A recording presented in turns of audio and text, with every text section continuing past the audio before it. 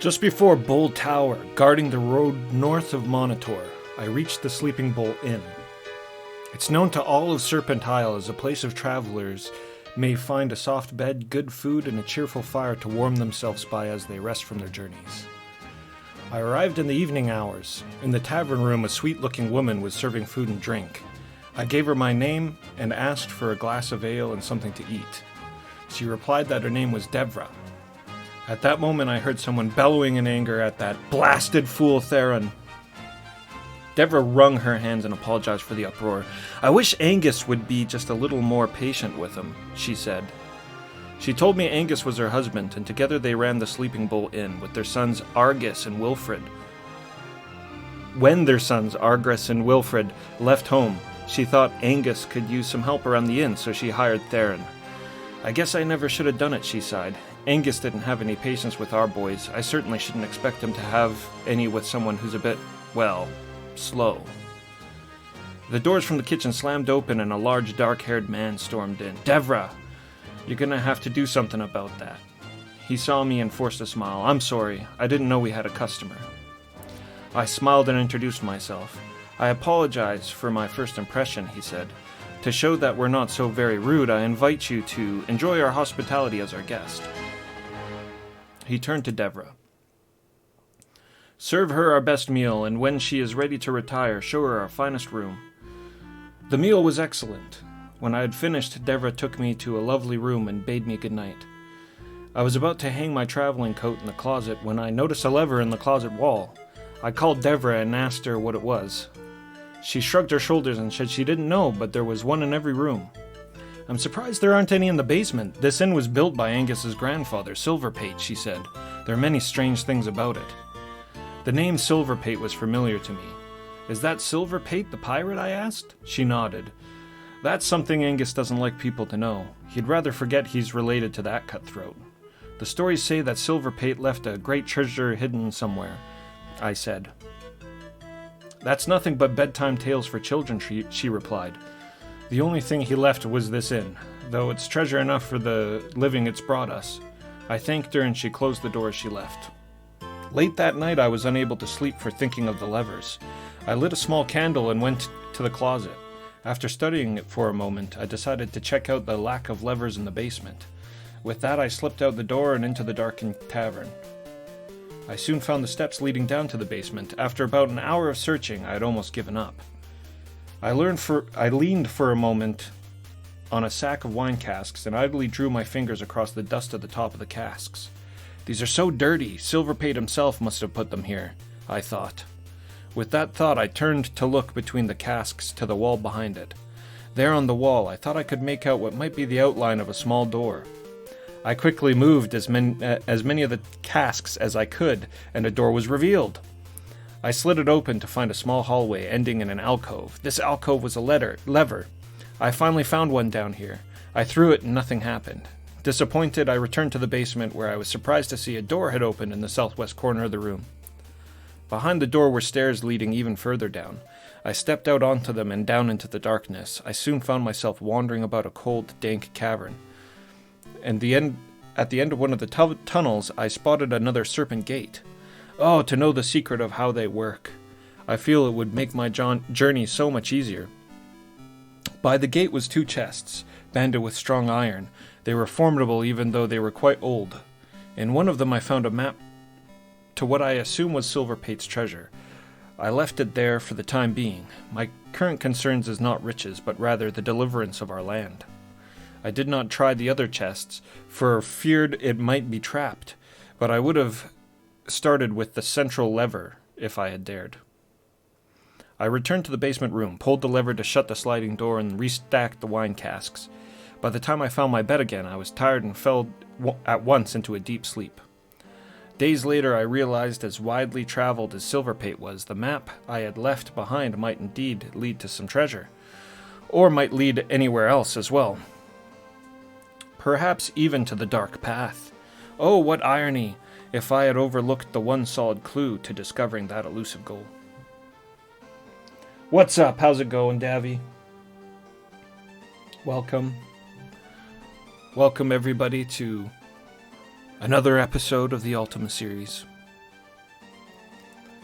I wanted to start with reading the Sleeping Bull excerpt from the clue book because I forgot to do that last game, and I'm wondering if I should continue to read the clue book entries for the towns as I visit them, because as you could tell, they completely spoiled the secret room in the basement that we found. So it's definitely something to consider whether I will keep reading these or not. Or maybe I could leave them for after I'm about to leave a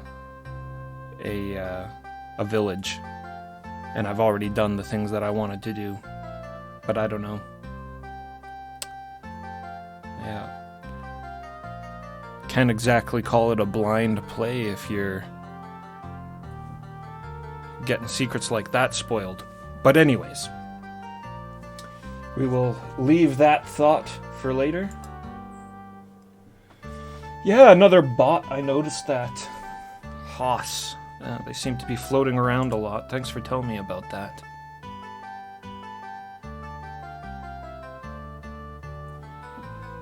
I wouldn't have known otherwise. I'm not... don't spend too much time on the internet or Twitch other than just what you see me do here. Right. So let's close these screens here and get the game going. Start the timer. Hostile bots, apparently, yeah.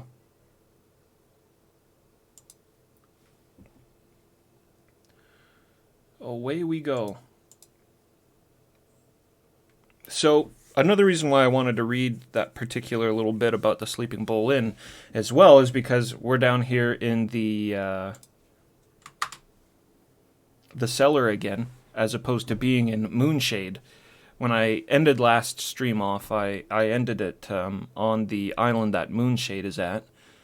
But I kind of mistakenly hopped on the boat. I didn't realize it was going to ferry me over there, so I was glad to find a save that was still back in the Sleeping Bull. There was a couple more things I wanted to look at while we were here before we left for Moonshade. Namely, I wanted to look at the cellar again, and then I also wanted to try to find a way to open this invisible chest on the outside by Sleeping Bull. So, since the last time I played, I did do a little bit of inventory management, so that's not as bad as it was, though we're still pretty loaded down, as you can see. Dupre is completely full of equipment. No more room left. But I did roleplay a bit, and I set up my outfits here for the next little while. We've got Dupre looking well-traveled in his adventurer gear, and YOLO looking fabulous, as well as Shamino, and of course I went full barbarian. It's very low armor class, but we'll see if I start dropping like crazy or not. Took off all of the magic armor, and it's in my backpack right now, I think. One of these, yeah, right there. So, I think I might store that on Hawk's ship once we go to Moonshade, and just enjoy going full barbarian for a while. Yes, he's holding his helmet because you gotta let the golden locks loose every now and then. It gets stuffy underneath the helmet, even a helmet as glorious as the Helm of Courage. Good to see you, Cabby.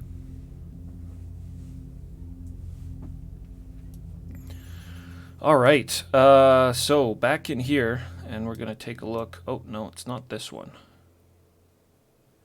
It's down this way. Is where we want to go. And kill some rats.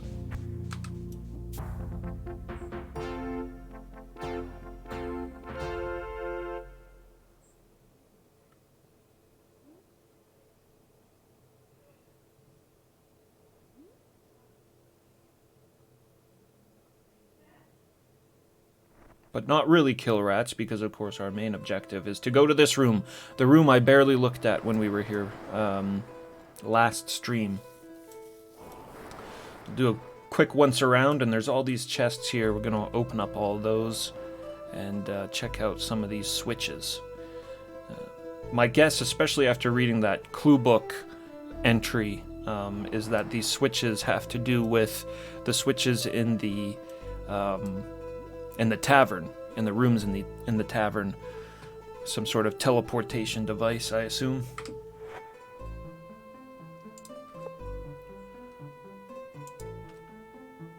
I'll save it, just in case these are trapped. We are in a pirate's den.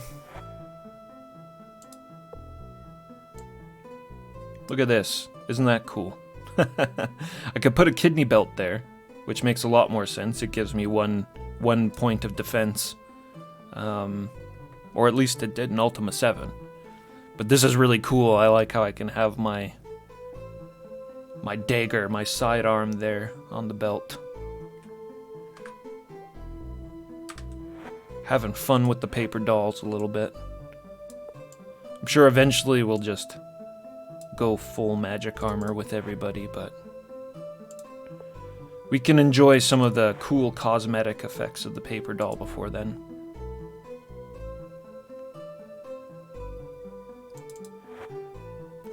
Now, I did have a key. I got 2 keys here at the Sleeping Bull. One down here and then one in the tree outside, a hollowed out tree. Unfortunately, I stashed them with all my other keys, so it'll kind of be a pain trying to track down which keys they are. In fact, where are those keys? Okay, Shamano's got them. About to have a heart attack. Leave my quest item bag behind.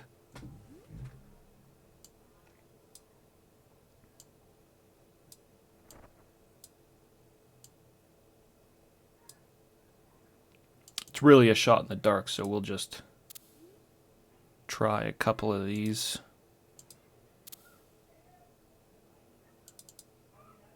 I mean, you could just sit there, try all of them, and it might not even work. Let's do a lockpick.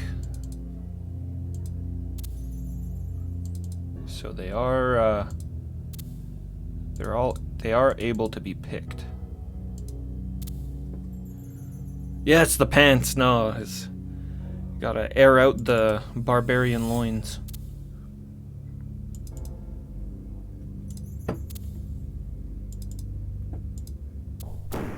Oh!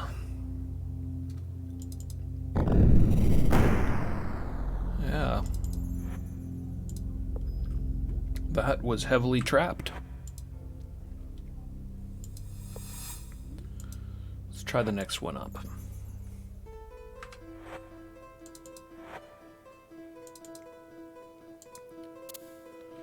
Mayhaps thou shouldst try those on a locked chest or door. Is that one not locked? Apparently not. Silverpate's treasure map.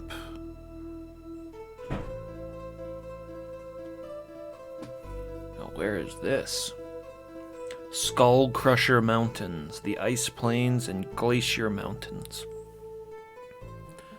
I don't think I've seen any of these places yet.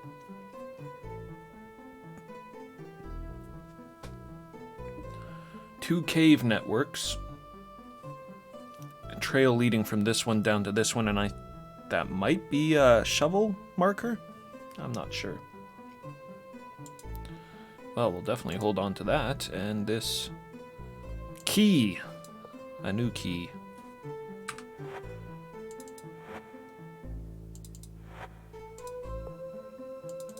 Put this map in here for now.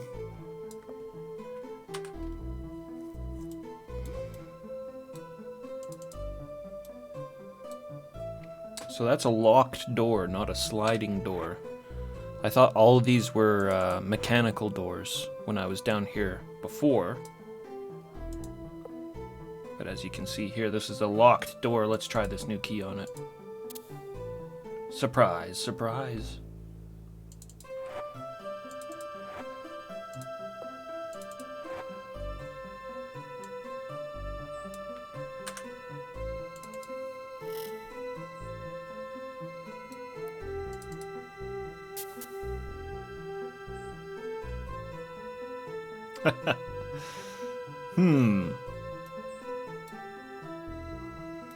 A locked door that leads to a switch that seems to do nothing.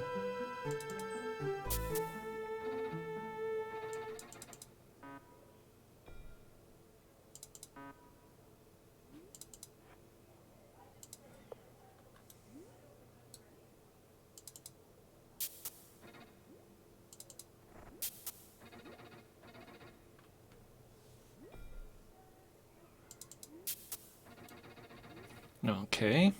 It doesn't seem to do anything. Let's try these ones here. Ah. So the center switch must have activated these teleporters. And as I thought, it puts me in the rooms. I actually lockpicked all of these last stream. But because I loaded back from the Moonshade save, they aren't locked. Or they are all locked, once again. So I don't think that there was anything useful in any of the rooms, though. But we'll check.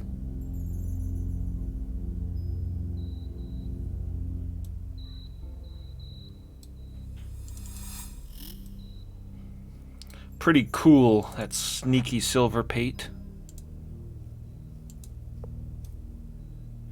Didn't trust his own people, so he set up this teleportation device to spy on his own crewmates.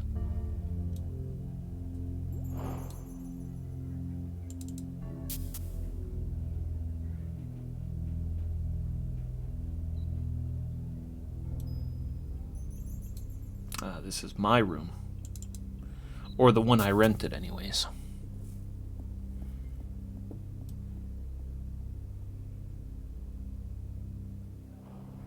I think one of these has some sort of Batlin note.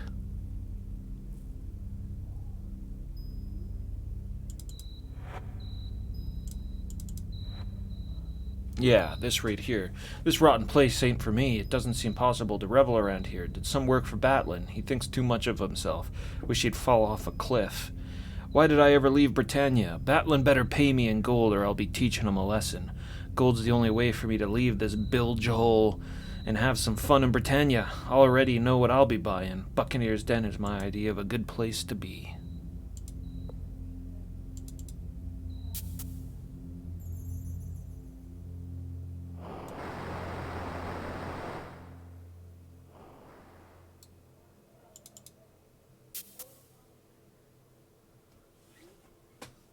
Buccaneer's Den is pretty neat.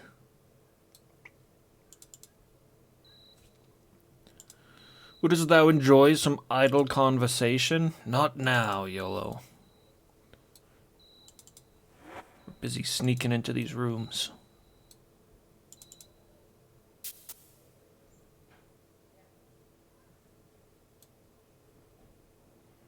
And the last one, so if anything's in any of these rooms, it'll be this one.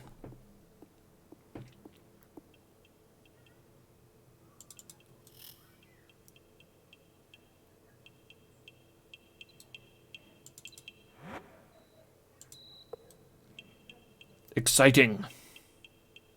It's a very elaborate switch system that leads to nothing.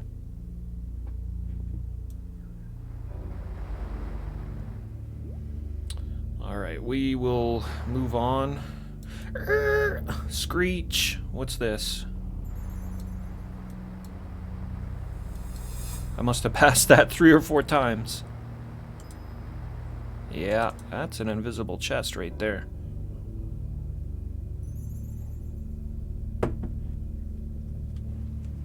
Not so invisible when you take a close look.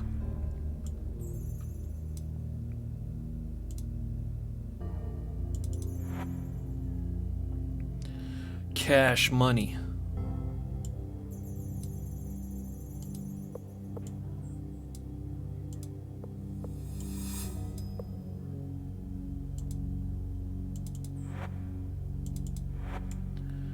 I'm not really quite sure what's up with these scrolls. If they're one-time use, or if they're actually spells that get entered into my spell book once I retrieve that.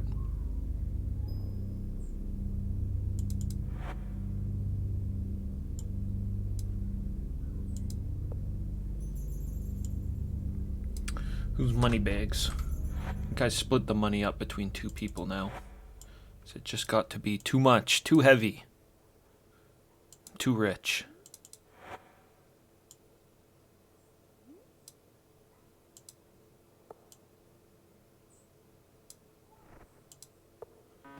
$75 monetary and 100 guilders.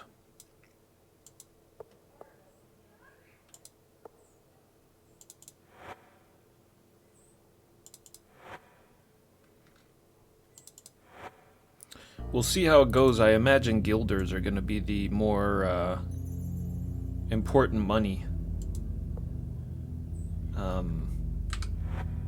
It's the Moonshade currency, and I imagine we'll be spending a lot of that on magic spells. Too heavy. Yeah. Alright. I'll just put it in my main inventory. Maybe Dupre can hold on to that. There we go. I don't plan on using the magic, really, but there's not a lot to spend cash on in this game, so maybe buying all the spells can be a side goal. Blow the Firethroat Totem.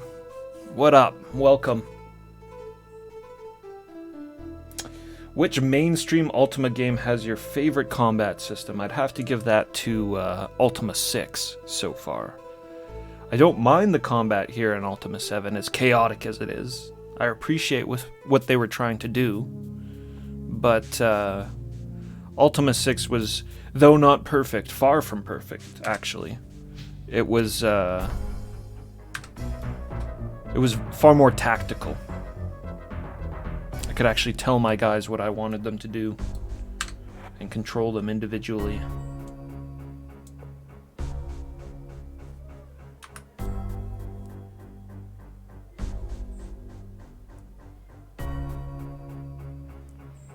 But something could still be said for the battle system in Ultima 4. Because as simplistic as that is, it was pretty refined for the game itself.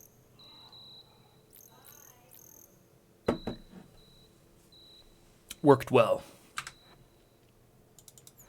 Good to see you. Welcome to the stream. 12 a.m. Seems like a good time to get some rest.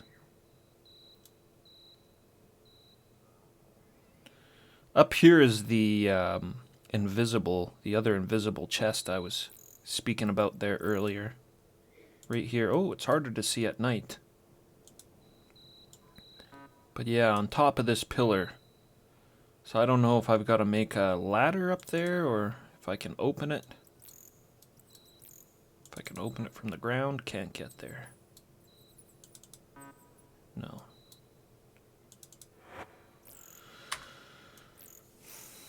I'm gonna need to build some kind of a staircase.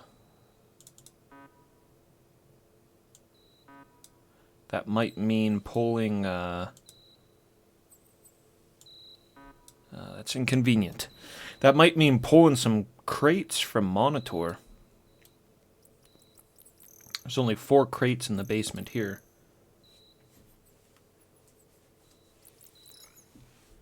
Yeah, Guilders are the new space bucks. I like Guilders. I think they look cool. They're probably my favorite currency in the game so far. Big magical bills.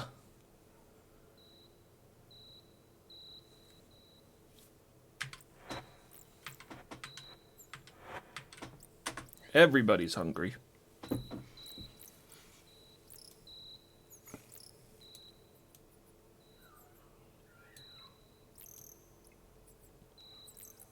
I don't know, can you step on from a crate onto a barrel? If you can step on from a crate onto a barrel, then let's give it a try.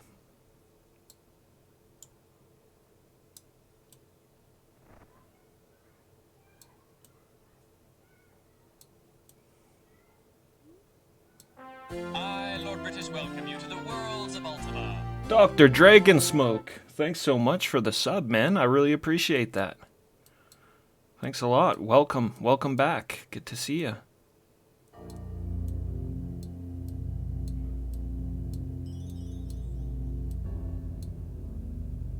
Hey, okay. So that kind of works.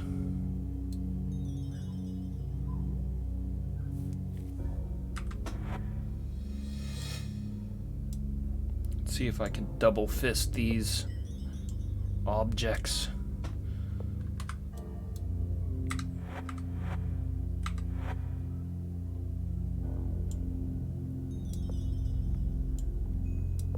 Oh, that's right. I gave Shamino a kidney belt so he can't put his axe on his belt. That's okay. Hold on to that.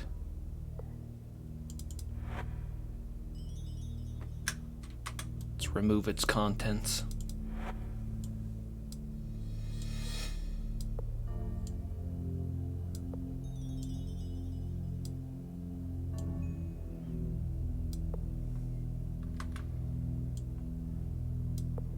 Shamino. Weakling.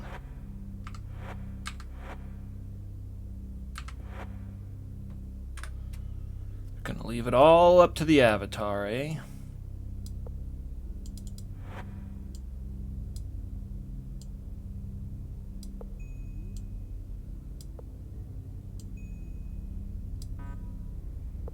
Oh, wait, can I walk on the cloth? Oh, I can walk on the cloth, too.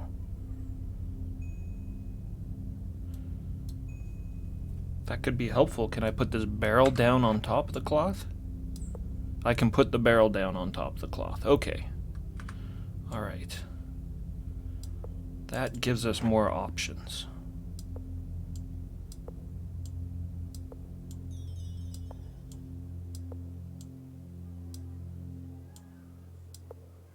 Still, that treasure chest, the invisible chest, is pretty high up.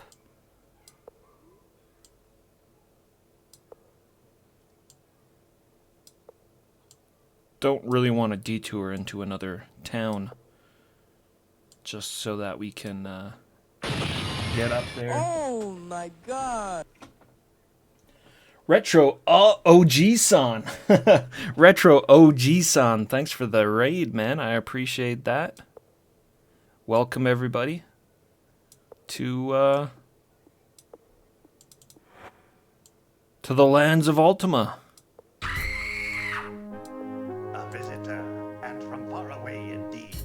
Kiffer Geo, thanks so much for the follow. Yeah, this is the corner of Twitch where all we do is play Ultima. So if you like Ultima, you came to the right place.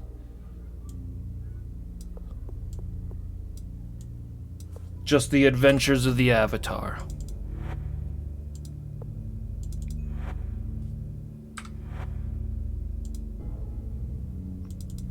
Perhaps a more bloodthirsty Avatar than many are used to seeing. Won't fit. I'll leave it at that.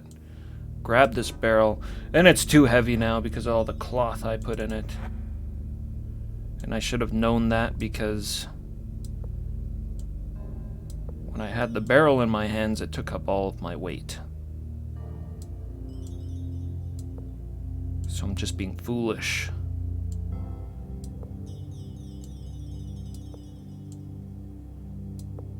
Being foolish, and I can't blame it on my intelligence score anymore because this game starts you with 25 intelligence, so I should be a genius.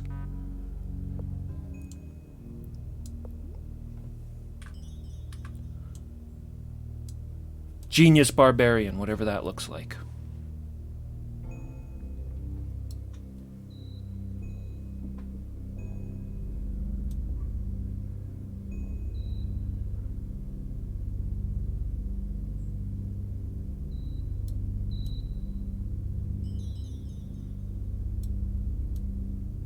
Well, I hear you on that, OG-san.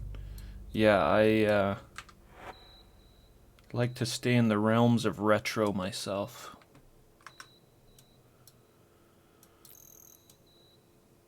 Ooh, we can just step right up on it, eh? What about this rock?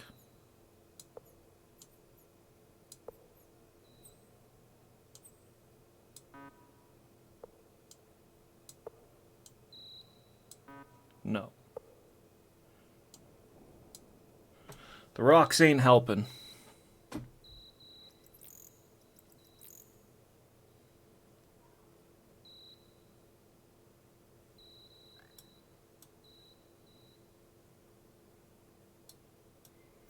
Genius Barbarian Arnold.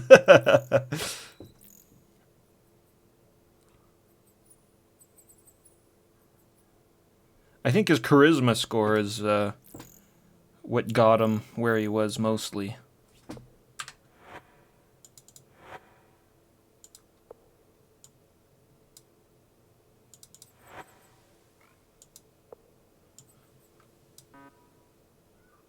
He's pretty sharp, though, that fella.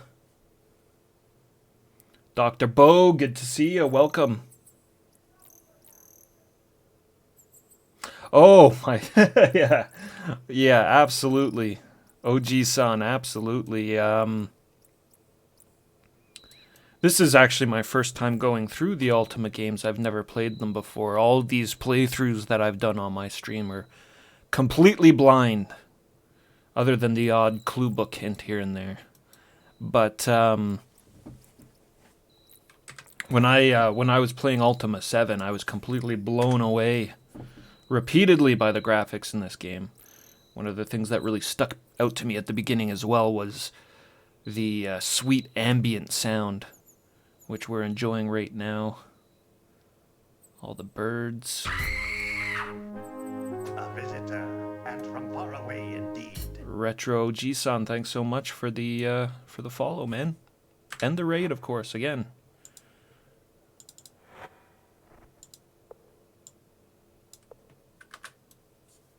Slow goings because of my weakling party members.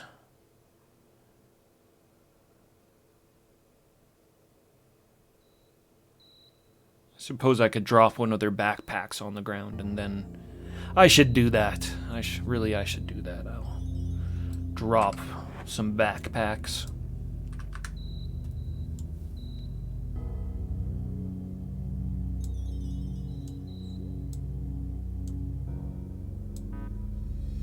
This might be enough, though, I wonder. Go like this. I have the Ultima building skills.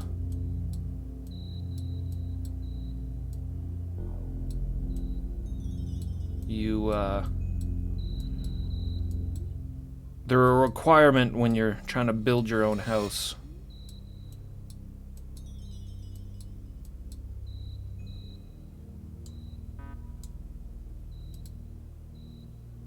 Doesn't seem to want to get on that barrel, though, does he?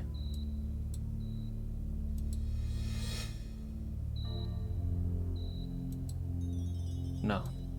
Something going on there.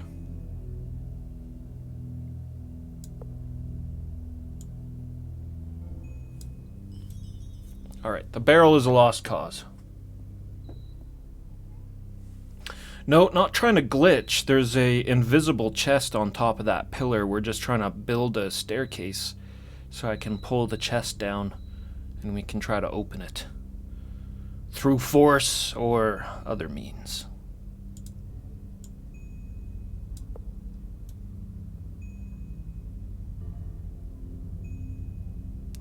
That cloth would probably make a pretty good staircase, but I think that would take up more weight than just carrying these boxes, and I'm sort of hoping this last box will do it. I don't think we need too much height. Just enough to pull that box off. Can't get there.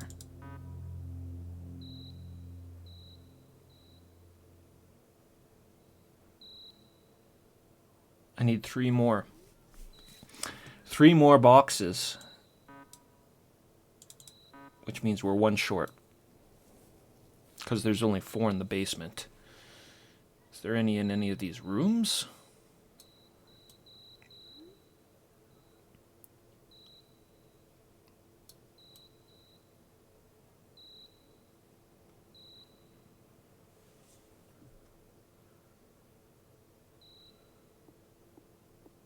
One would think you'd need a lot of storage crates in the bottom of a tavern. But I guess 4 does it for these folks.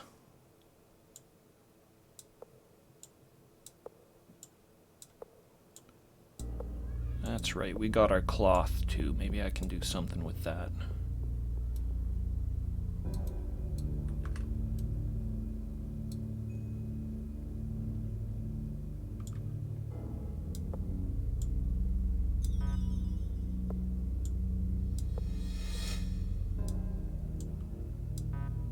This cloth is mighty heavy.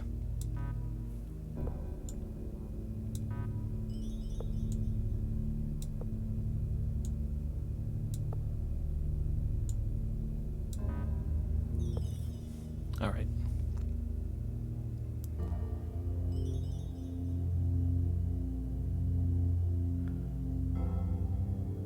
Dev chest. I sure hope not. If it's full of high-level equipment, we'll probably just leave it behind. Or store it anyways. Store it until later in the game.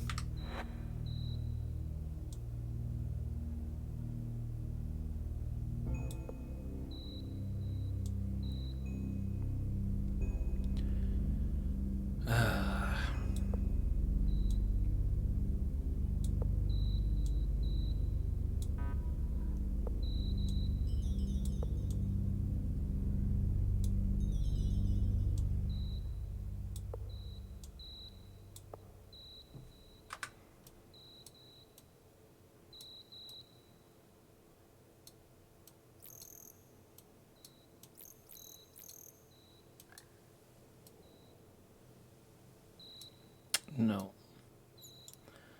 I don't think you can step on the barrels. It must have been a optical illusion earlier there.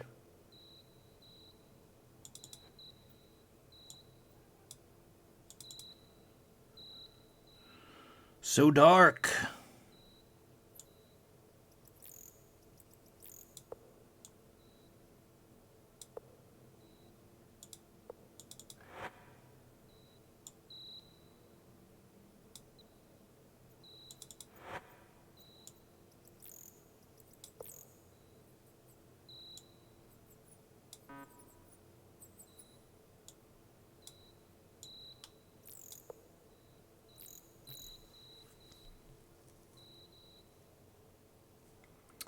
Shamino, help us out here.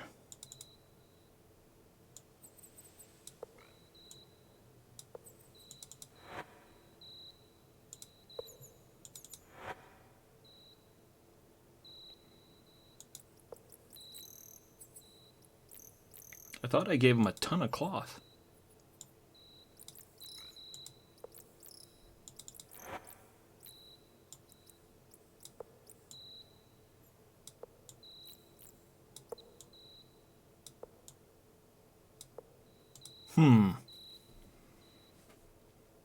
Well, that's confusing.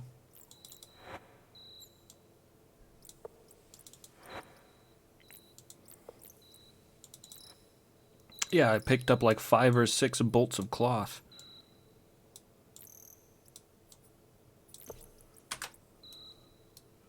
Whew.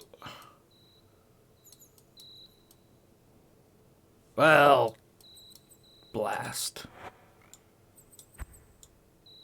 If I just went to Monitor, we'd have the boxes by now. Andron's backlog. Great to see you. Welcome, welcome.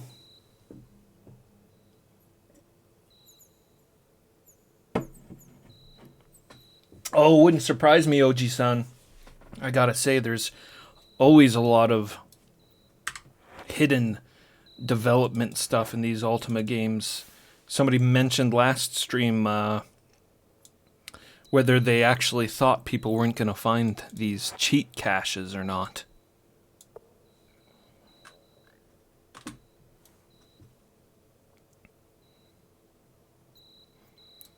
Never underestimate people's curiosity or willingness to screw around until they find some sort of a cheat or loophole or hack.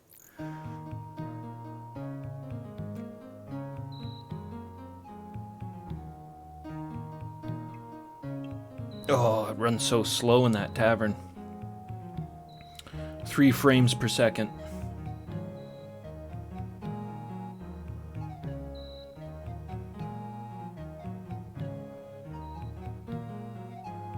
Any crates in the barn? Whoa! You'd think there'd be crates in a barn, right? Hey, that's as good as a crate.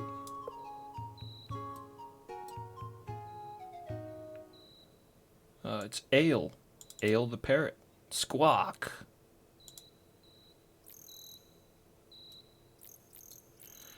There's some crates right there. I don't think I want to be grabbing them in front of this guy, though.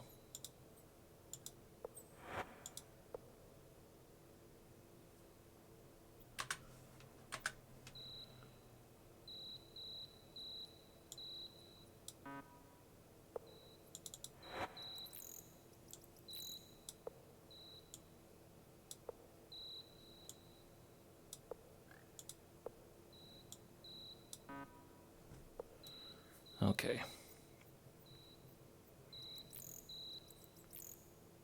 That's good. That's good. That means I don't have to run to another town. We should be able to do this with a couple more crates and this stack of wool. You're famished? Who? YOLO? Dupre's taking damage too. I need food. Alright.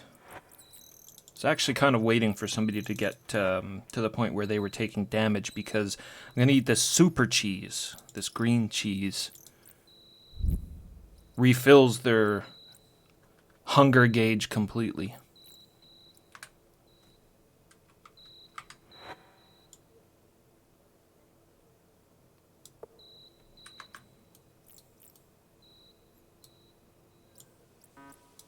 Okay. One more. One more, I'd wager. And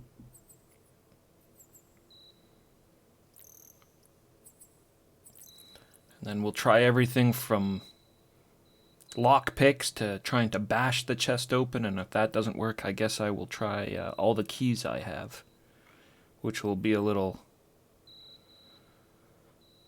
monotonous, but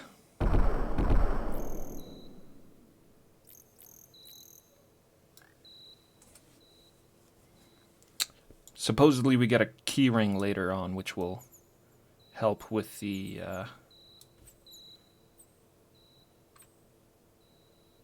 who is it? That's YOLO, I'm thinking.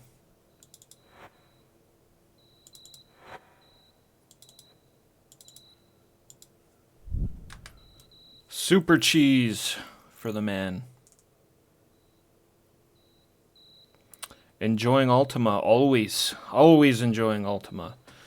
Even when I'm not enjoying Ultima, I'm enjoying Ultima.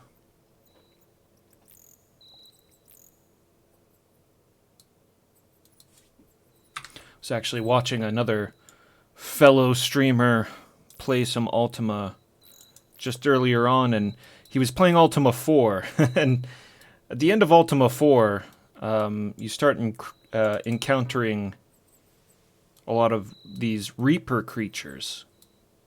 And they like to sleep lock you. They cast the sleep spell, which targets everybody in Ultima 4.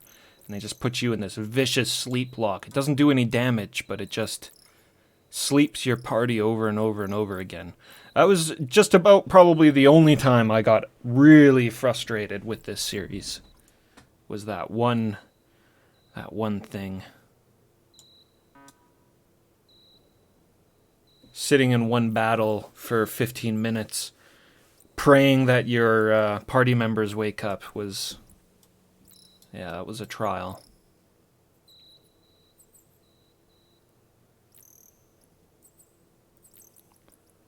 Alright, well, this just turned into three more boxes. Still won't let me grab it, eh? Look, you can reach that. Just lift your arms up. 4 more boxes is what I'm gonna need. Ugh. Kami Leo, yeah. That's exactly who it was.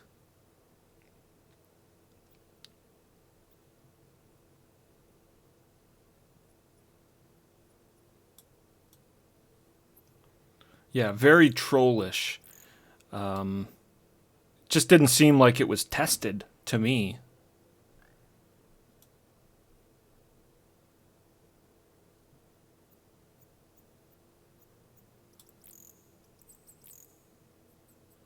Now that I don't know, but if I go back to Ultima 4, I'll try to figure out that information for sure, because anything to stop that sleep lock from happening again. 5:24, people are starting to wake up. The inn of the Sleeping Bowl is a little less sleepy.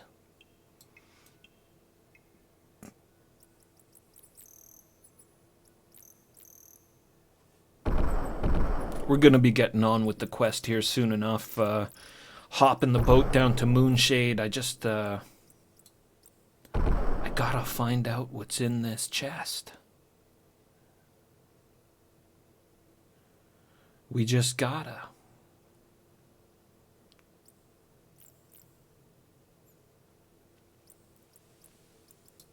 Hey, ho, lifesaver up there.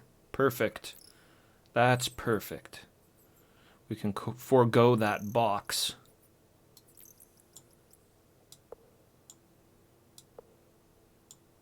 These'll work wonderfully.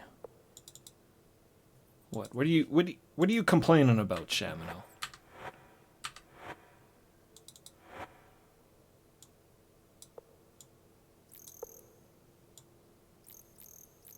All them torches.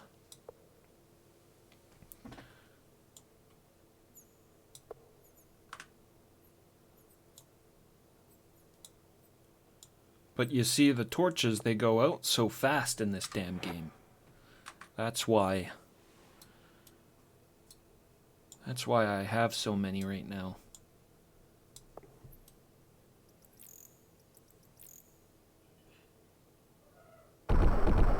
Usually the darkness isn't even that dark, but when you start looking around in your inventory, it's easy to miss certain objects. Cows, moo!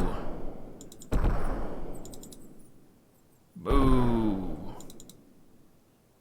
Moo moo. Mooing to chickens? No? How about sheep? That's bad. Whoa. Thou art sick. Did I just fuck the sheep? I'm clicking on it rapidly.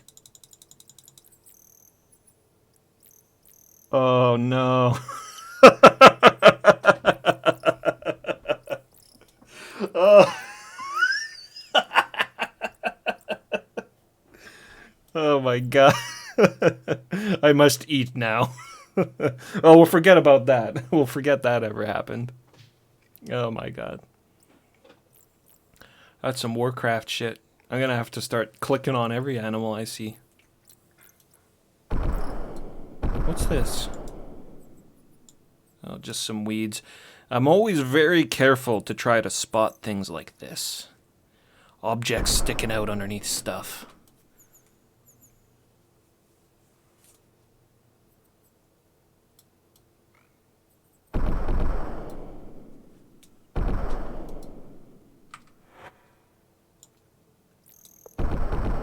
No, no, no, no, no.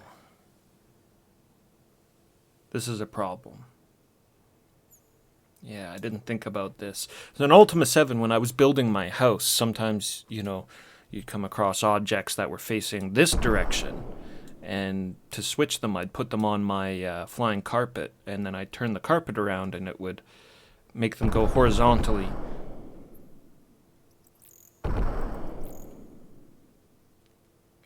These are all going to be vertical. I don't know if it's going to... Yeah, I don't think we're going to be able to build with this. Maybe with the bottom here.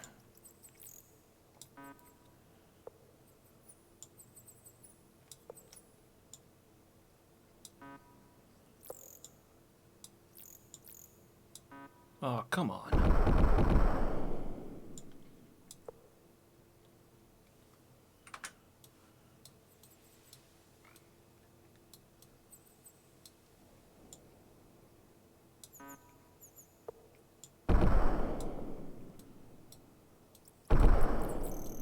Here I was all excited to see the wool.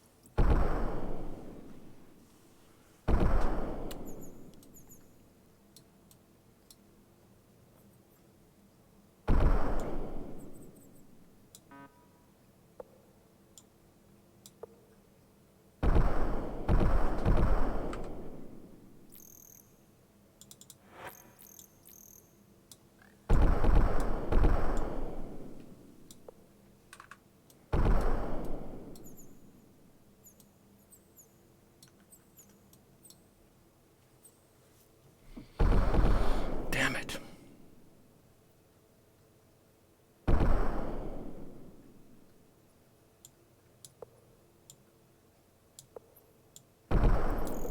Well, that's not helpful.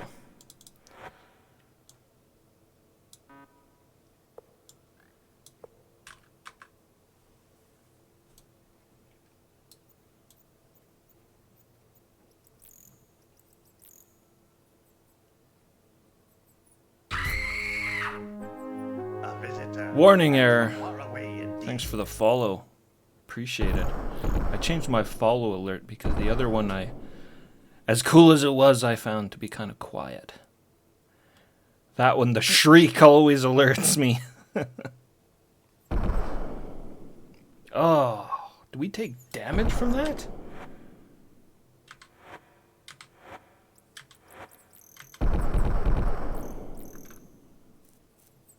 Somebody got snapped there.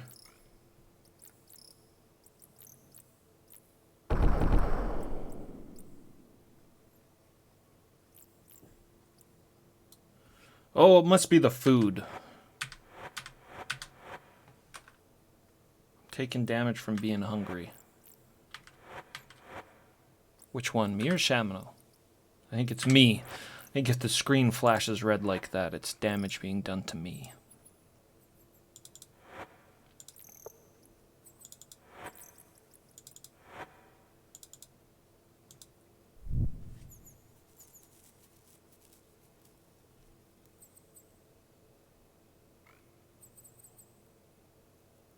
I used to be able to fall asleep to my stream. Not anymore, Davy. Not anymore. The next alert's gonna be death metal at the highest of volumes.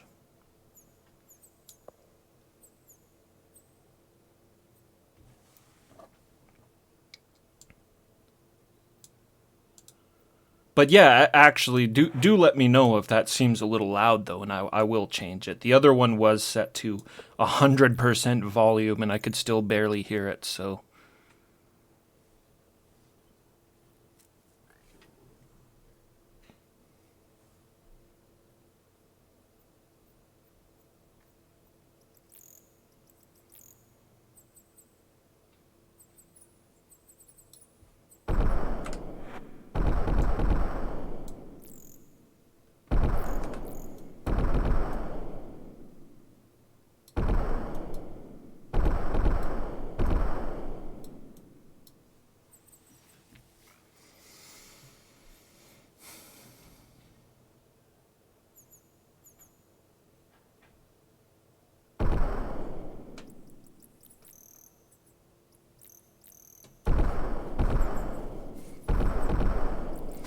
I need 3 more somethings. 3 more things I can stand on.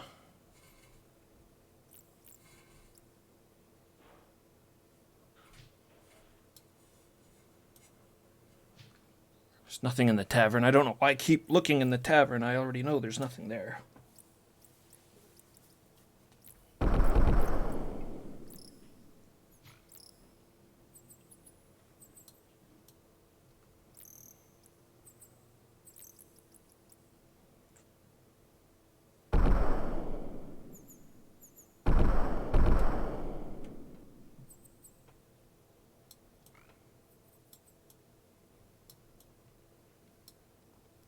Oh, there's another crate.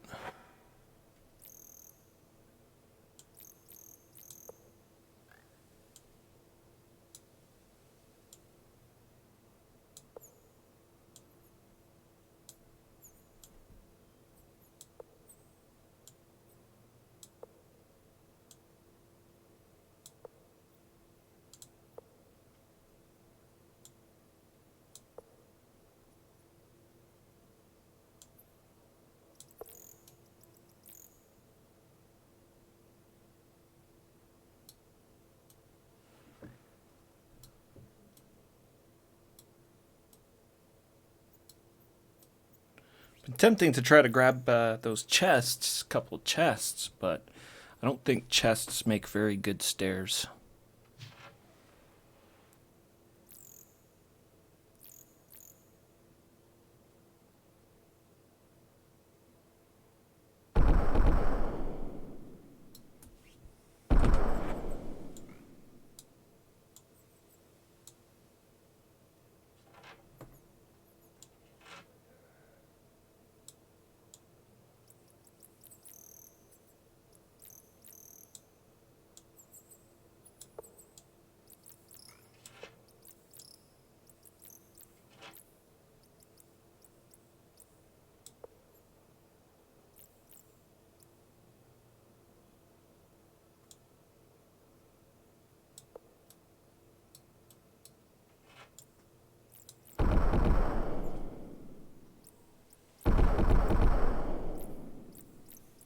Crates on top of chests. Hey, it's worth a shot.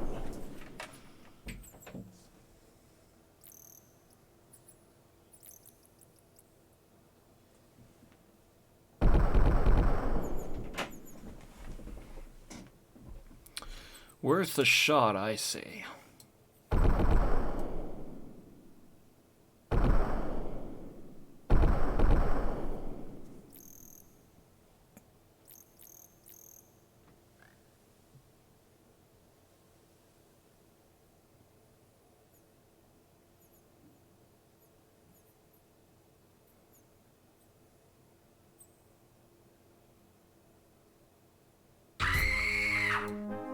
A visitor, and from far away. Kane Duke, thanks for the follow. Much appreciated. Welcome to the stream. Oh, kidney belt. That's actually a good item to have.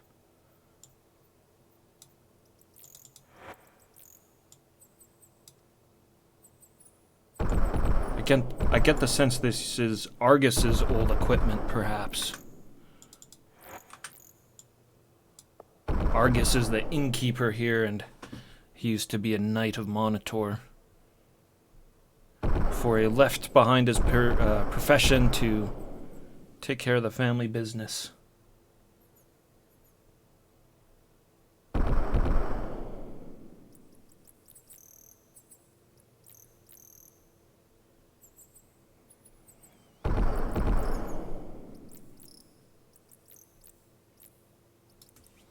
Mega building stream.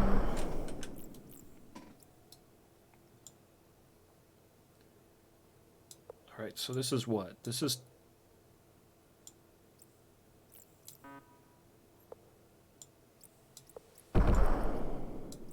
Okay.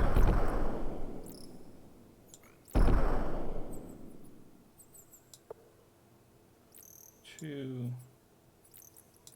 3, 2.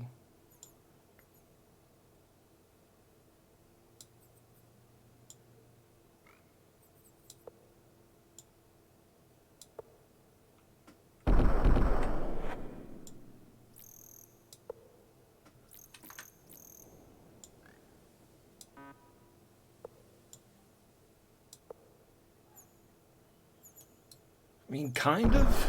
I don't know, though.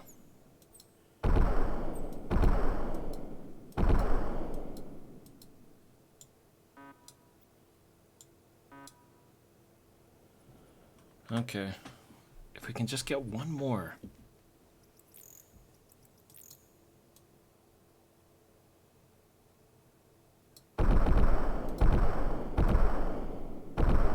It's gonna be a bunch of bullshit, like some gold or something. Just watch.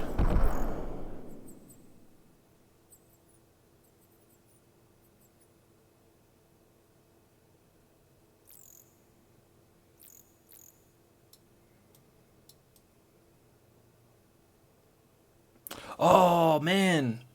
I'm a fool. I just remembered. There's chests in my room. Crates, I mean.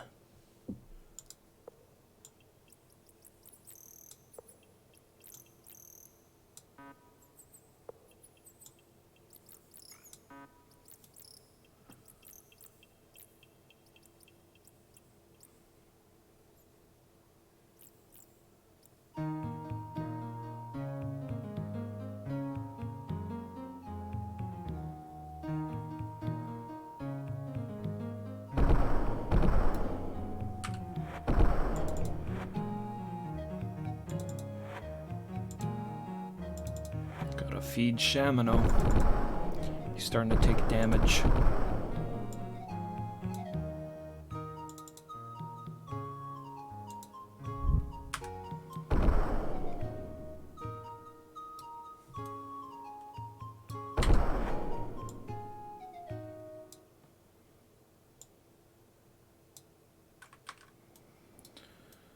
Come on.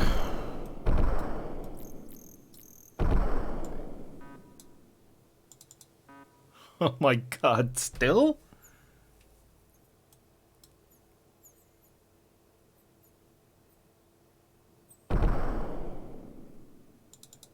That's crazy.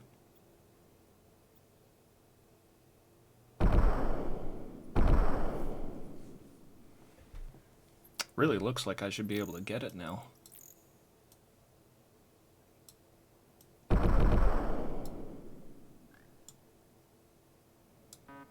Kind of makes me wonder if it doesn't have a problem with that angle or something.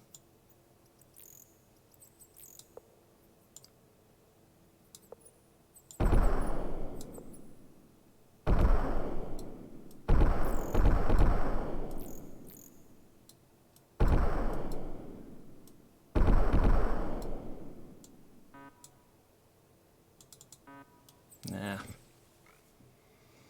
Alright, well, I'll grab those last 3 boxes from my room and, I can't touch this.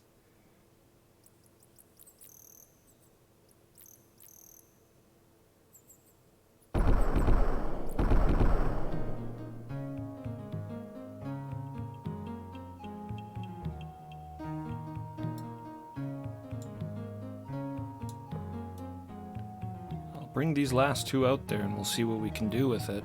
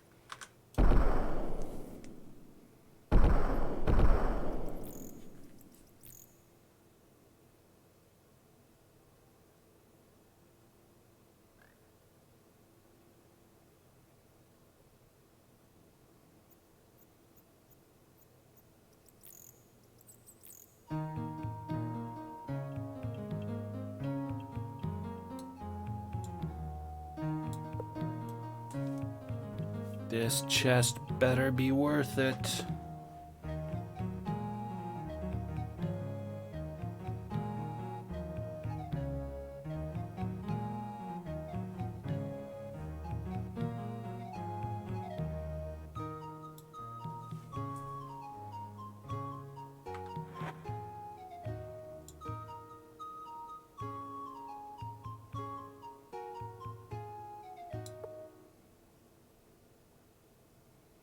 That looks insane. I can't even tell what's going on there.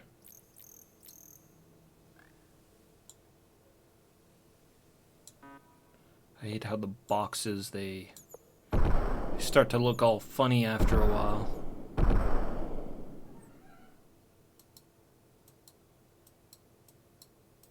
Oh, hey, we got up. And I still can't get it. God damn it!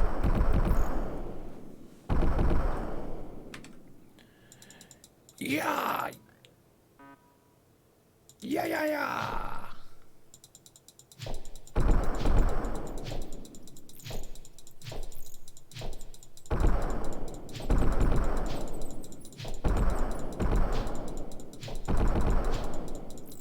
Kind of sounds like I'm hitting it.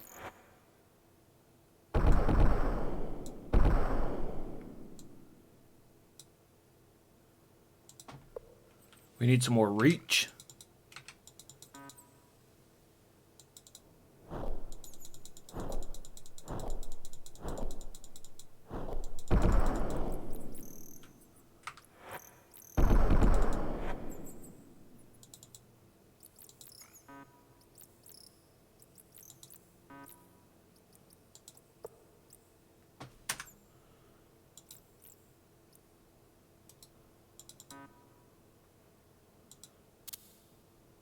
Where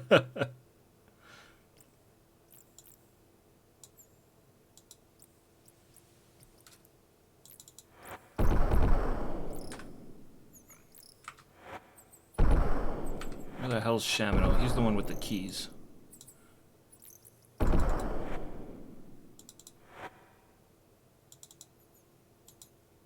No.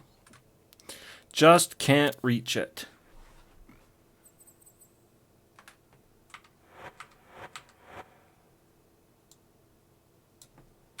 Now I feel like this chest was just put here to taunt me. Alright. The chest shall await my vengeance another day.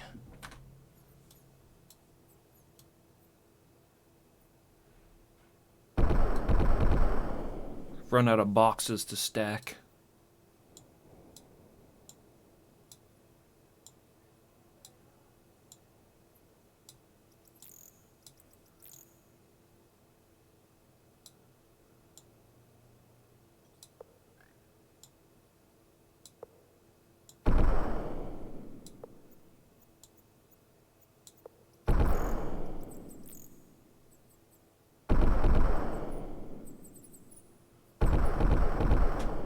Need about 2 more boxes, 3 more boxes.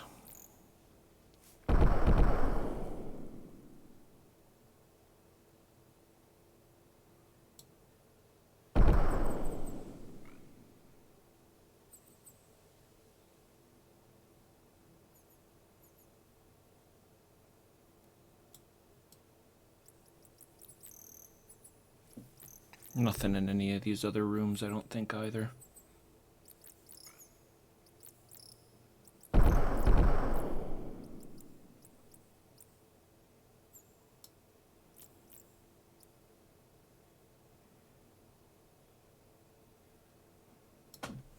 Alright, 1 second. Let me see.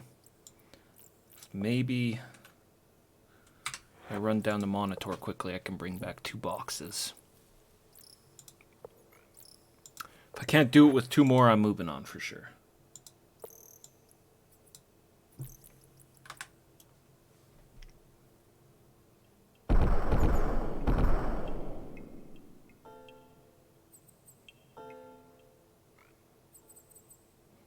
Honestly, if I can't do it with 2 more, I'm thinking that maybe it's just a taunt.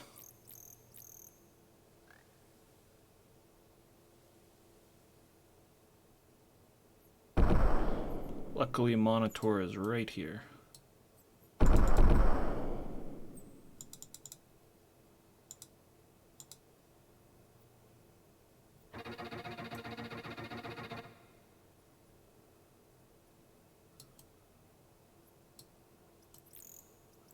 Now, where am I going to find crates?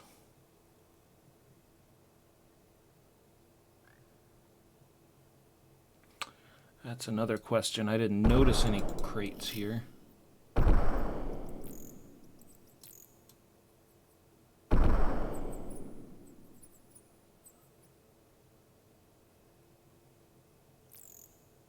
Provisioner, good call. Good to see you, Nylon.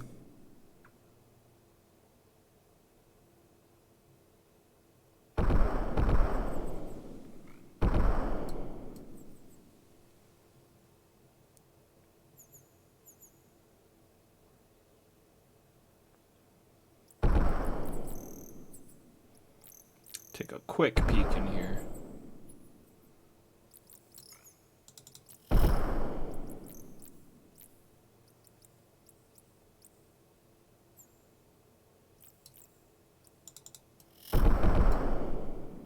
He doesn't have crates, but he has chests. Oh, the furrier has crates.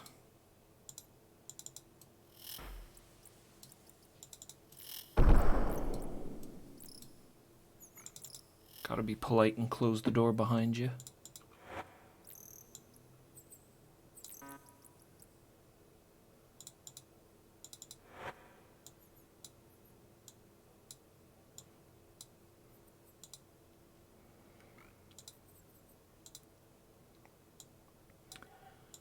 Not robbing the contents, just, you know, liberating the chests. Borrowing the chests.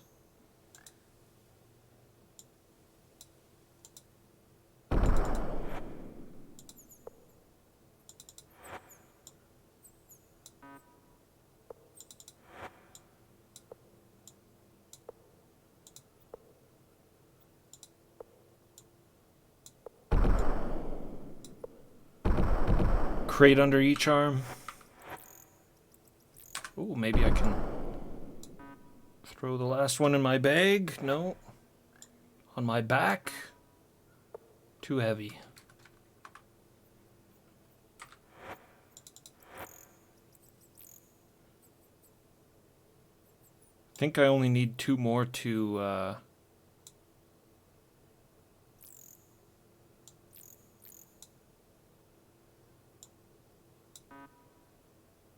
Jeez, how heavy are these things?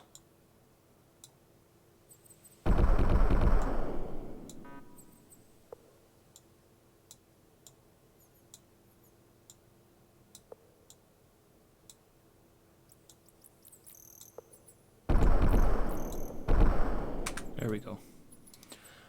Think I only need 2, but Smudge. Hey, I never noticed that cat was named. Howdy, Smudge.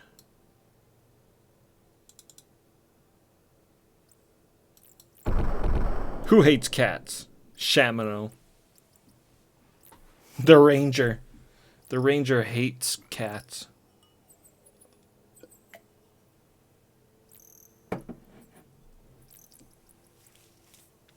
Don't Rangers in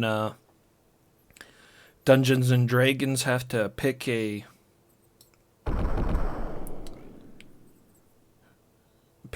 nemesis animal?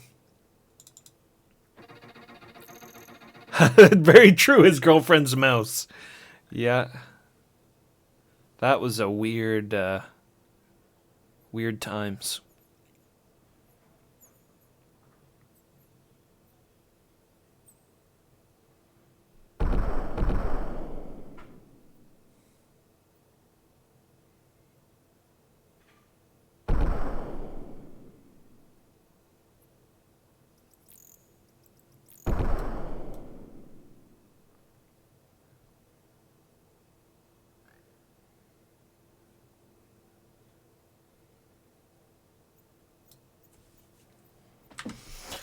Alrighty.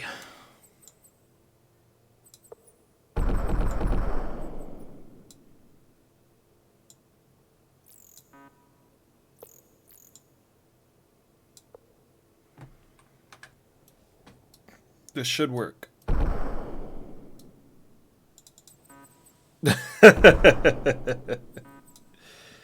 Yeah. I am on the last one, right? Yeah, I am. Can I even go up in elevation? Alright.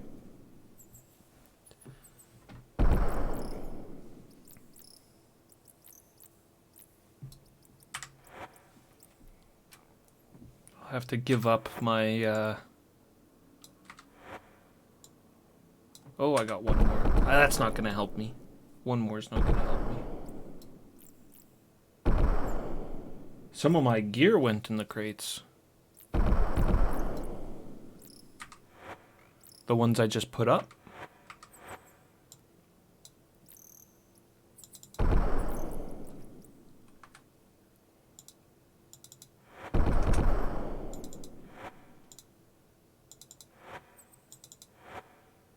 Aha. Yes. I think that's YOLO's second loot.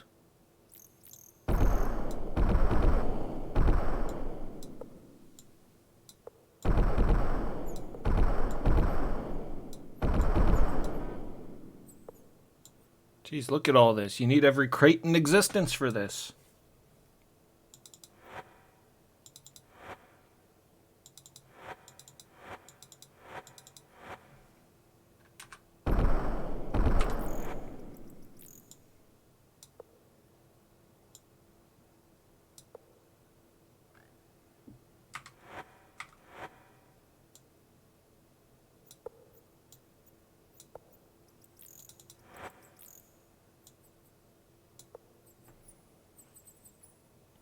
Is this YOLO's second loot?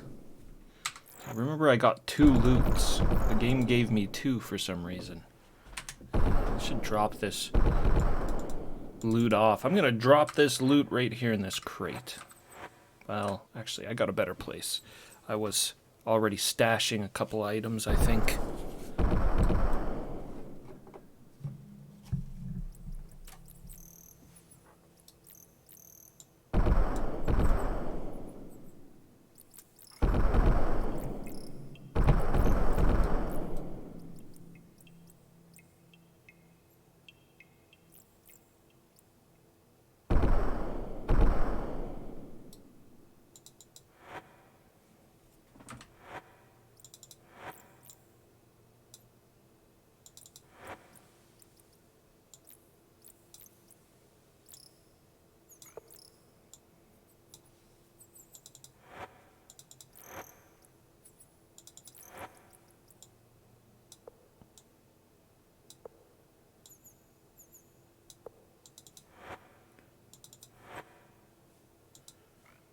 Okay, where's his axe then?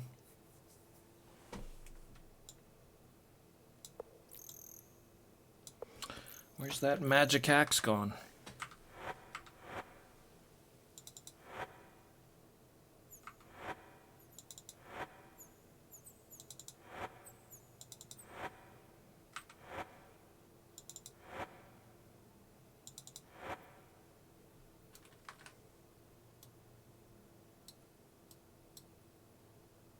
What in the hell?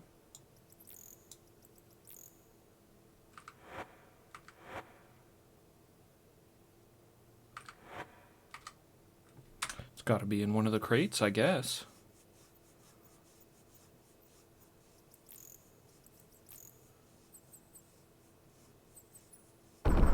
Didn't I save it before I went down to Monitor?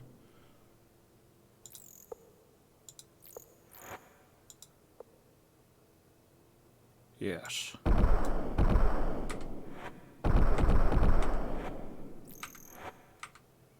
Yes, good. All right.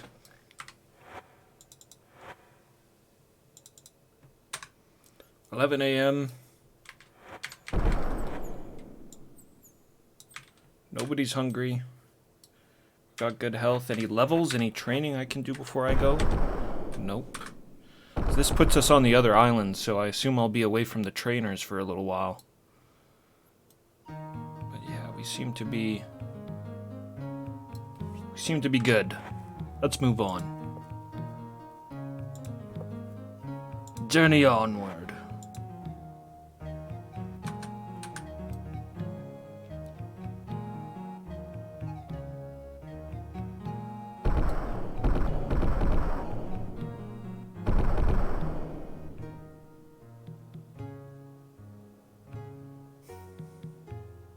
Here comes the rest of them.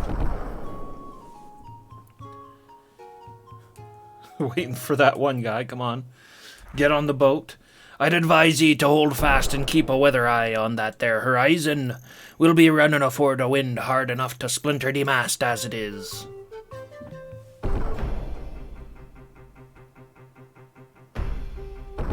Tremendous action adventure music. Oh, now it's all spooky. The Arabella, finest ship in the Serpent Isles. Reef the sails and hang on. There be one of them damn storms bearing down on us. Heavens help us. Whoa. Whee. I like how one of them's having a good time.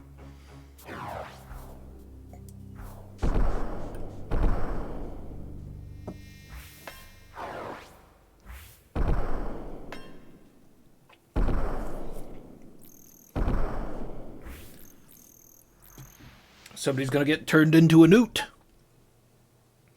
Here ye be, lad. I never thought we'd make it, but this moonshade lies over yon. I'll not even attempt to make the Arabella seaworthy until these blasted storms are over. If ye be wanting Captain Hawk, I'll be at the bottom of a mug at the Blue Boar Inn. Okay, here we are. I'm gonna borrow his ship's hold for a moment.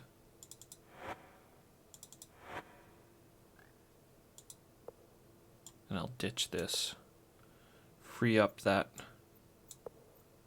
weight. It's not even that much, is it? £3 for a full magical set of magical mail.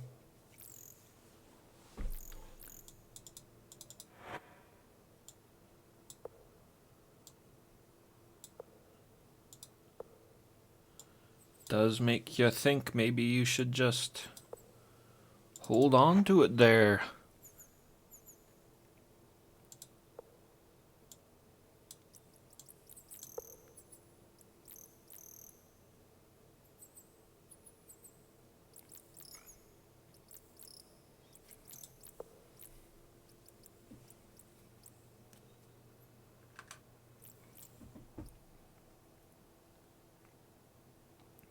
Yeah, how was he sailing the ship without everybody sitting down? That's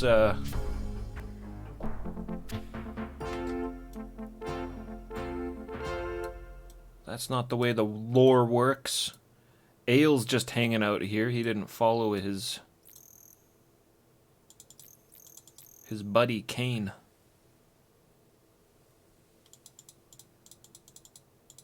Oh, lousy bird. Alright, let's check our map. Guessing this is Moonshade right here.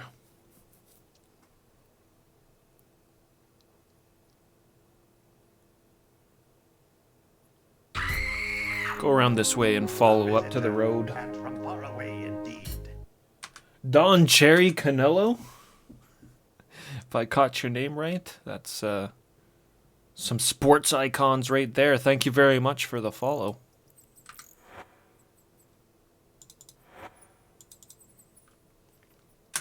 A strange combination of names, but I like it.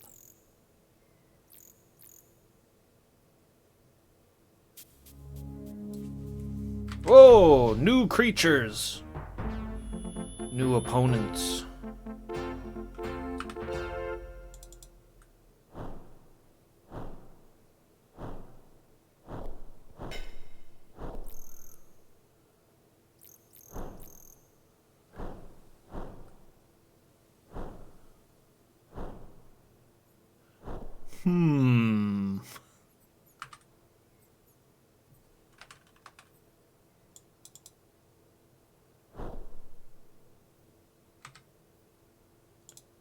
Oh, interesting. That one was made of stone. Oh! I should have known better. I should have known better.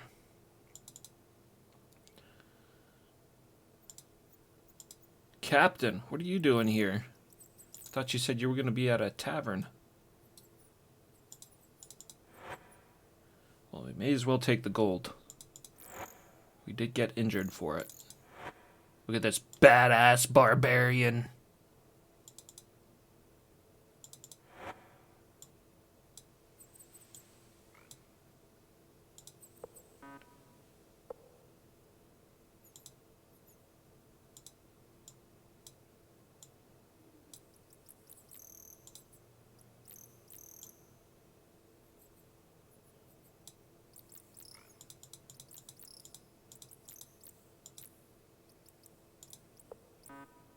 Ugh.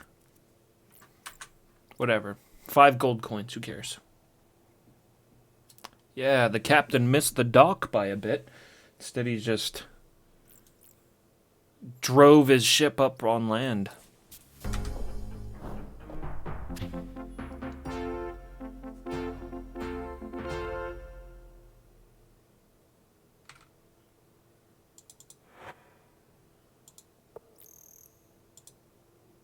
What's with this strange stone harpy that never seems to attack?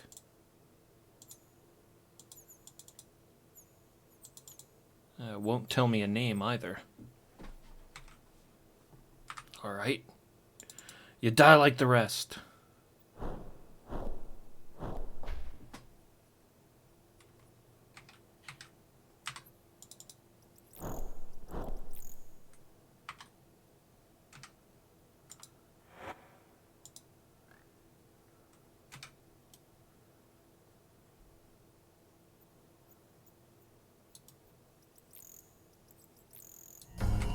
Scorpions! Haha! Shamino putting that magic axe to use. That thing's awesome. I like how he can melee with it effectively and also chuck it at a distance for devastating blows.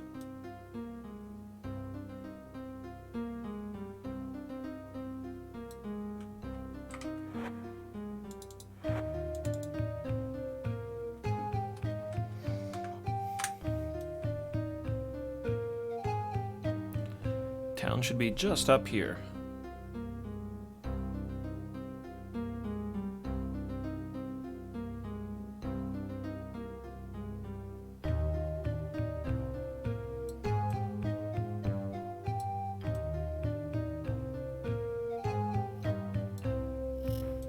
Hey, hello, I'm a new visitor.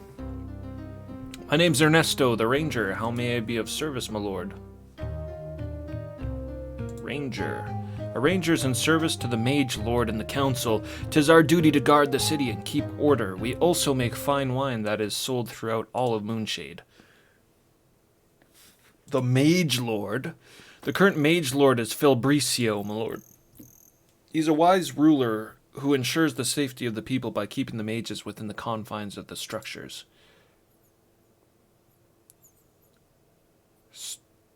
Strictures.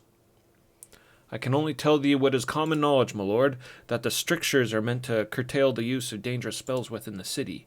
That way, should anything go wrong during the casting, the rangers do not have to worry about saving half the populace as well as containing the disaster. How about this council? The council is composed of adepts that balance the Mage Lord's power. They represent the voice of the mages within the city. Of course, the mundanes have little or no voice in the council. I suppose that the rangers are the closest thing to representatives for the mundanes that Moonshade doth have. The mundanes. Mundanes are those that cannot call upon magic without the use of magical items that contain a specific spell. They have no magical ability in of themselves. And here in Moonshade, I'm afraid mundanes are little better than chattel. Mages are those that make any use of magic, my lord, adept or no. And since Moonshade is the city of mages, it's the mages that control the city. Now, let's ask about his strange wine. 'Tis our wine, sure enough. Can't fool my nose after all these years, working with the Mad Mage's wine press. I wonder if this was the bottle that disappeared. Thou shouldst ask my commander about the wine. Mad Mage? Urstam is the Mad Mage, my lord. Urstam. Yeah, we've heard much about Urstam in our travels. He was also the man who wrote the manual for the game. Long ago, he was the teacher of the adepts here in Moonshade. But then, like any man, I suppose, he became obsessed with the thought of his own mortality. His attempts to wrest life from death have been rather pathetic, and he hath gone completely mad.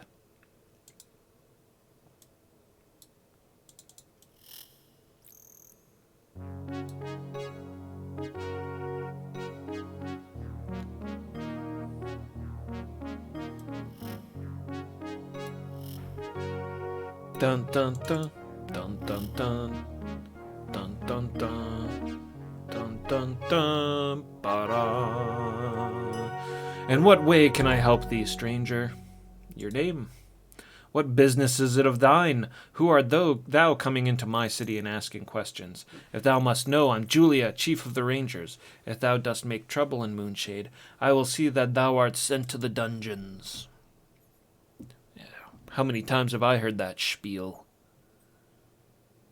Dungeons. Beware how dost thou step. The Mage Lord is apt to send any transgressor to the pits beneath the mountains of freedom. None hath returned from that dank, dark abyss. Really, I'm just here to talk about this wine. We make the finest wine that thou wilt find anywhere. Wouldst thou care to try some? Yeah, good. What wouldst thou care to try, my lord? Let's try iced wine. Iced wine is special indeed. I will not tell thee the secret of how it's made, but be assured that it is most flavorful. I'll charge 25 guilders for a bottle. Oh, I thought I was going to get a free sample.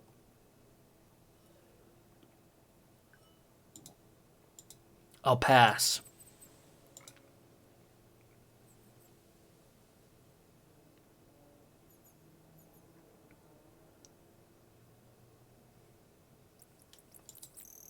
Rangers were the guardians of Moonshade. The city of mages hath always been guarded by rangers. The tradition doth date to the ancient city of Moon, from which our ancestors came.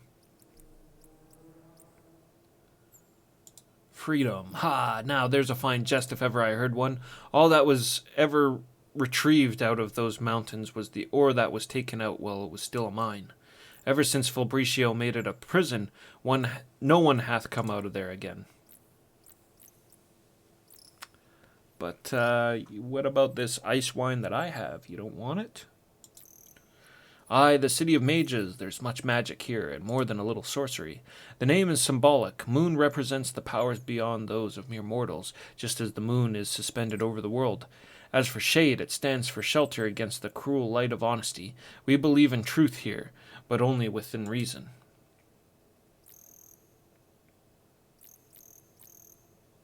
transgressor.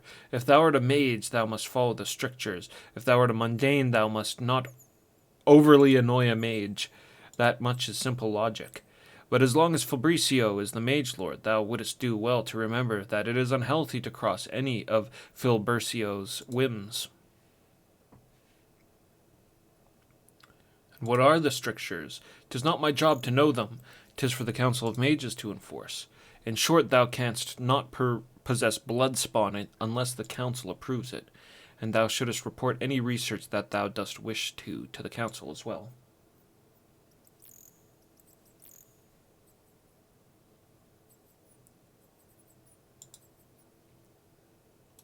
Do not make trouble. So yeah, Chamino should have a bottle of ice wine in his inventory.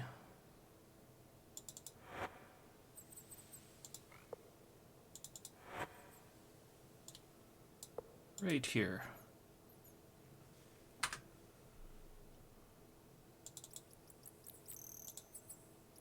Wine.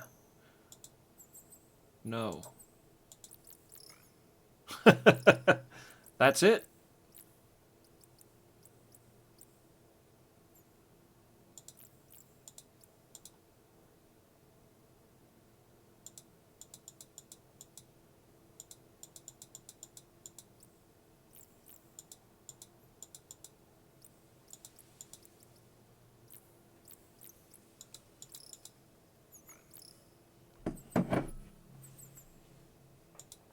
Just checking to see if there's any option to talk about the wine again if I speak to her more.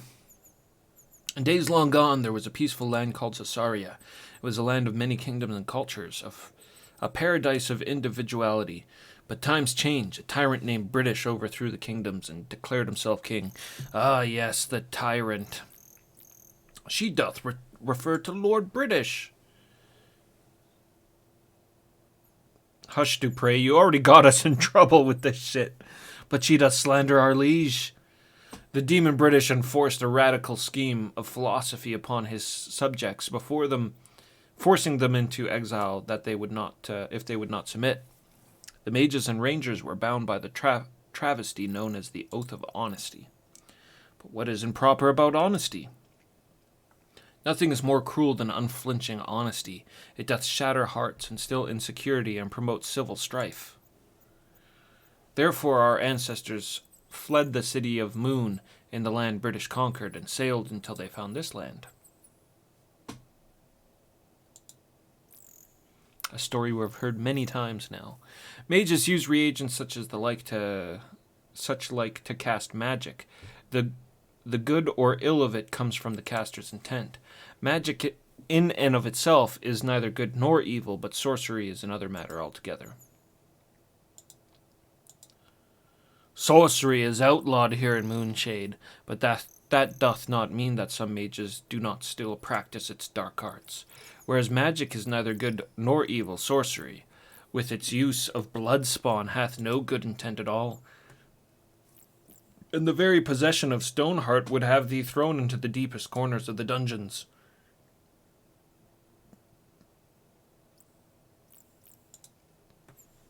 Tell me about the Mage Lord. Our city's ruled by the Mage Lord Filbercio. He's benevolent and wise and rules well. However, he doth not receive visitors, so do not dream of entering his palace.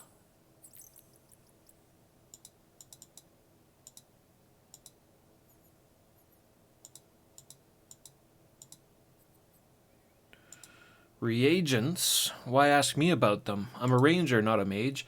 If thou dost wish such information, seek out Pothos. Do not trouble me to teach thee the rudiments of magic. I'm not a teacher. Thou shouldst seek Fedibiblio with thine annoying questions. Pothos. Pothos is the apothecary here in Moonshade. He'll be able to tell thee all about anything that thou wouldst need to cast magic. I hear the storms have cut badly into his supplies, but he should be able to help thee. Or at least he may have more time to deal with thee. I'm a very busy woman. Fedibiblio. Fedibiblio is the master of novices here in Moonshade. It's his lamentable duty to try and make those miscreants into mages. If he doth not have time for thee, perhaps he could allow thee to satisfy thy curiosity in the library of magics. Dost thou not know of blood spawn? Good. The less that thou knowest, the less trouble that thou canst cause. I will say only that the spells of great destruction require that vile compound. I'll tell thee no more. Already talked about that. Thou art certainly ignorant. Thou art rude. Thou art touchy. I meant no offense, only that thou didst not know things that are common knowledge here. Stoneheart is the ore that produces blood spawn. I know not how this is done. I'm not a mage. And I would advise thee to use great caution about who thou dost ask, lest thou dost find them thyself thrown in the dungeons.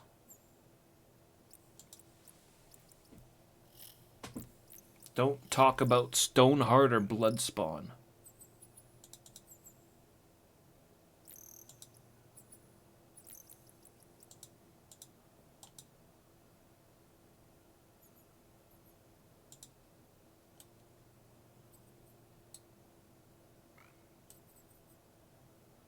Well, I'll leave them to their wine press.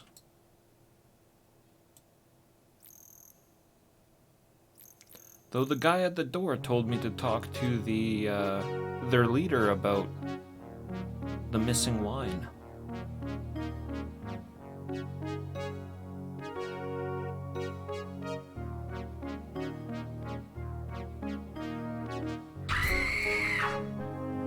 visitor, and from far away indeed. Prime of Boz, thanks for the follow.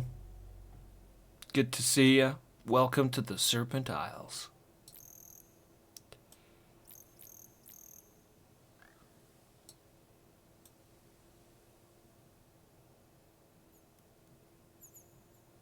Well, I suppose if I'm going to read about this town, I should do it now.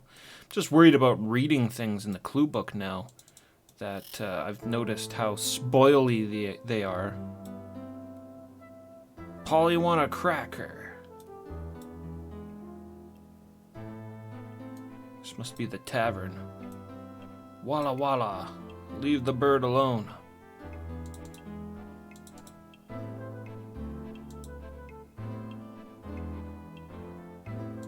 I'm not messing with the bird. Who are you? Welcome to the Blue Boar Inn. I'm the innkeeper. My name's Rocco. 'Tis good to have more visitors again. We've had despaired, what with the storms and all.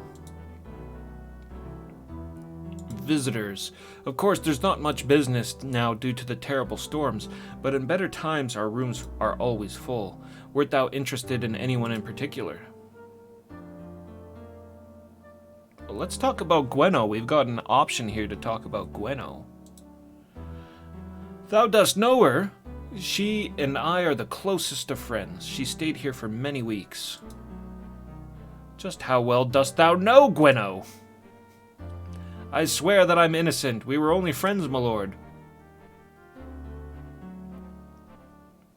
How long ago? It hath been a long time since we last saw Gwenno, many months. Where'd she go? When she had studied all the materials which were available here, she determined to go to the Isle of Monks to read the scrolls kept there. Why was she here? The good lady said that it was her task to study all the cultures and beliefs there were in the Serpent Isles. She was planning to write a report, and she said that her discoveries would startle her countrymen. Isle of Monks, we've been there when I died. The Zenkin monks live north of here and on a Forstead island. They tend to keep to themselves, studying the prophecies of long-dead mystics. But thou canst not go there, for there is no sailor crazy enough to make the journey. I just need to die, that's all.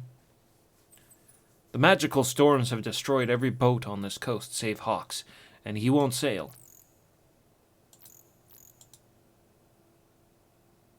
How about Batlin? Seen a big old fat sage named Batlin? Such a one did come through here, perhaps 2 months ago. There was some sort of scandal, as I recall. It was said that this Batlin stole an ancient artifact of some kind. He fled by ship. Perhaps Captain Hawk could tell thee more. Hawk? He didn't tell me anything about Batlin before.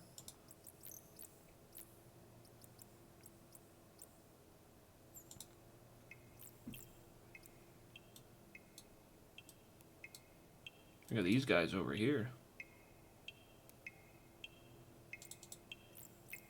Hold, yes. I'm the servant and protector of Rocco. If thou dost not belong here, my lord, I must ask thee, please depart. I cannot help thee with matters of importance. My duty is only to protect my master and my master's possession. Yeah, he's the bouncer. Servant. I'm both musician and dancer, my lord.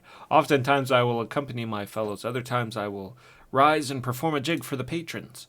Some who drink here even join in the dancing. Interesting.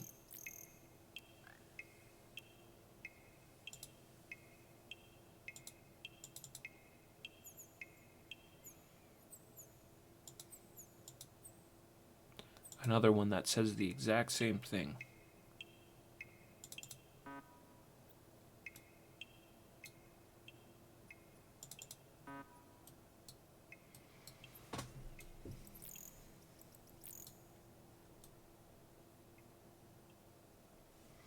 We'll leave the tavern for now.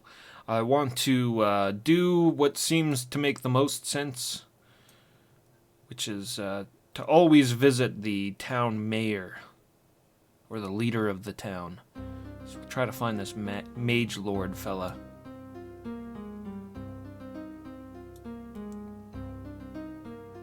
Surely he doesn't live in any of these shacks.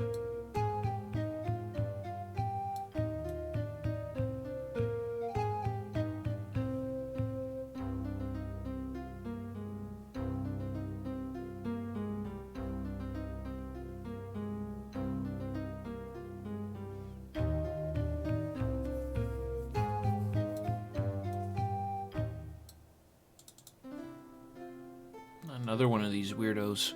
I'm the servant and protector of Ducio.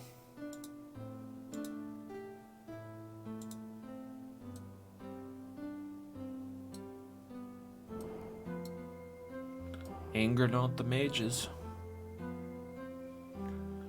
I'll anger whoever I please. Leave this place. Hey, a gondola.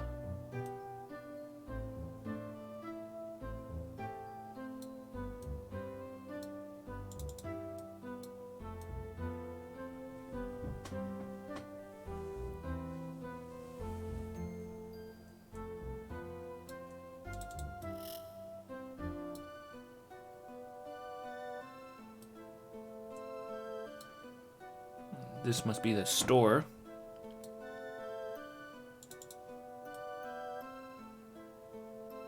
Arf.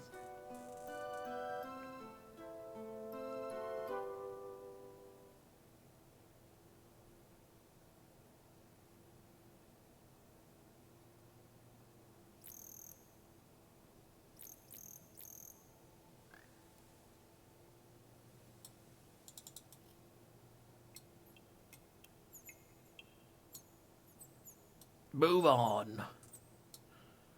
I'll move on when I'm done talking to this guy. I am Toricio, mage of Moonshade. I'm not a sociable man, so this will be very brief. What dost thou desire of me, and what price? Stockings. Toricio. I'm Toricio of Moonshade, the Moonshade Adept, mage and master of life spells. I come from the longest family lines of mages in all the Serpent Isle. That is how one tells a good mage, thou must know, by his family line. Good mages are a result of good breeding. My father always said that. Gotta be a mage to have hair like this, absolutely. He's casting some spells on that one. He's got a pretty good mustache there, too. Family line. 1,000 years ago, our ancestors performed tricks to amuse peasants. Hundreds of years ago, they were the most trusted advisors to the kings and rulers of the land.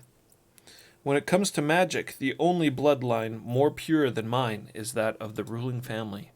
Of course, my family was decimated in the old war. If not for that, I might be ruler today. Too bad. Ruling family, that would be the bloodline of the Mage Lord of Moonshade, Filbercio. And the old war? According to family records, most of my family members were killed fighting the demons. This is the war which brought an end to the age of the two kings. So long. Pardon, my lord, I bring thee greetings from my mistress, the sorceress Rhodoluncia. This scroll is from her. Rhodoluncia? My mistress commands many powerful and strange magics, and sits upon the council of mages. She's terrible to her enemies, but tolerant of those who aid her. 'Tis not an ordinary scroll, but one of magical variety. I assure thee that it is entirely free of harmful magic. Alright. Don't forget the scroll.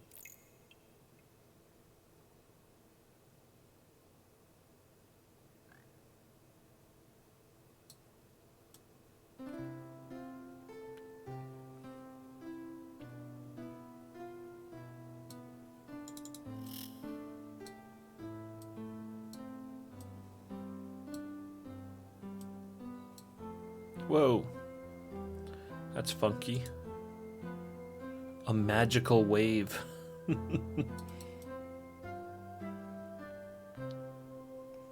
That's living the high life. Being right by the ocean isn't enough. They gotta have some tide. Some magical tide right in their house.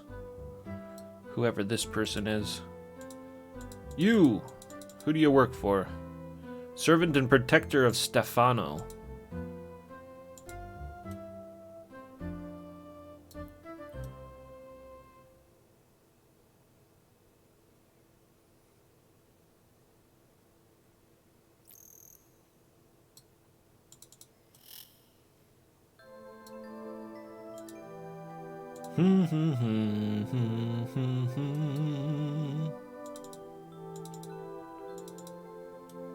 Open.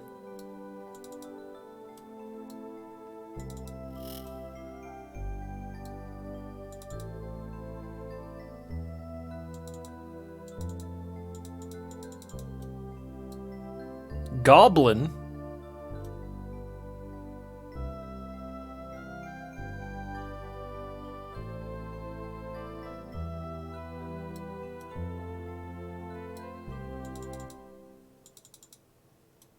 Oh, she won't talk to me. Soft locked the game.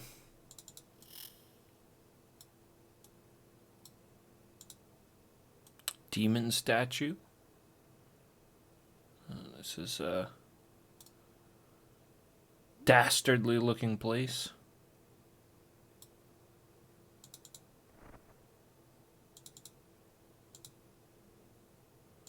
A naga.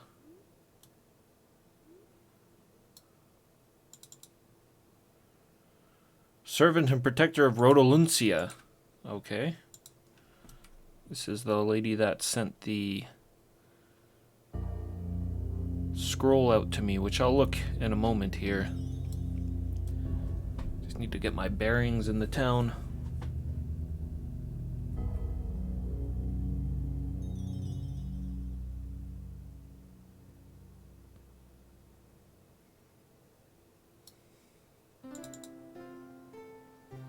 Allow me to introduce myself. I'm Topo the Artisan, apprentice to Master Ducio. Someday I hope to be as rich and lazy as my master.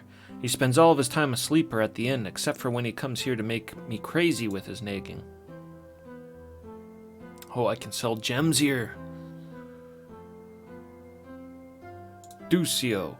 If ever I believed in shape-changing, I believe it with Ducio.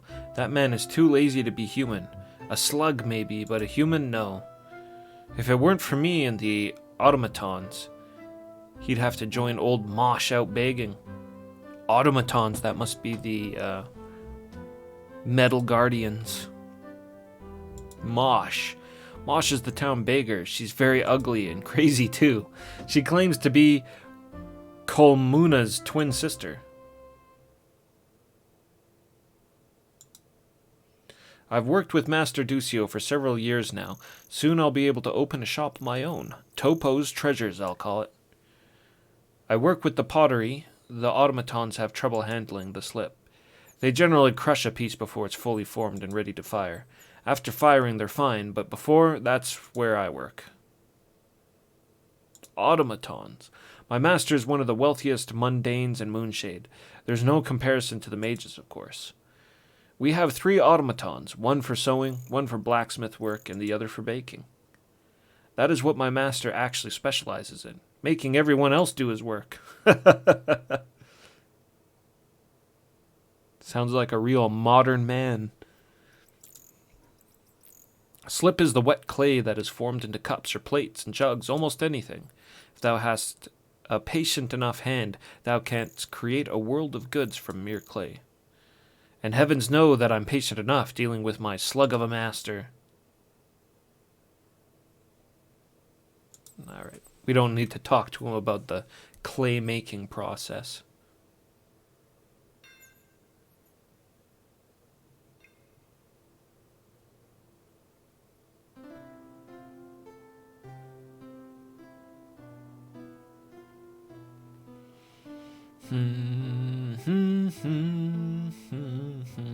It's a nice peaceful song. Maybe we need to walk up there. No. Gotta be inside the building to get out to the ferry.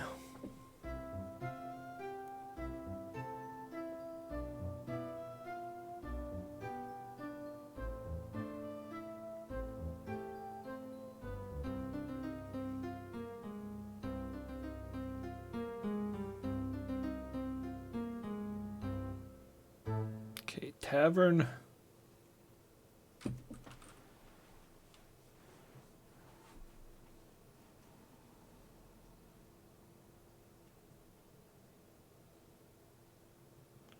This is back out to the Rangers, isn't it? Yeah, that's outside the city.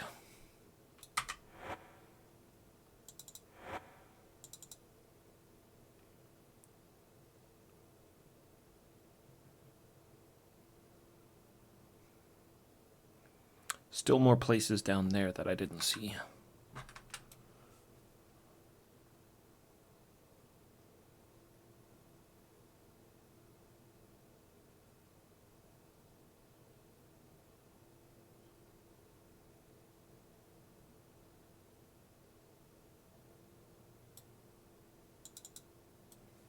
That's locked for whatever reason.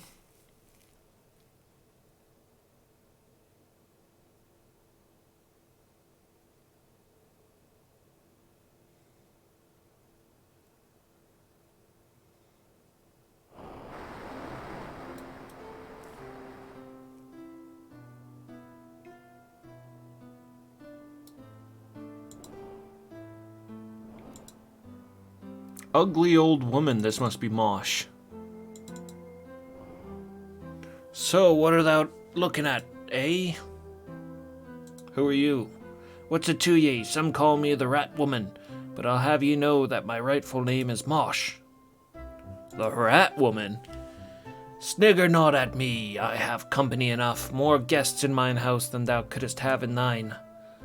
I was a powerful enchantress in my prime, before I was cheated of my powers. I'll not speak of that now, but suffice it to say that she who looks like me deep inside hath taken from me all that should be mine. I was once a beautiful young woman, and not so many years ago as thou mightest believe. There was a young mage who wanted mine hand.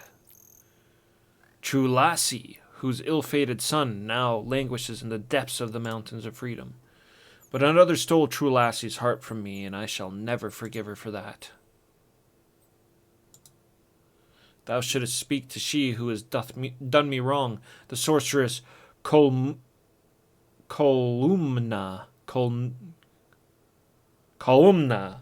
All right, there we go. I got it. Columna, whom they should sometimes call the Green Sorceress. Listen to what she says. The rumors say that her name stems from her attire, but I know the truth. 'Tis very envy she doth have for me that hath spawned her title.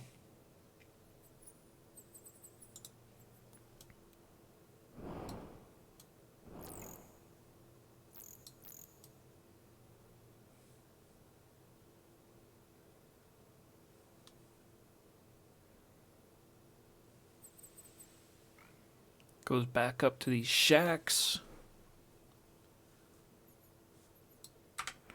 which there looks like there's 4 of. Yeah.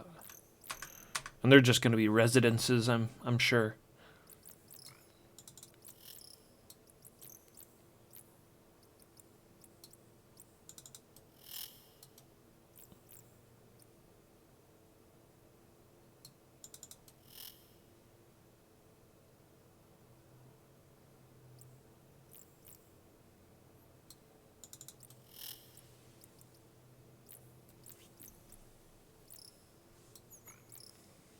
This is new.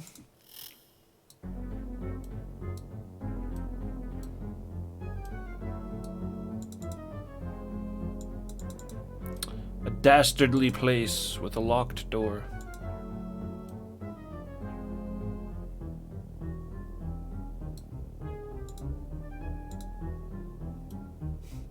It's got skull paintings and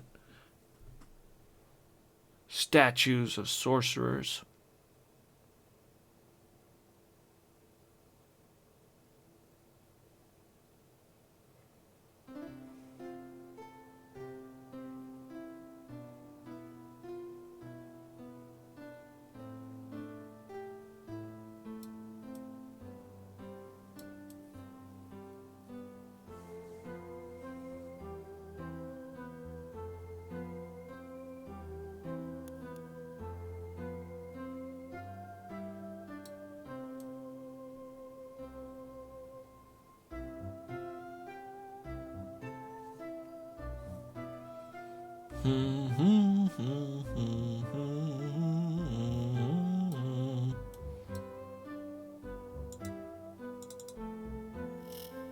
That fancy lady. Hello, I'm sorry, but thou hast mistaken me for someone else. Thou couldst not possibly be speaking to me, as I am a mage, and thou art merely mundane. Such impudence.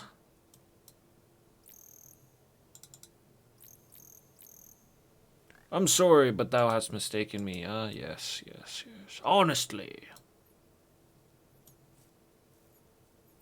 How dare he speak to me?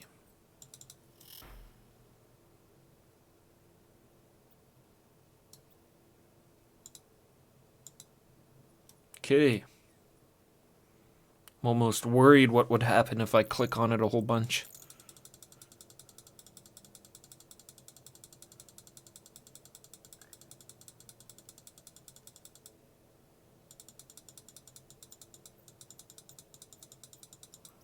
Meow, meow, meow. Oh!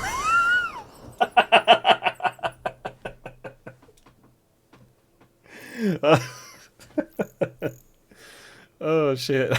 I was not expecting that. Crazy game.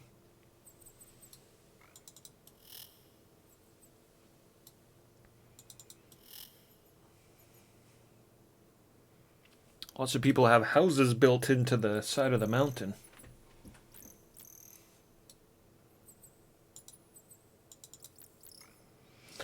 Mageling, hello, I'm Andurio. We never meet outsiders. Couldst thou tell me all about thy travels and adventures? Well, yeah, sure. I got many adventures. Yes, I would very much love to hear about thine exciting adventures. While studying magic, I have so little time to plan any expeditions of my own. Well, I'm hesitant to admit how little I have seen of the land. Unlike thee, I'm not an experienced traveler. There's so little I know about my surroundings, save how to manipulate them with magic. I have no knowledge of what it is like to face danger daily. Certainly nothing so grand as that which thou dost meet frequently. In comparison, my life is filled with boredom. Yesterday I saw Turcio leave his house at 9 in the morning, same as always, and run into one of the food vendors. I was positive Turcio was about to transform her into a frog or some such, but instead he gave no more than a rude chastising.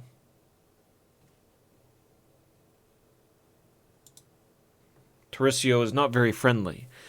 I have heard he bears ill will for many things, and doth not often forgive transgressions. I hope never to cross him, for I could not endure his anonymity for long. Thou too shouldst walk with care, for if thou dost ever need his aid. He's like one of the few people who did talk to me. There were some of those other ones that didn't even want to speak to me. Pray no such bad feelings exist between thee and he, or he will offer nothing.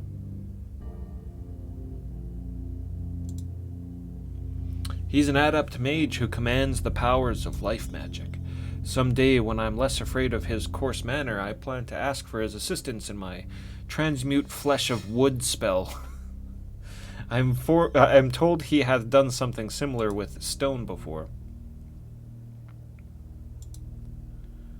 Frel is researching a spell like mine, but involving stone instead of wood. The patrons at the Blue Boar suggested we contact Turcio about transforming such things, because his arcane emphasis involves matters of life, including changing flesh to other materials. Flesh to other materials. A young kid here. Oh, good God! Art thou the great hero from distant land? Oh, my name's Frelly. I'm glad to meet thee. I know thou hast participated in many daring exploits. I so want to hear about everything. Life's so dreary here. I have nothing but my study of magic to interest me. How do you know I come from a distant land? I've heard that thou hast traveled a great many miles to come here. When thou hast the time, I would love to listen to stories of thine homeland. Everybody's talking about how dreary it is. Try sleeping in a swamp or getting attacked by a horde of headless. That's pretty dreary. Why, nothing ever happens here in Moonshade, at least nothing to match thy fascinating activities. I would wager not even Felbricio has seen as much as thee. Felbercio, the Mage Lord. He's the greatest of all wizards, or so I have heard. He rules with kind but stern hand. Of course, I would not count on his friendship were I to be seen with his lover. This is but rumor, my lord. However, it hath been said that he is seen late at night in the presence of Mistress of Cold, Frigidazi.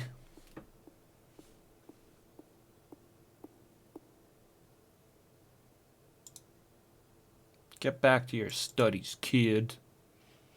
Thou must be a seeker of knowledge. I'm the mage, Fedabiblio, and I serve as Magister of Moonshade. Fedabiblio! Some of these people we learned about from that merchant in the Blueborn Tavern. Sorry, the Sleeping Bull Inn.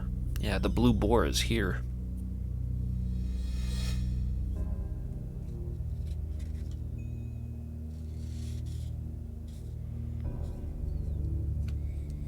Getting some of these names down on a piece of paper.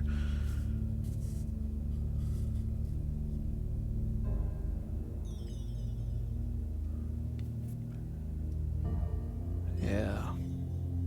Sketch a little rough draft of the town as well, so I don't forget where everything is.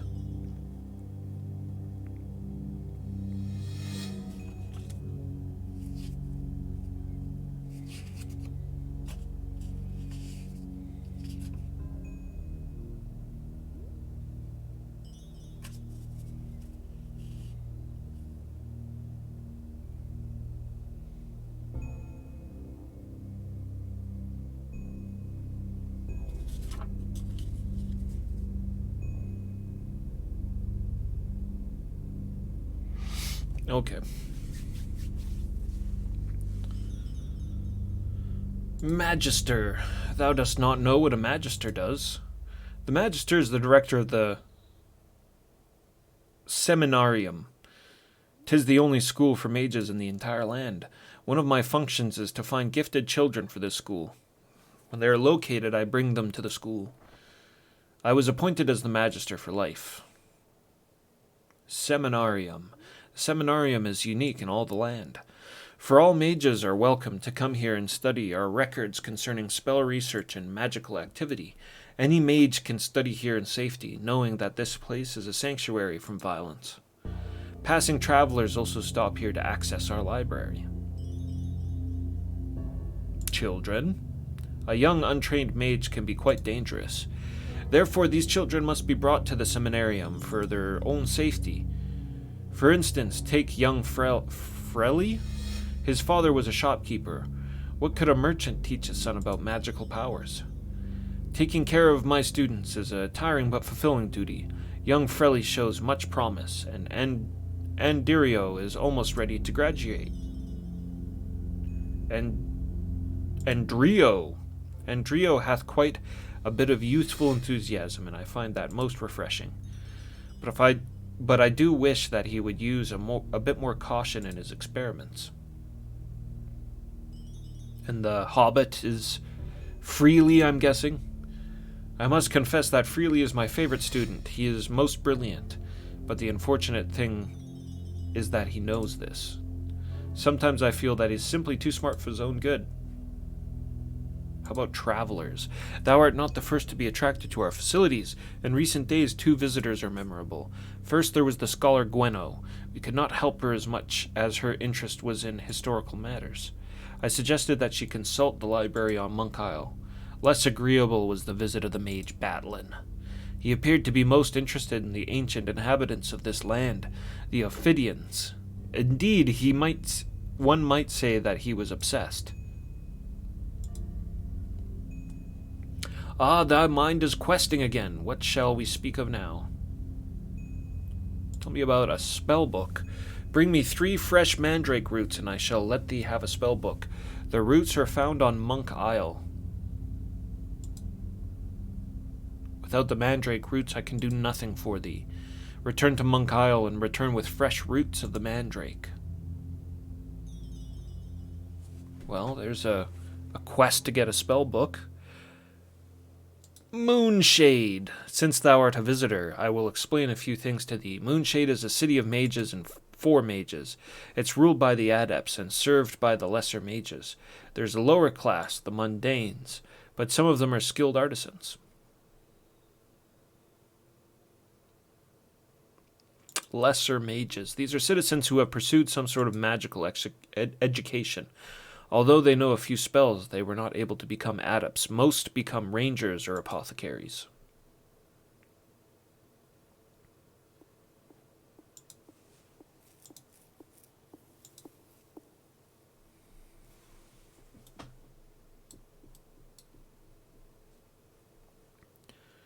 Okay. So mandrake root on Monk Isle, and I need what? 3?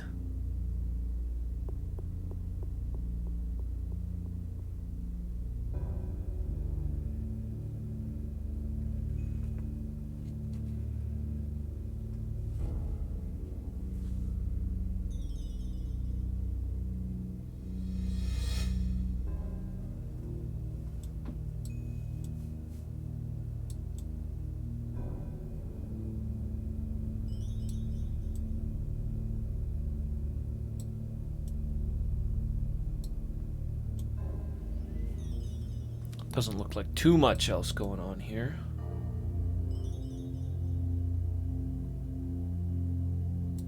Oh, hey, another serpent gate.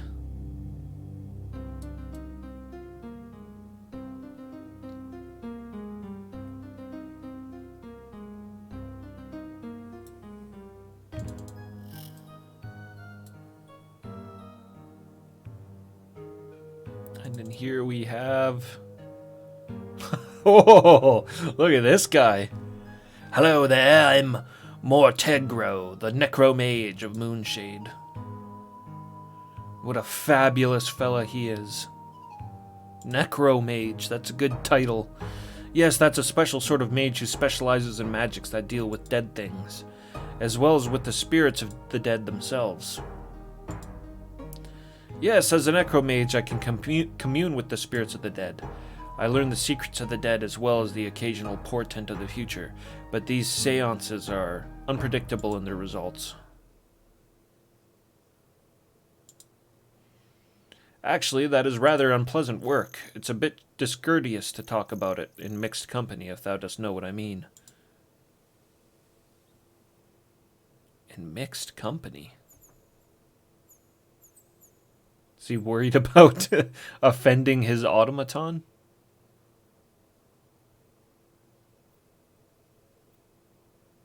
Seance. I must first prepare the proper materials. Thou shouldst come to my manor after midnight, and we shall then conjure specters. I've been invited to a seance. After midnight, eh? I'll try to remember that. No sense in trying to learn spells yet. We don't have a spell book.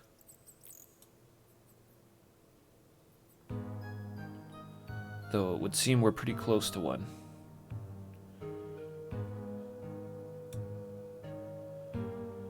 I don't know, let's maybe head back to the tavern.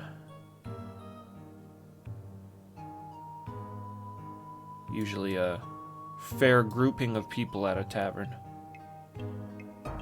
That's Trevisio's house.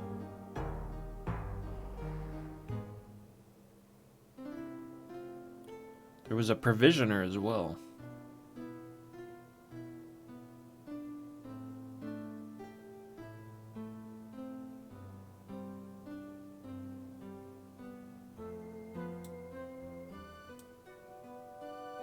Yeah, this lady.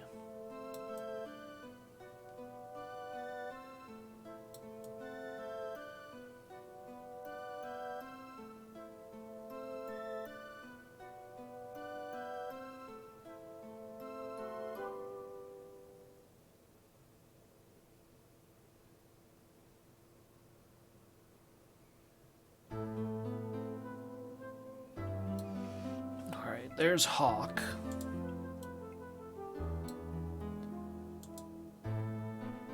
Kane. Welcome back, my lord. Is this place not marvelous, my lord? There'd be so much to see, everything so fancy. I wish Edrin was here with me. I'd be certain he could show me around. I hope some of these powerful mages will help me find him. Now that we're here in Moonshade, it seems that thou canst not find passage to go elsewhere. Not even Captain Hawk will brave those teleport storms again. After that terrible crossing, Hawk swore he'd drink all of Moonshade dry. I doubt that thou'lt find him far from a mug or strong spirits. I was frightened during that storm when Edrin disappeared, but it weren't nothing compared to that sea crossing in Hawk's ship. I'm not looking forward to sailing again, I can tell thee. I have not yet spoken with any of the mages. I'll admit that they frighten me, but I know that I have to do it sometime. They're my only hope to finding Edrin again. Edrin, Kane's lost brother. Good luck, Kane. That's pretty sweet. I like that I wished him luck. That's awesome. I'm Ducio, the master artisan. How may I be of use to thee? Apparently you can't be of use to me at all, because you're a lazy slug, according to your employees. I have an apprentice. I have automatons to help the work progress. That makes me a master. I'm able to create or repair anything. I make what the mages need, and that makes me an artisan. If thou hast need of the master, ask me. If not, ask Topo. My apprentice, scrawny boy, large ambitions, big mouth. But he doth work hard. When I yell at him, he shows promise. Tends to be a bit lazy, though. Must teach him better. Make certain he learns as much as he thinks he knows. Anything. If the mages can speak plain enough to explain what they need, I can make it. Magical apparatus, swords, whatever, I can make it. They enchant it. 'Tis fair. I do not have much call for them, not magic ones anyways, but I have made a few. Unless it's special order, my automaton makes it. For something non-magic, talk to Topo. If it's magic, talk to me. Magical apparatus. I make all the apparatus for mages, all different. Every mage wants something a little different than the next. I can tell thee who a piece belongs to just by looking at it. I remember everything I've made. Dost thou have something thou wishest me to look at? No. What about them automatons? One that bakes, one that sews, one that smiths. All from Tarisio. They work hard. Do not talk back like Topo. Tarisio's an adept. He makes automaton guards and servants. He does good work, almost like a master artisan. But he needs magic to make everything work. I gave him a good deal on the metal he needs. Now I've got 3 hard workers made of metal. Not a bad deal. Art thou a master? No? Then do not ask what deal I give to others. Bad manners. A visitor, and from far away indeed. Chaucer, thanks for the follow. Much appreciated.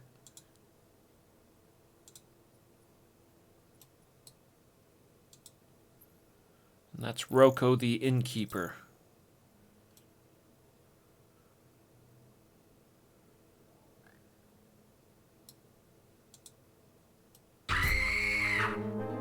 A visitor, and from far away indeed. Tomato Skittles, thank you very much for the follow.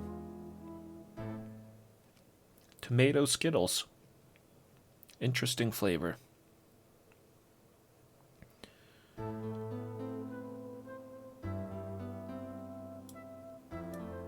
And who's this? Oh, a female automaton. This is the Blue Boar Inn, and I am the barmaid. My name's Petra.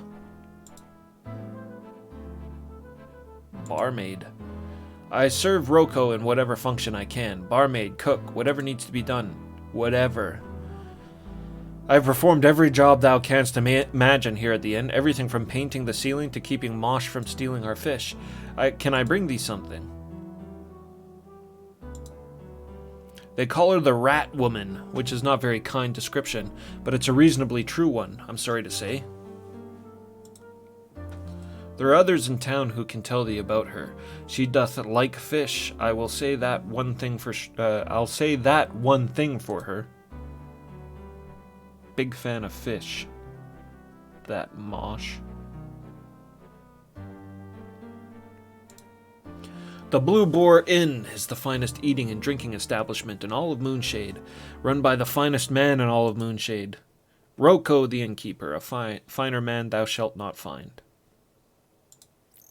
She's probably programmed to say that.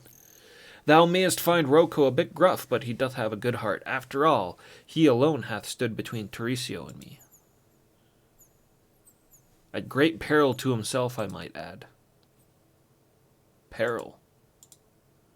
Oh, my lord, thou canst not know what danger there is in thwarting the will of a mage. Rocco could be killed easily, and spells are untraceable, or he could be spirited away to hideous torture.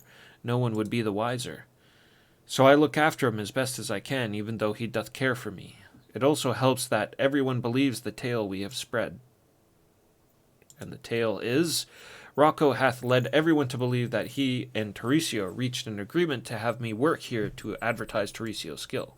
In truth, my cooking ability doth do Tarisio no small credit, and I dare say that it wins him many customers as well. But he's still willful, vicious man who doth not take it kindly when he feels cheated, and I fear his vengeance for both myself and Rocco.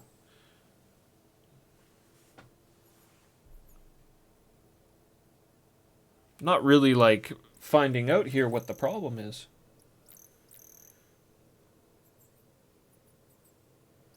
Oh, absolutely, Tomato Skittles. Yeah, I've been streaming the whole Ultima series, starting from Akalabeth all the way up until this one now that we're playing, and beyond into Ultima 8 and 9, so we still have some more Ultimas to come. Really looking forward to 8. I've been quite excited about that one for some time. But yeah, this game is great. So is Ultima 7. They're all great.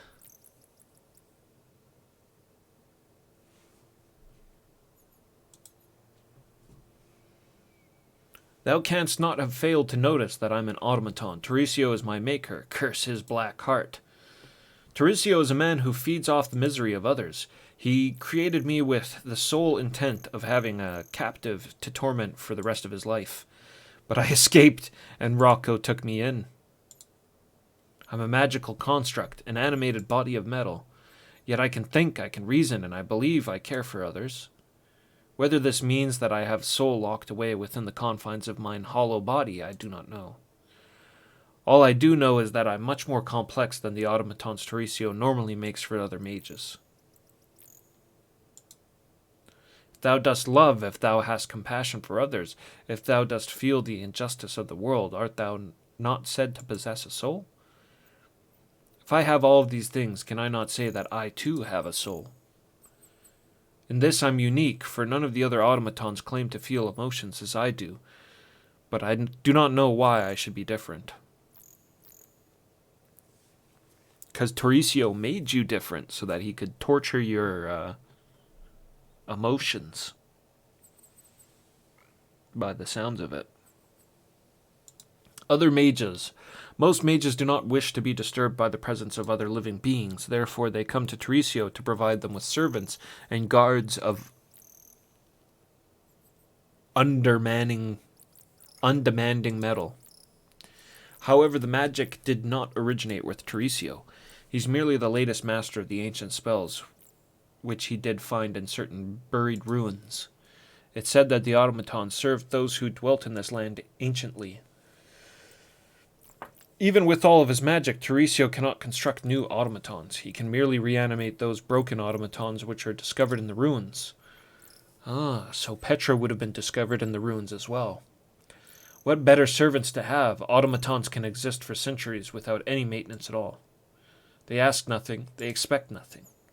They do what task is assigned to them until their magic will at last fail, and then they simply stop. Of course, I didn't mean to bore thee. We just exhausted all the dialogue options, that's all.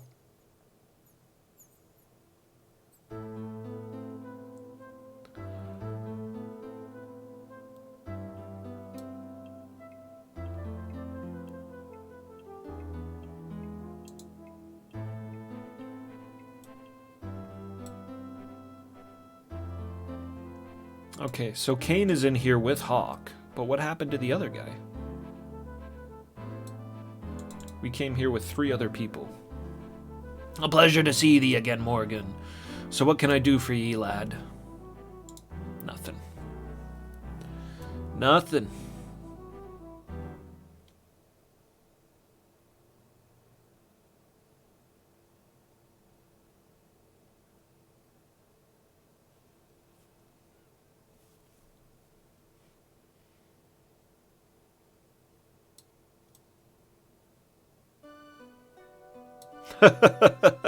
Mosh, the homeless chick, is like, where am I?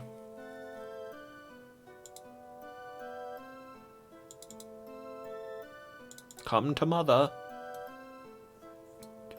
Her pet rat.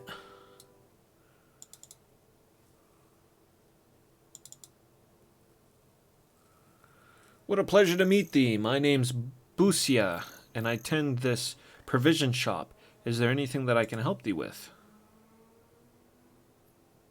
Information? I'm not certain that I'll know anything useful, but what art thou interested? People. 'Twould be wrong for me to speak about people behind their backs. So please do not tell anyone.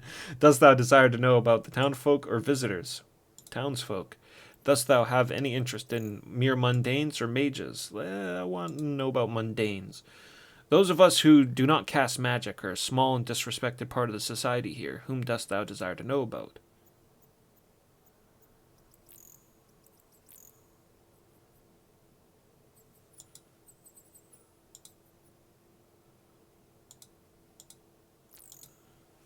Visitors? All the town's visitors stay at his fine inn, even that traveling scholar. Also, Julia keeps an eye on all the undesirables. Then she must have spotted Batlin. Ah, but Batlin can be very gentlemanly when it suits his purposes. A visit to the chief ranger might be a good idea. Thou canst find her in the winery in the western part of town.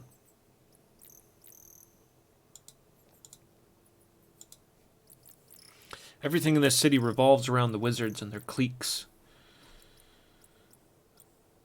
Whom dost thou desire to know about?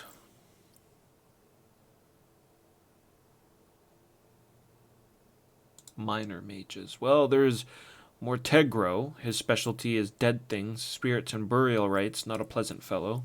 Tarisio, a fine young mage with a burning ambition. He reads books and keeps to himself. And then there's Frigigazi and the Frost Sorceress, but thou shouldest stay away from her, for she is the Mage Lord's mistress, and he is a jealous man.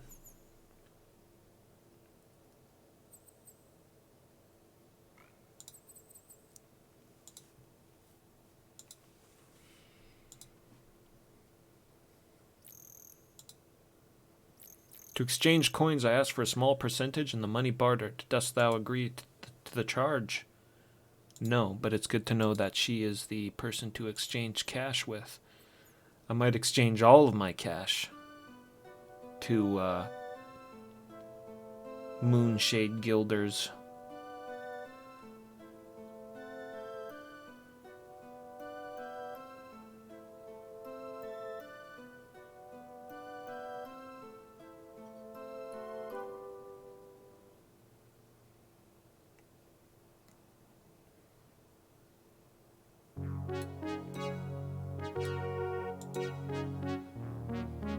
Flindo, this is the guy I was talking about. Yeah, this is the other fella that came with us. Returned again, I understand now why Hawk did not wish to sail the open seas. I do not know how thou wilt leave this island, unless the tales are true. I hope that thou dost like our fine city of Moonshade. If thou wouldst like to know about any place within the city, come to me. What tales?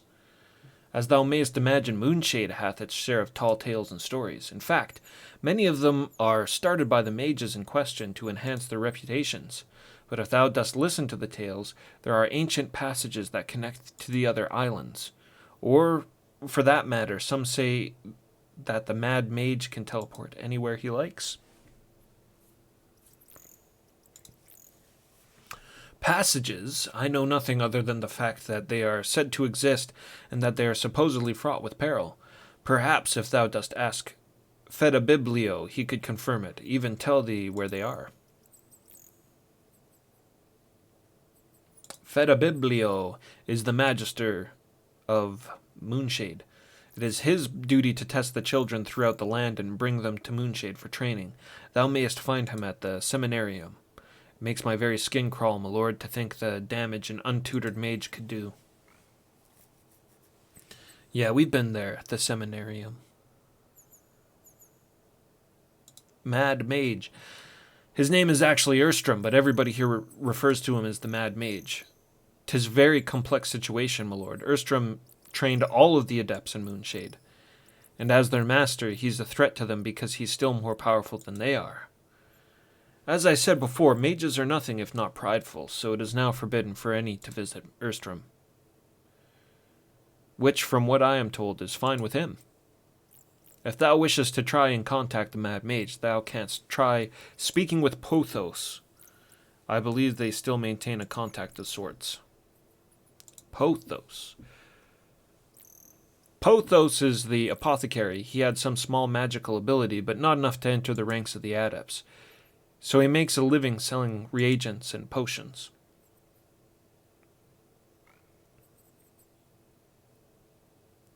Any place.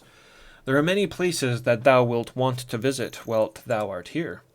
Thou mayest find lodging at the Blue Boar. Thou shouldst see the winery, and there's the Artist's Bazaar. The Rangers have magic wine press. It works without need of human assistance. I'm sure that thou wilt find it interesting. And the bazaar? 'Tis where many of the artisans can be found. My shop, the Capesi Canton is located near the Blue Boar Inn. So he owns the shop, and the other girl is just the clerk. Be sure to stop by and say hello to Busia, who runs the shop for me. Sometimes I can't understand why I keep her. Each time I enter the shop, there she is, babbling with someone. Makes me wonder if she doth do any work at all. And sometimes I wonder at her sanity, too. She hath developed some far-fetched notions, certes. Why, she would have it that poor young Pothos is connected in some way to the Mad Mage. Canst thou imagine? I can imagine pretty well. You just told me he had... This guy just told me Pothos had connections with the Mad Mage.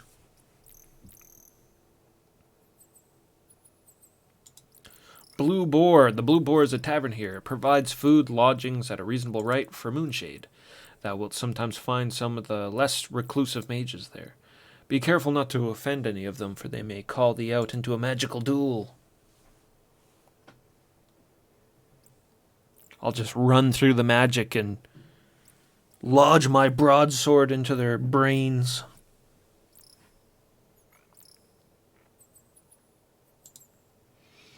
Moonshade, the city of mages, a place where anything thou mayest desire can be thine, if thou dost have enough guilders and thou canst find a mage with enough skill. Guilders are the coins of Moonshade, my lord. None of the artisans or shopkeepers will deal with thee if thou dost not have guilders. Thou canst exchange thine other coins with Busia at my shop.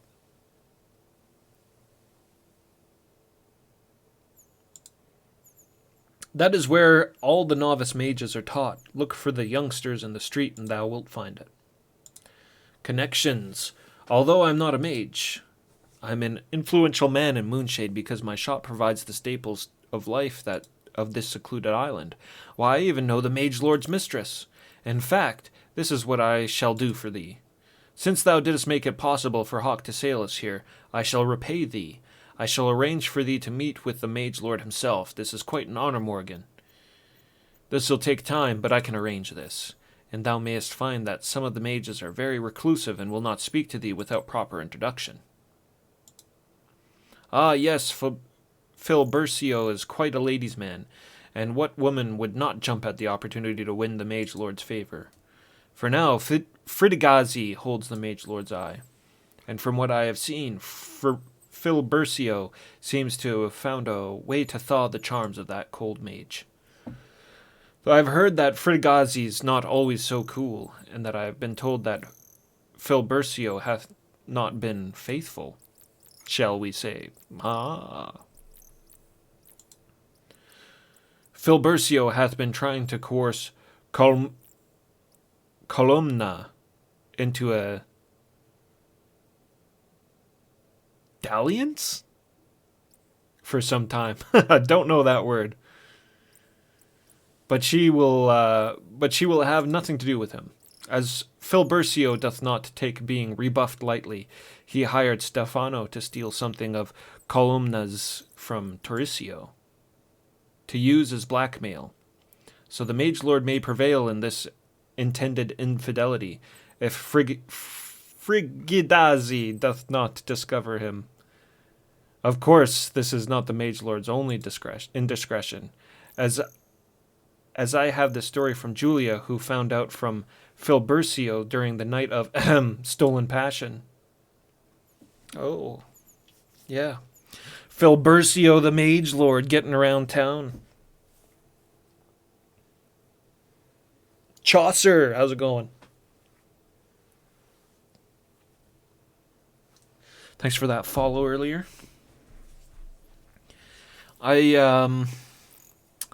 These names, these wizard names, they're all weird fantasy Italian. Frigigazi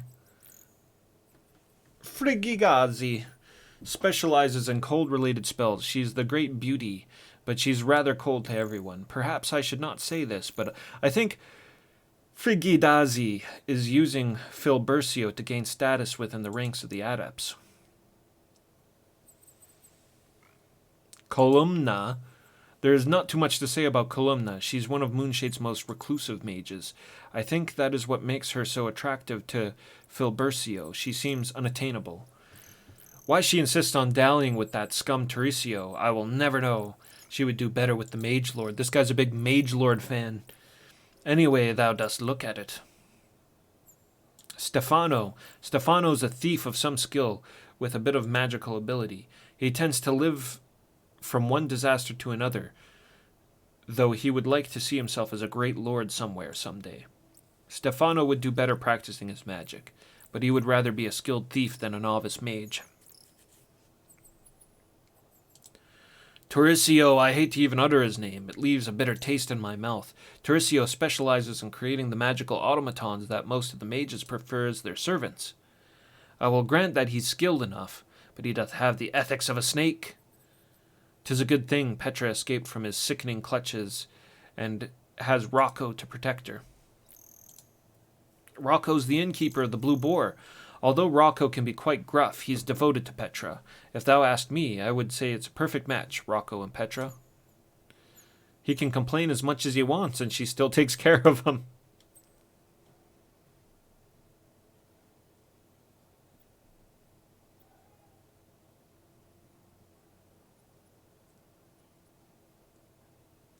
Julia. Julia's a ranger at the winery.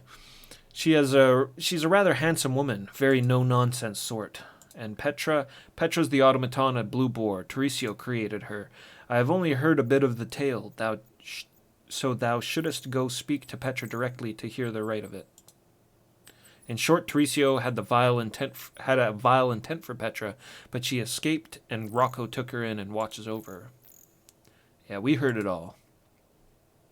I've heard that Frigidazi can be quite warm to those who catch her fancy, and I am told that she can be very persistent about getting what she wants. Although I think that it would be foolish to catch her eye as long as Filbercio doth have an interest in her, if thou knowest what I mean. Thanks for the help. Whatever.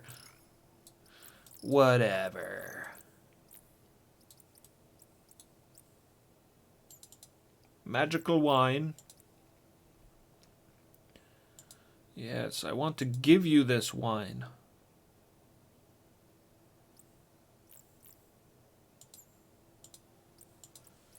Maybe I gotta try some wine first.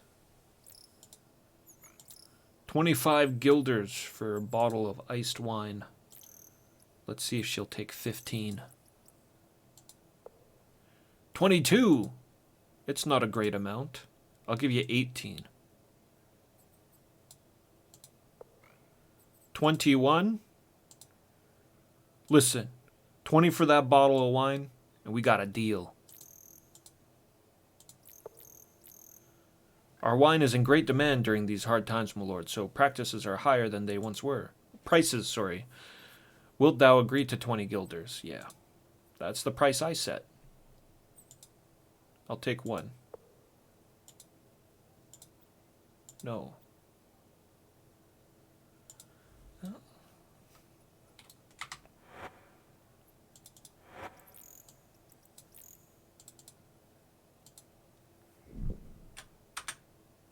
It's terrible. I hate it. I much prefer this faunish ale.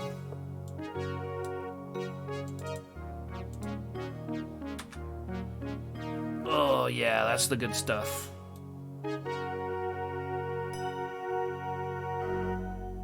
A gack. That's how you know it's good. Has that long-lasting effect.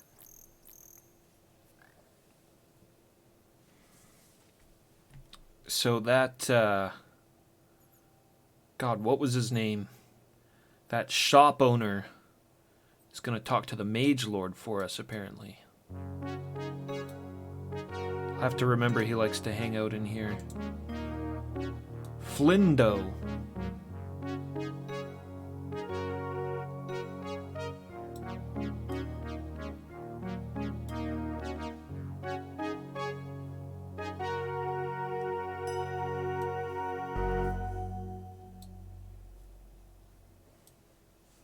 Frigid Gauzy, maybe. Yeah. It's one of my biggest struggles with reading stuff in this game is the wacky names and the wacky font. Only in Ultima 7, but the font does skip me up sometimes.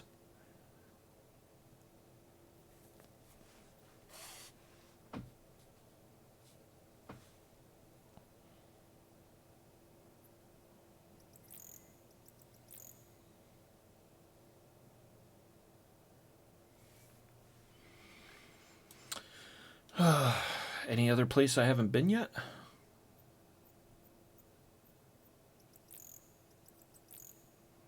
keep passing this spot.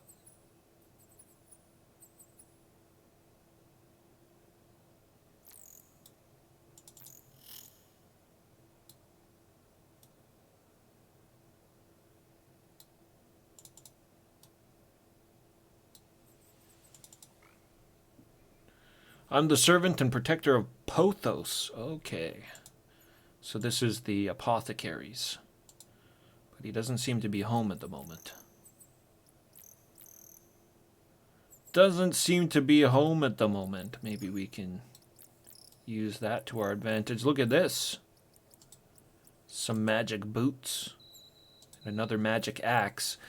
Neither one of those things appeal to me greatly. But these magic bolts are pretty nice. Locked, of course.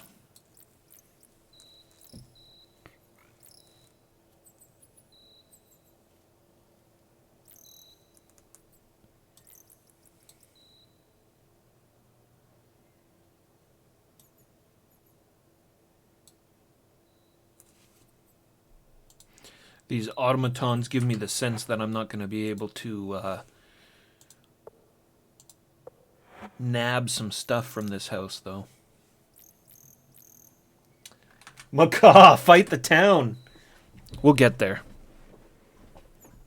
I have to rob this person first. And then I'll bloody my blade.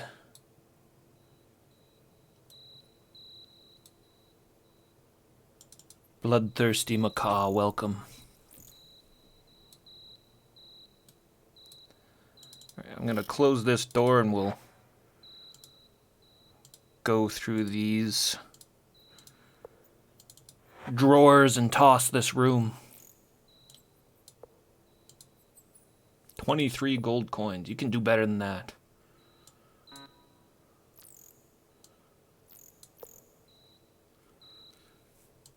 Very nice of my, Aha! Very nice of my party members to not get so upset at me stealing things. Look at that. They've gotten used to it.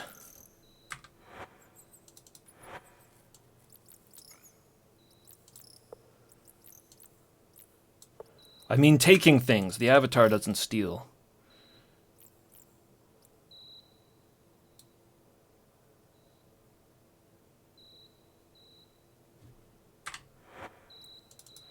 Now if I open this,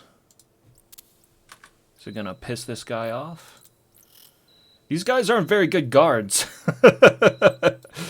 Okay, alright, some magical leggings. Step aside. Move on.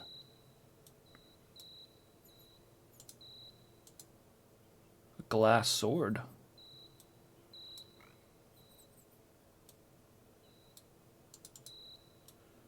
I'd check for secret doors and whatnot, but obviously there is none. We're over top of the lake, so there's nowhere for secret doors to go. Yeah, it's fun opening this and all, but I don't really feel like I want or need any of this. Yeah, just finding everything. Like, I've become so obsessed with moving things and looking underneath stuff.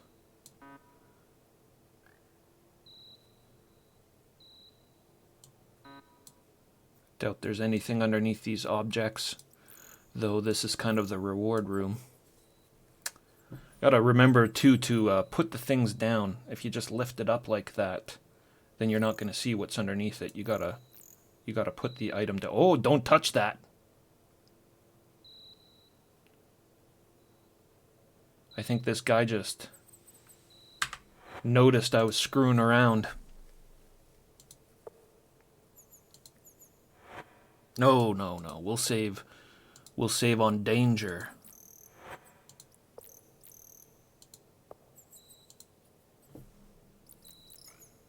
I'm gonna take the magic bolts. Of course. Okay, yeah, now we're being attacked by the automaton.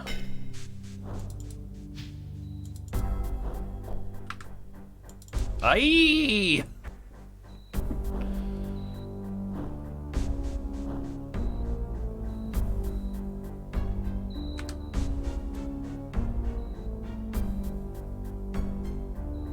It's not murder. They're not alive.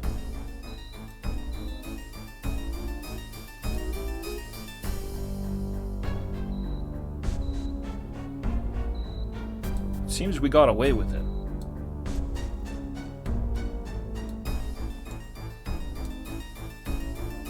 Oh yeah, I'll take the glass sword as well. Those can come in really handy. Glass swords are the most powerful weapon in the game.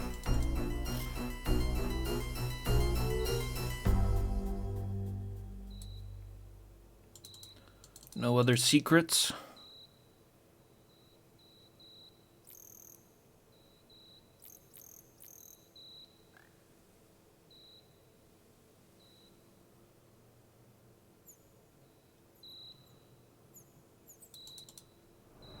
Waha!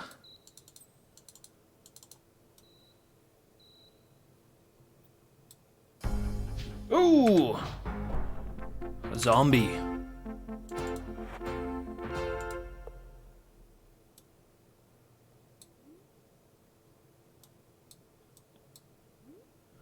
And a very glorious picture. What a tapestry. I can't quite make that out, but I think that's some model posing.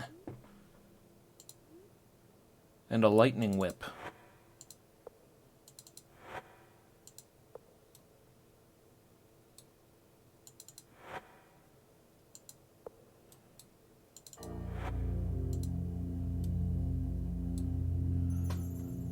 Gonna have to relentlessly ransack this town.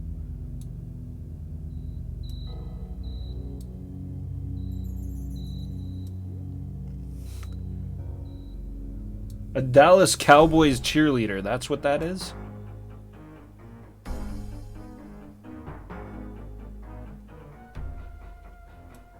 I'll take your word for it. Yeah, big fan of all the magical items, the glow off the magical items. That was quite cool that the lightning whip lit up that room. I must have food. Well, these fellas need to eat. And it's late, too, so let's head back to the tavern. We'll get some mutton chops in us and sleep in a soft bed for once.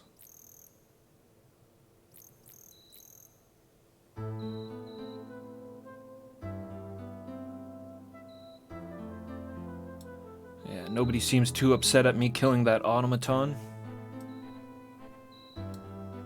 Pothos won't mind, he had two. So who controls the rooms around here? Petra? I think that might be her.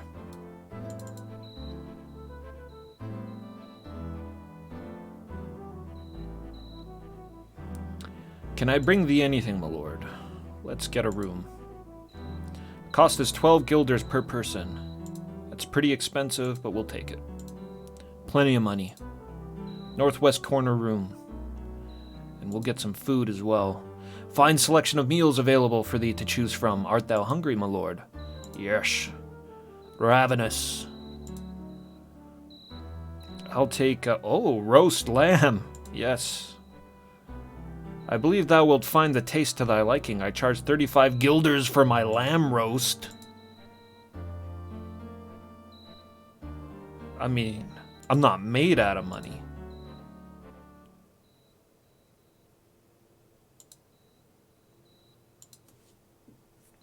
I feel like food is far more expensive in this game than it was in Ultima VII. The Black Gate.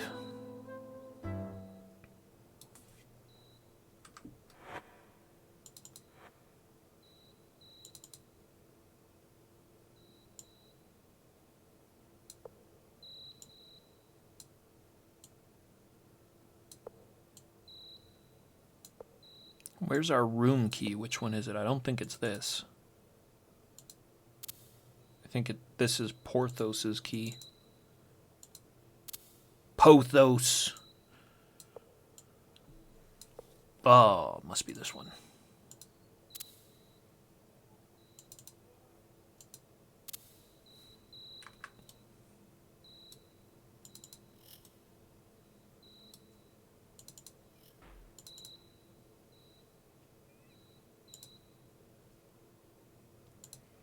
Nine hours. I'm gonna sleep in a little bit. A hot meal and a soft bed. It's such a relief when on a long, hard journey.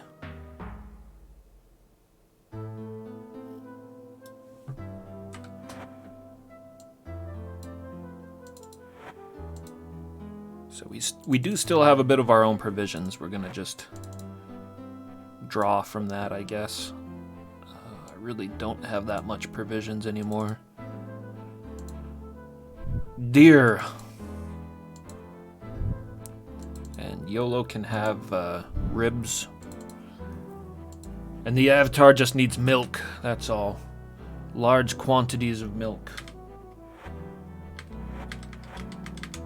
That's how he gets all the muscles. That's how you get that 30 strength.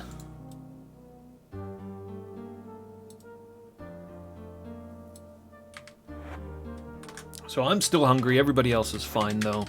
Maybe I'll just splurge on a roast lamb for the Avatar. He deserves it. Oh, no, not room. No, we've already got a room.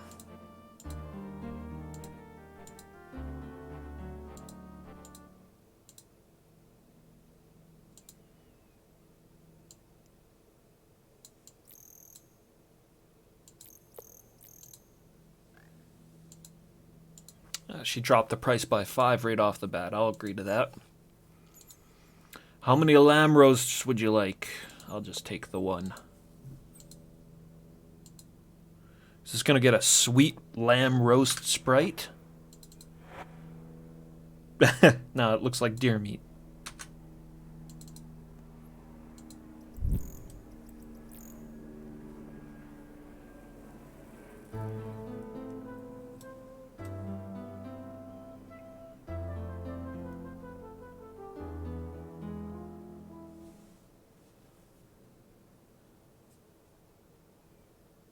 Bear Bra, welcome to the stream. Yeah, they don't get to sleep. Or at least they have to sleep standing.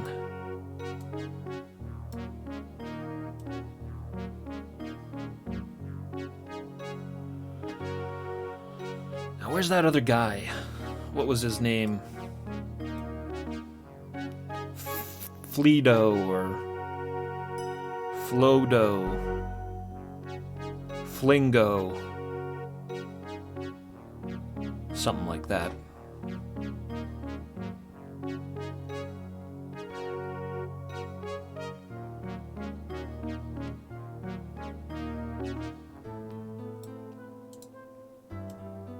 He's supposed to be getting us a audience with the Mage Lord. There's Captain Hawk.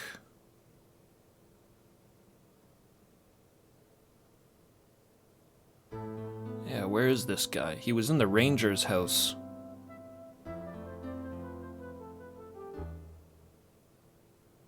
Seems to have moved on, though. Maybe he's in his, business.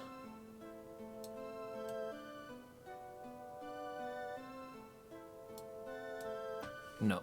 Nobody's in there. It is pretty early, so...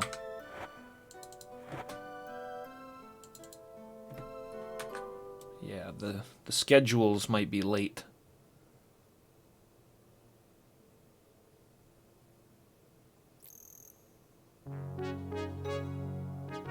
Could be sleeping somewhere. Do do do do do.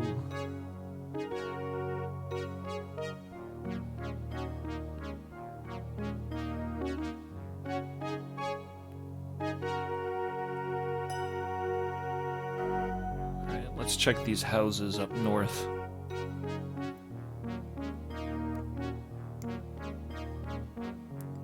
I feel like I've been chasing down NPCs a lot more in this, than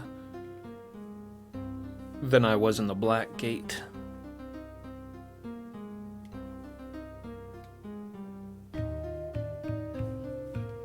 All the towns are so damn big in this game, too.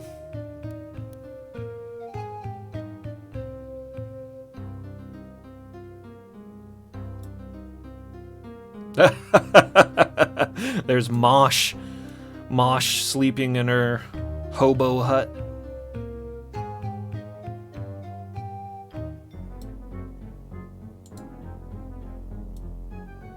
You can't go in there, that door's locked.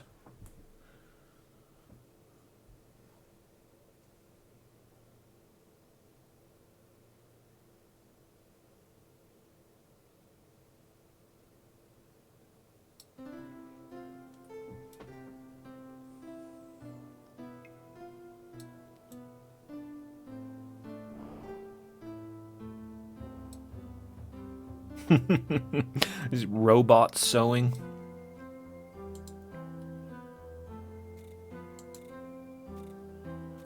Ducio and Topo.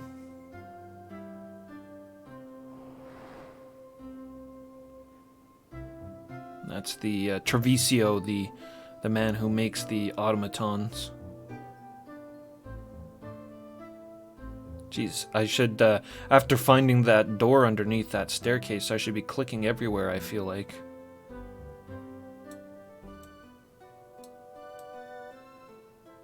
Okay, so she's at work, so maybe he's popped up in either the tavern or the ranger's outfit.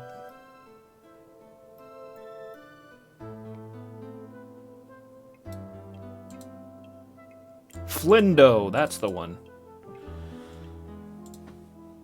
I understand now why Hawk did not wish to sail the open seas. Yes, he said that last time. Thy promise. I'm working on securing that appointment for thee to meet with the Mage Lord, but these things take time. Ask me again tomorrow. I promise thee that I can accomplish this thing, but not instantly, not immediately. I'm starting to think he was, lying to us when he said that he could get a hold of the Mage Lord. That he was such good friends with the Mage Lord. Poor YOLO. He's got to sit at a whole different table by himself. Alright, well, we did get this scroll. The automaton, or an automaton, gave us this scroll. One of the other wizards wants to contact us through it, apparently. So let's try that. The scroll talks. Greeting, stranger from another land. I'm speaking to thee by means of this magic scroll. There is no need to be afraid.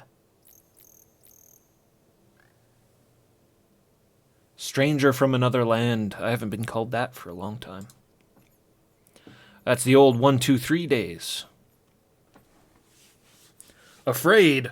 Why, the Avatar's not afraid of magic. But all barbarians fear sorcery. She knows very little of barbarians. Be quiet, to pray. That witch can hear thee through that scroll. Who said that? Death draws near for those who taunt Rhodoluncia, the Red Witch. I'm not afraid. Thou dost surprise me. Most mundanes are frightened by the very idea of sorcery. Indeed, thou art from a distant land if thou dost know such a common term.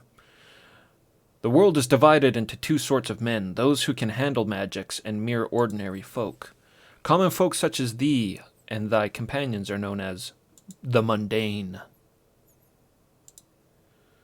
I am the most powerful wizard in this city, and I could teach thee many things if thou wert not a mere mundane.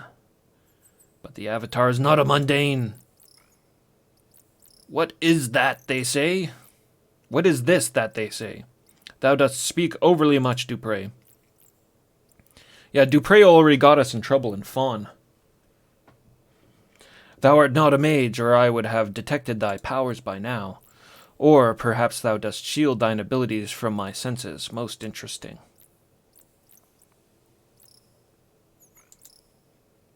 I've hidden my power level.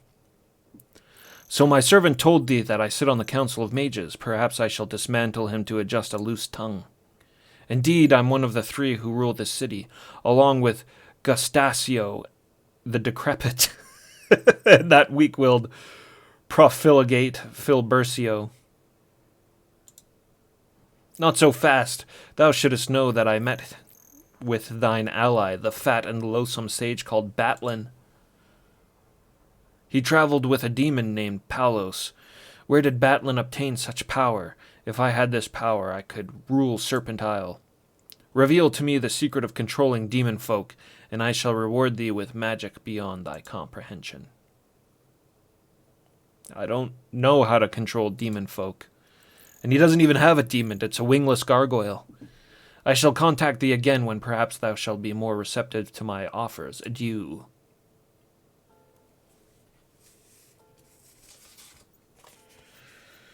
Adieu. Okay, more notes. Let me scribble some things down here. Rodoluncia wants me to tell her about demon magic.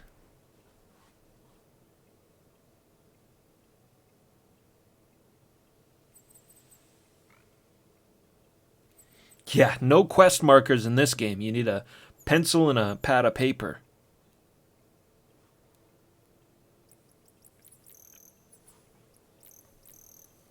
If I didn't write this stuff down, I'd be wandering around like crazy.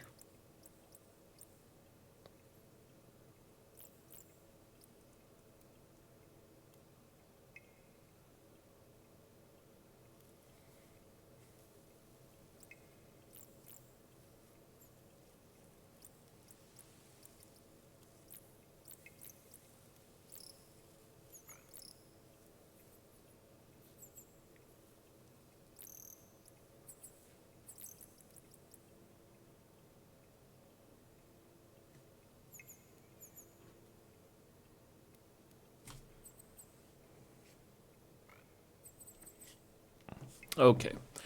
Well, we still need to get an audience with this mage lord.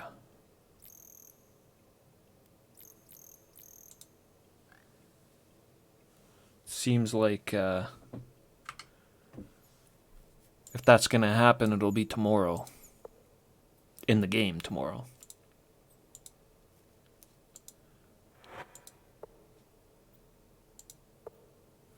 Save it and maybe talk to the scroll again. Oh. It's gone. One-time use. I don't imagine telling her that I would help her with the demon magic would make much of a difference. Considering I can't.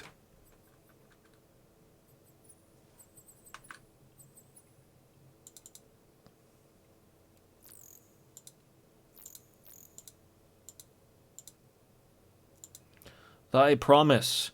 I have good news for thee, my friend. As promised, I have arranged for thee to meet with the mage lord Filbercio. Well, that was quicker than a day. In fact, he plans to hold a banquet in thine honor. I'm certain thou wilt find his means of summoning thee very unusual. Go about thy business, and at the appropriate moment the mage lord shall summon thee.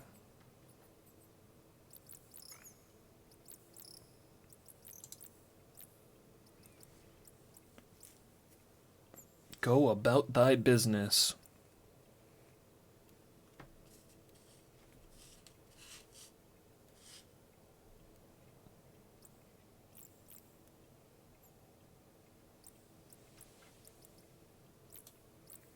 What is my business? That was my business. The parrot's chasing me. Cute bird. Ale. Ale the bird.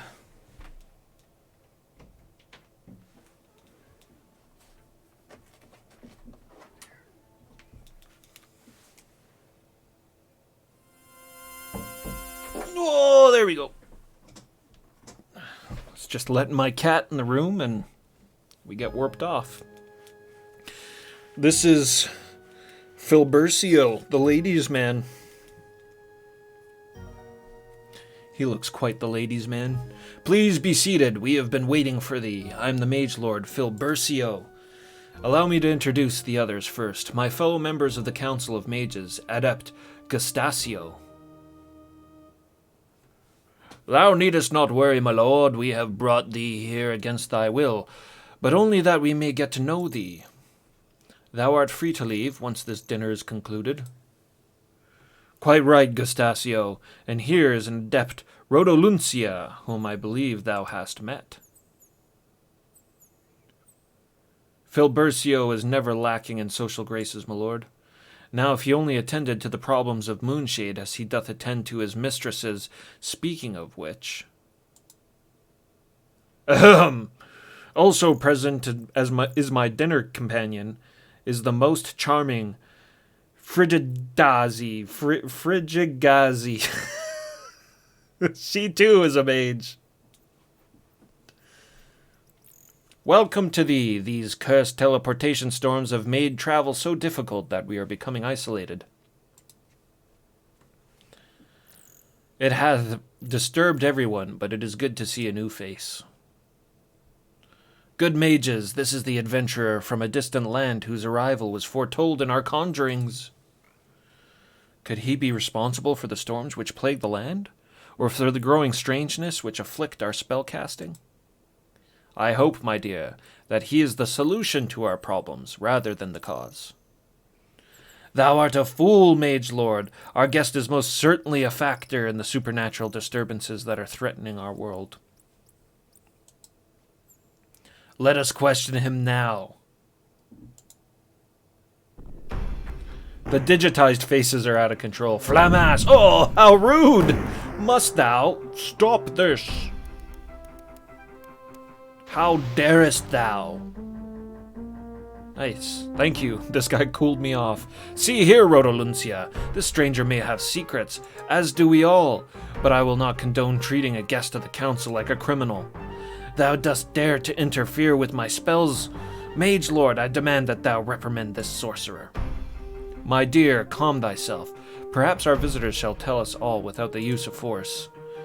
If there is one thing I cannot stand, it's being hamstrung by petty politics. Thou art not half the man thou once wert, Filbercio. I bid you all a pleasant dinner. I have lost mine appetite, and I'm leaving.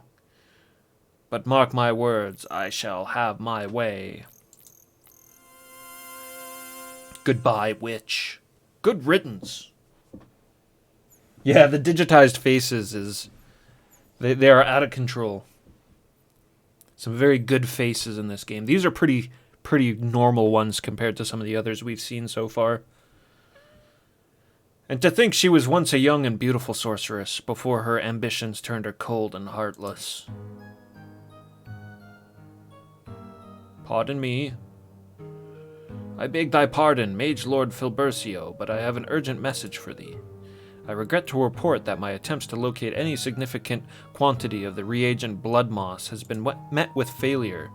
Pothos, I should send thee to the dungeons and have the rats feed on thy carcass. Far away indeed. Papa Crit! Thanks for the follow. Dear guests, I'm afraid that I shall have to adjourn this pleasant repast. Pothos and I must speak privately concerning important matters of state. I thank thee all for coming.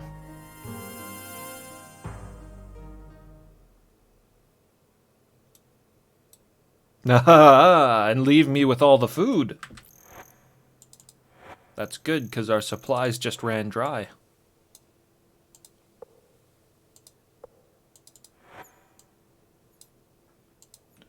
Just this very morn.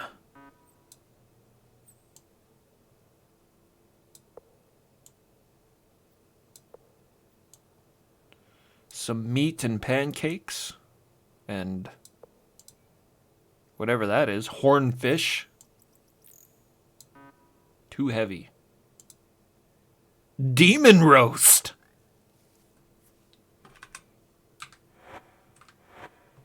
Demon roast. Too heavy to carry. Oh, delicious. Better than troll.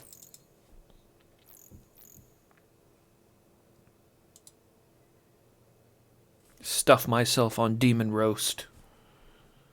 Maybe I'll leave that one there. If I get really hungry, I know where I can go for some food. Yeah, demon roast goes down smooth. Let's wash it down with a bit of this red stuff. Oh, no. It's filled me up more than enough.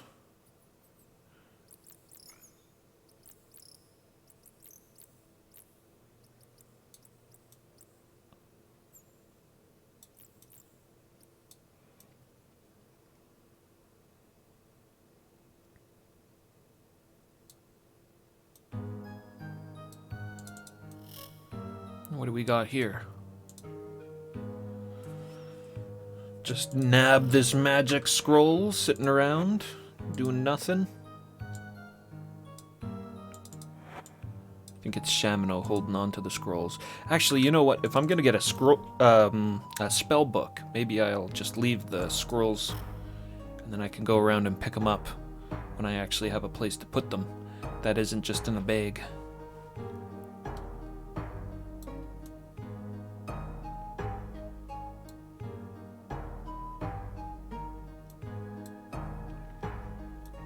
Teleporter in the jail.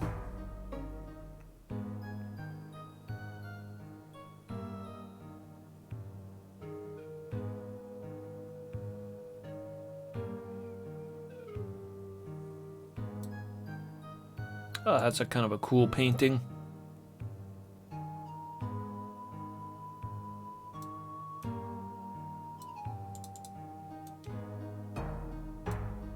Secret doors. Anything behind the curtains or anything? There's this lever right here. Wow, that was kind of a little hard to miss, but you can see it. Ah, ha ha ha. No treasure is safe from the Avatar. No treasure is safe.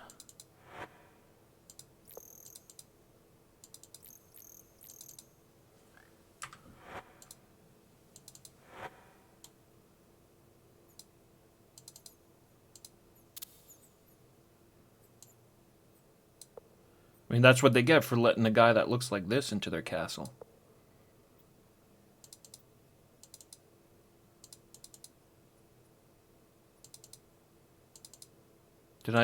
Did I not just pick the lock?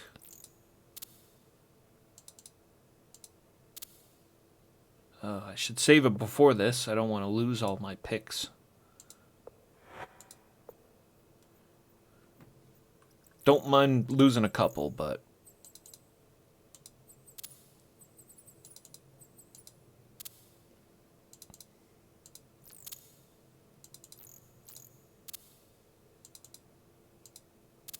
Huh.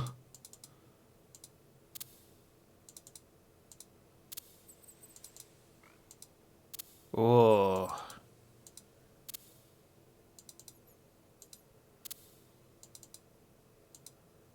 That's a lot of broken picks.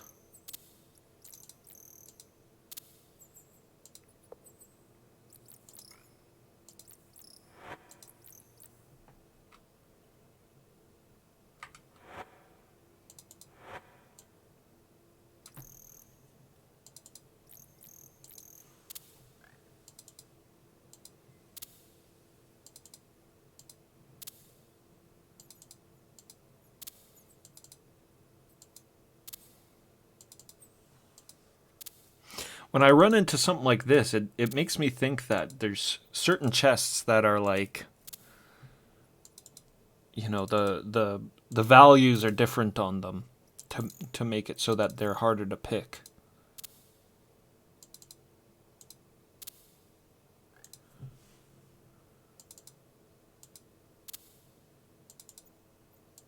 Guess I could try smashing the boxes.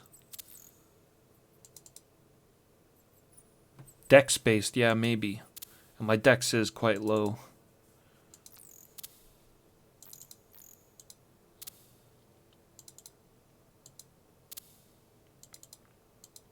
Yeah, I think these are probably impossible to pick for me right now.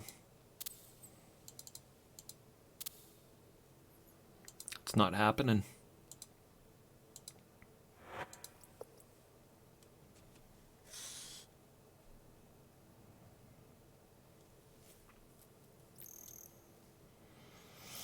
Maybe there's a key kicking around.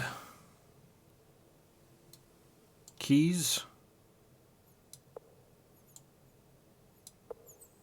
Keys?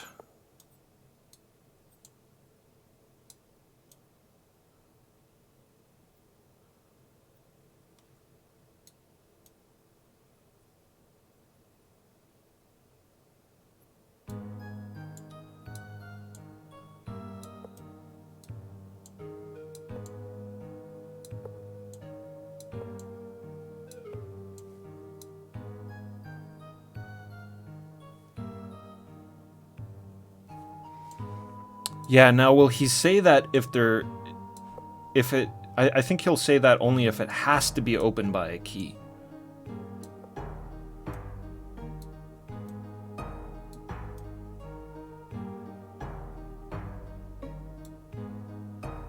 Maybe that's just wishful thinking on my part.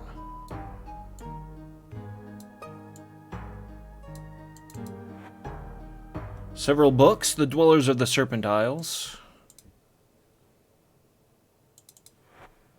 Principles of Economics. That's a book. The Crying Lute. I've come across that one a couple of times. House of the Unicorn. Gant must be a famous Serpent Isle writer. No such thing as fairies. Briggio's Book of Astonishing Things.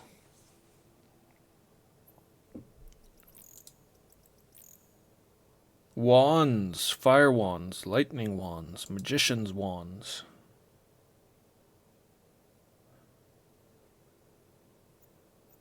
Yeah, magician wand never ceases to function. Yep.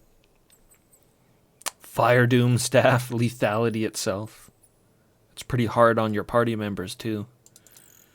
I remember giving that to Jana in the Black Gate. Glass swords, a historical legacy of death. Single-use swords will almost always kill any creature in a single blow.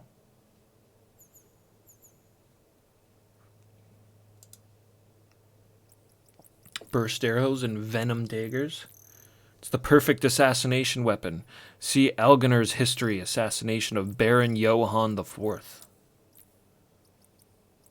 And the Stone Harpy. We fought one of these. The Stone Harpy is the creation of the twisted mind of the Magus.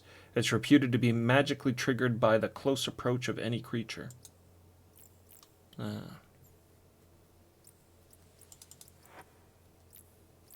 The Art of Field Dressing by Harna. Harna's the healer back in Monitor.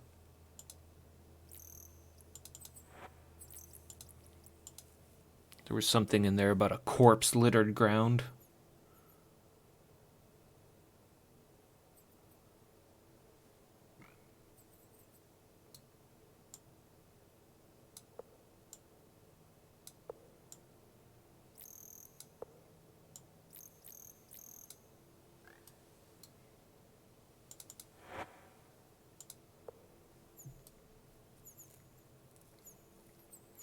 Lots of magic scrolls. Like I say there, we're going to hold off of that until I get my spell book. We'll scoop all those up. wonder if this automaton's gonna get upset at me for moving this. Not so much, and we did find a key.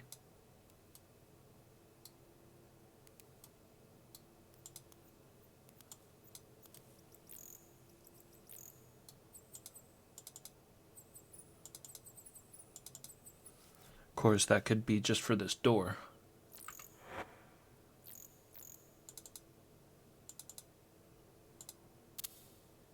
Nope.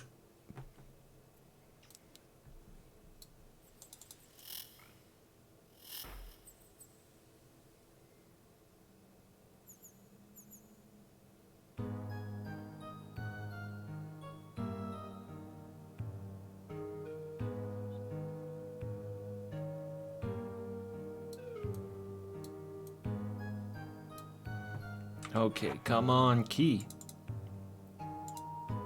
Yeah.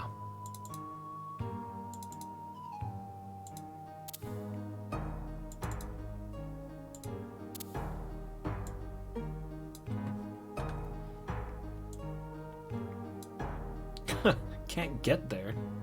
You're right in front of the table.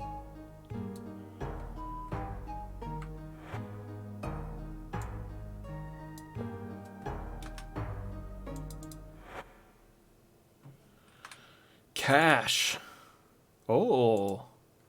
A fire sword. Oh, nice. Been wanting one of those for a while.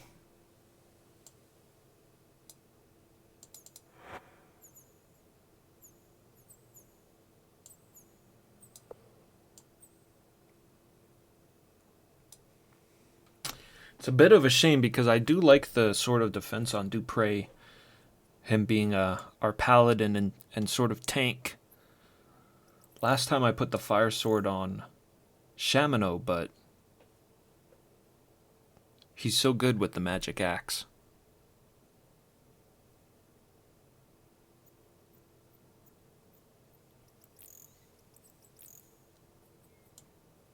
I'm so damn encumbered too.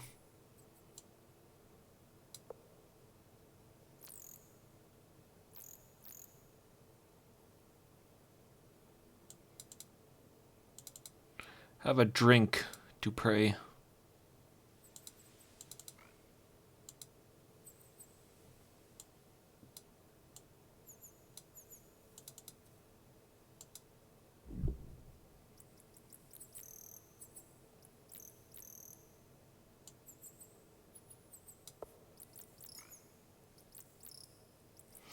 I sort of do wonder if I exchange my money.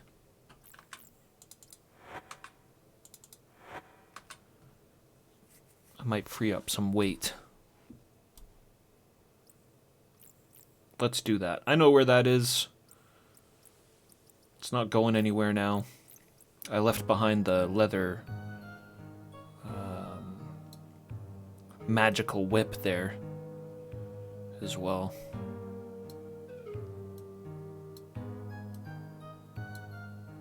A very powerful weapon.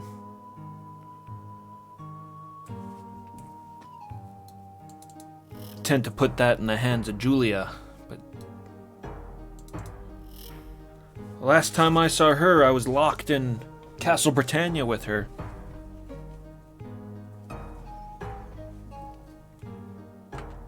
Okay, guys, I'm gonna take a short break, like 5-10 minutes.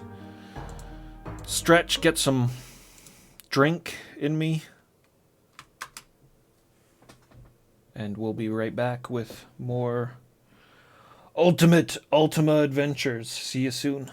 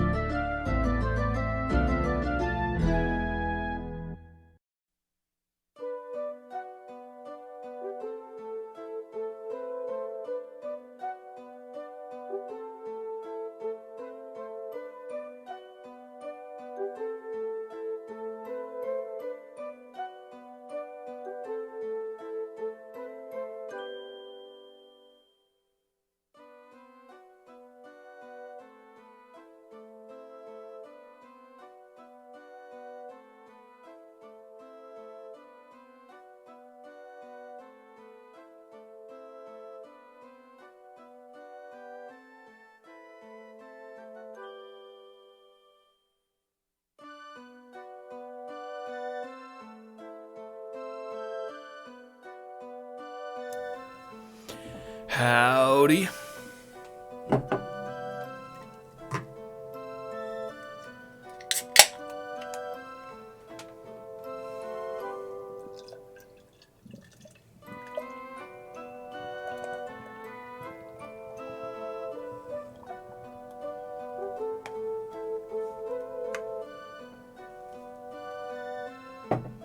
A fresh ale, and now on to adventure.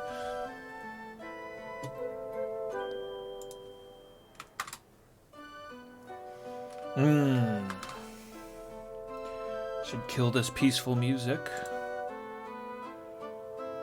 Dun, dun, dun.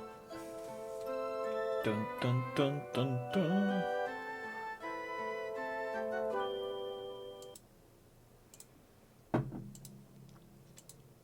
Loverly. Okay. Give her a save.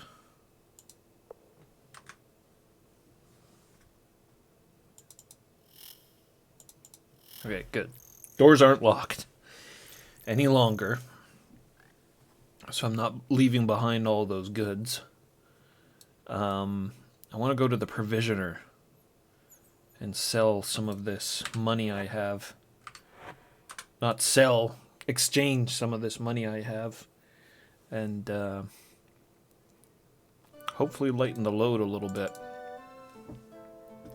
Guilders should definitely be weighing less than gold bars.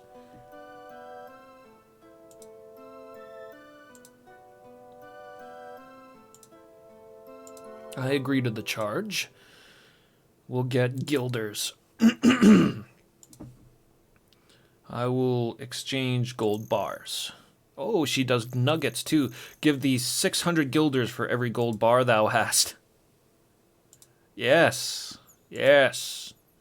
How many gold bars wouldst thou like to exchange? All of them. Which is only 2.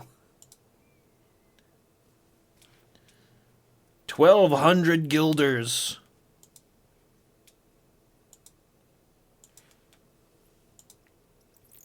Yes.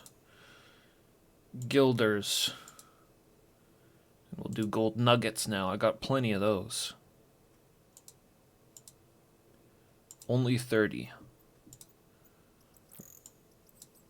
I'm going to stop picking up gold nuggets, I think. 270 guilders.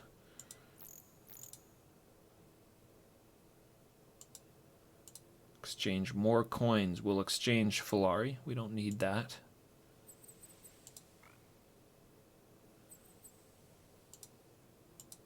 No. We're doing that backwards. We want guilders for Filari. 3 guilders for 4 Filari.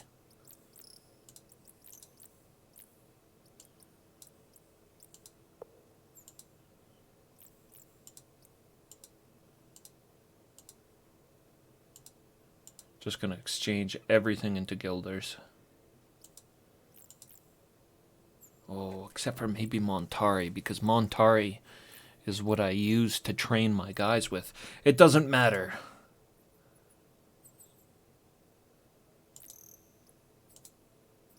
It doesn't matter, because I can just exchange them back. I'll lose out on a bunch of money, but I will be rich in guilders at the end of this.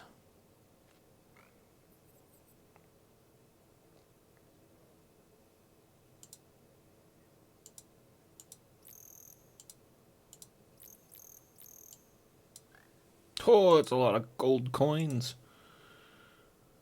594 guilders.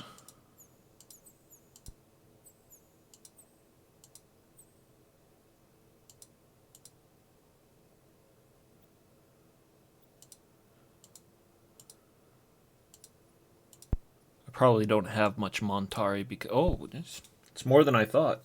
I just figured because it's actually the currency I've spent the most of, so... Well, that's fine. Take the 202 Montari and exchange it for 660 guilders. Yeah, Montari's worth quite a bit. That's it. That's everything I got. Oh, I gotta turn that timer back on.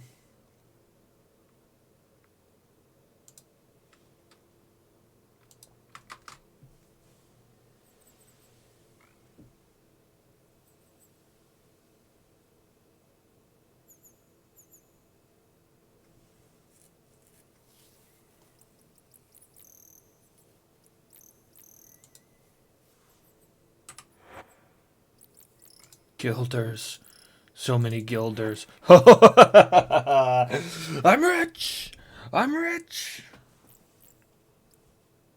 Scrooge.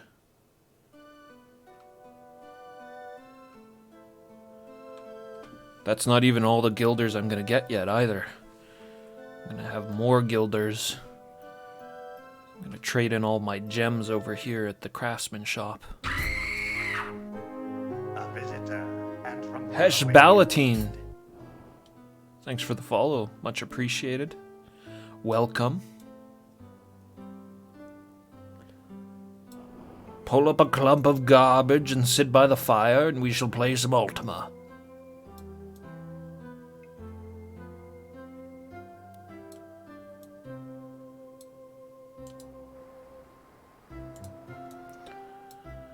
Topo. He's the one that's going to change gems. I can buy thy gems when I am at work, my lord. And you're not?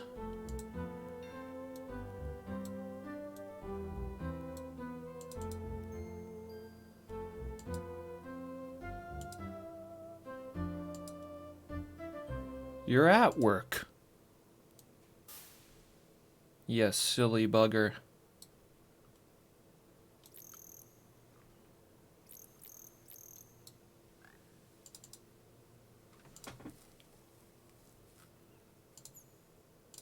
Heh. He's funny.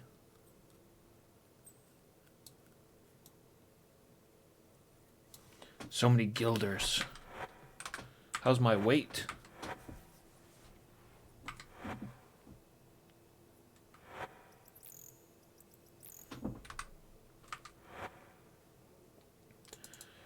Dupre lost a couple of pounds, but I think I gained more weight than I lost it.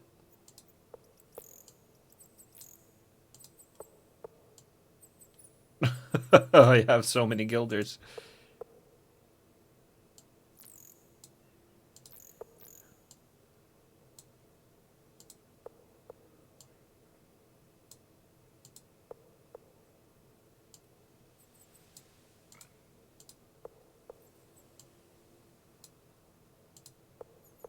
Welcome to the lifestyles of the rich and famous.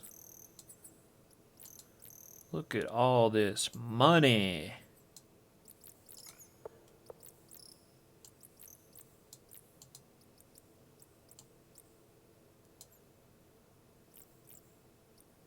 About to build a house, yeah. Shino, welcome. Welcome to the stream. Good morning to you.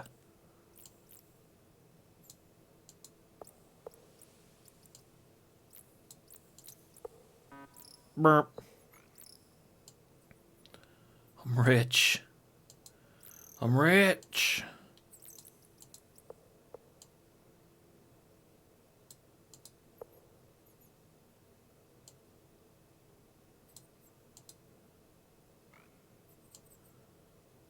This is truly an obscene amount of guilders.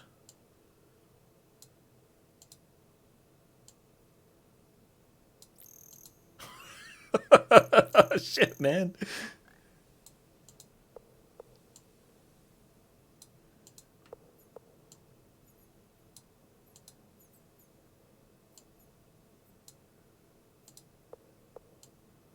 Hell yes.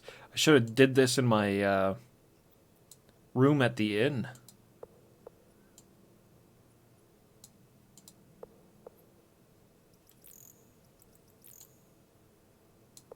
Oh, a couple. Just a couple gilder. Couple of gilder there for the dog.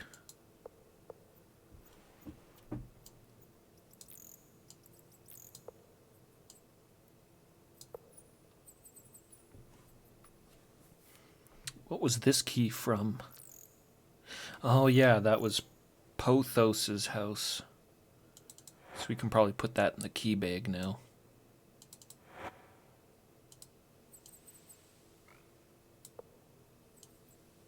And you equip your weapons like a man.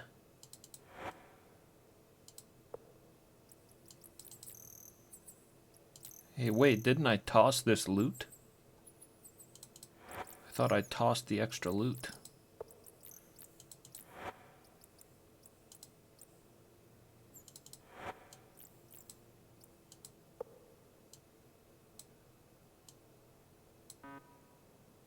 Won't fit.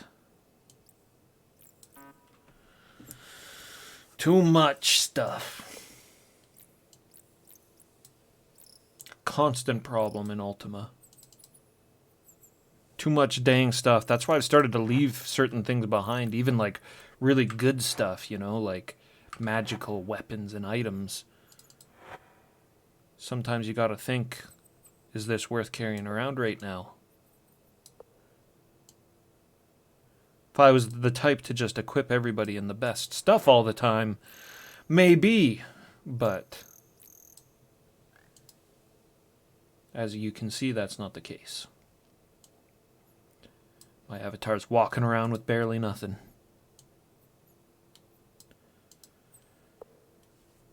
That's all you need when you trust a sword arm, above all else.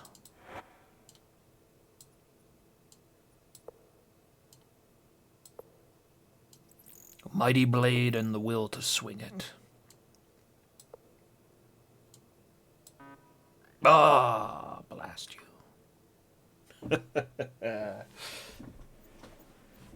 No, Matt, welcome. Welcome to the stream, Matt. No item dupes, nope. This is just all hard-earned cash right here.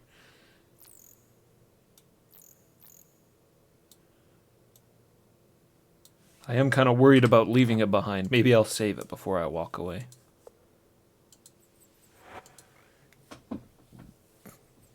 I figure it's the currency for this town, so I could probably just keep it there and not worry about it for now.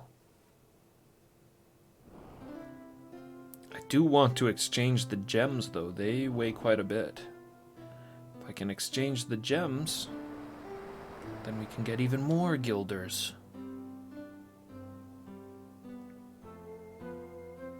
It's still there.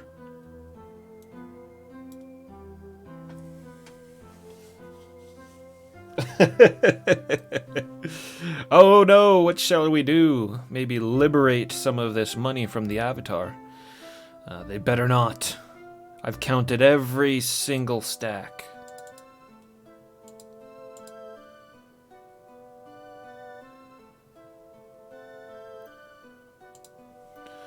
She could give us more information, perhaps. I'm not certain that I'll know anything useful, but what art thou interested in? Strange objects. What sort of items art thou inquiring about? Pine cone? 'Tis a pine cone. I don't know where they come from, but Captain Hawk gave me one once. May I have this one too? No. 'Tis fine. I don't need another one. No, you can't have my pine cone. What about this strange hairbrush? Such an odd little brush. I don't know why, but it doth give me a most unnatural feeling. Please, take it back!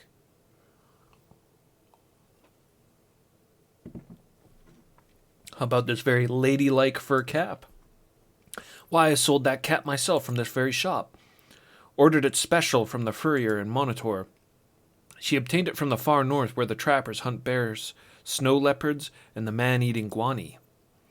With the storms, though, it's too dangerous to sail to the north, and we cannot trade by way of land, for the swamp of Gorlab cuts the mainland in half. About the fur cap. Yes, I remember. I sold it to the Mage Lord, who gave it to his favorite at the Feast of Illusions. I'm surprised that unusual fellow never brought one, what with all the other furs he was collecting.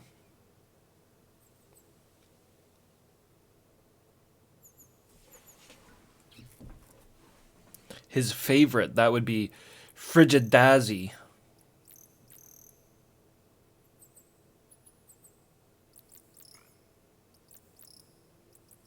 Apparatus.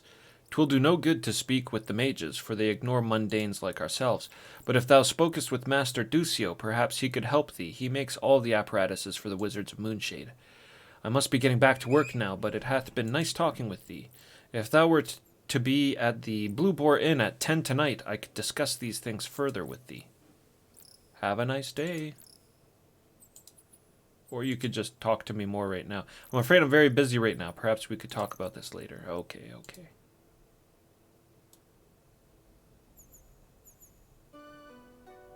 Shit, wasn't somebody supposed to have a seance with me last night? After midnight? I missed the seance. Yeah, the Avatar's portrait in this one is a little potato-y.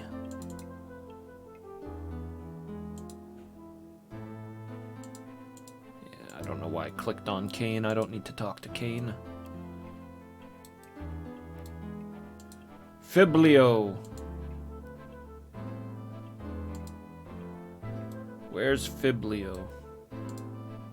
Flindo. I can never get any of the names in this town right.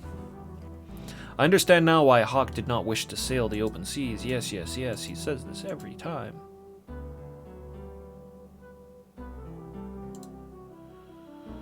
Although I'm not a mage, I'm an influential man. Even though the Mage Lord's mistress, as thou dost well know, seeing that I did obtain thee an audience with the Mage Lord, who else could have done such a thing? And thou mayest find that some of the mages are very reclusive and will not speak with thee without proper introduction.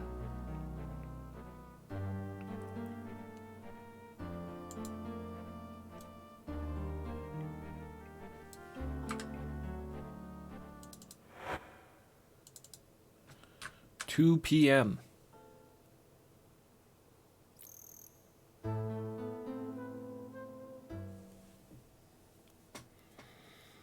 Well, we can talk to Ducio about apparatuses, however you say it. See if he has one of our missing... Oh, the money. See if he has one of our missing items. You want to sell gems now? I can buy thy gems when I'm at work.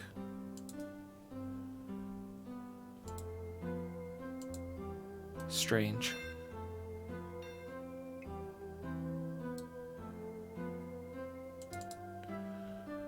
Ducio. Apparatus. This is a piece of lab apparatus that the mages use. In fact, this was one of my first masterpieces. I thought it had been destroyed. I might ask how thou didst come by this, but I won't do it. But I won't. I do not want to know.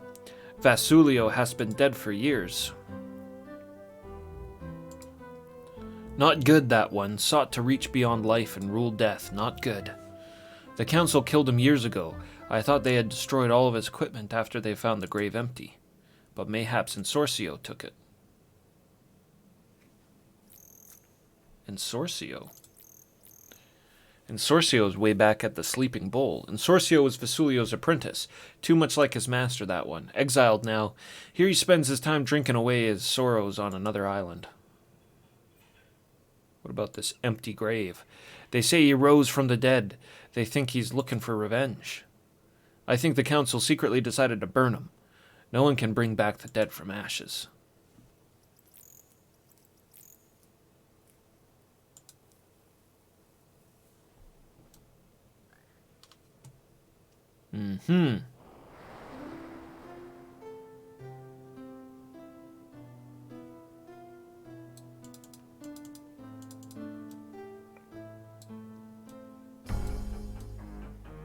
Never did check the walls down here to see if there was more secrets. I should talk to Porthos, though, first. He showed up there at our banquet. Maybe he's got something to say. Hey, Porthos, you're not missing an automaton, are you?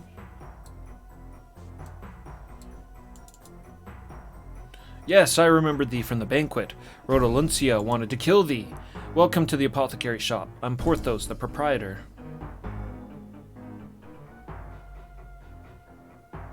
Apparatus?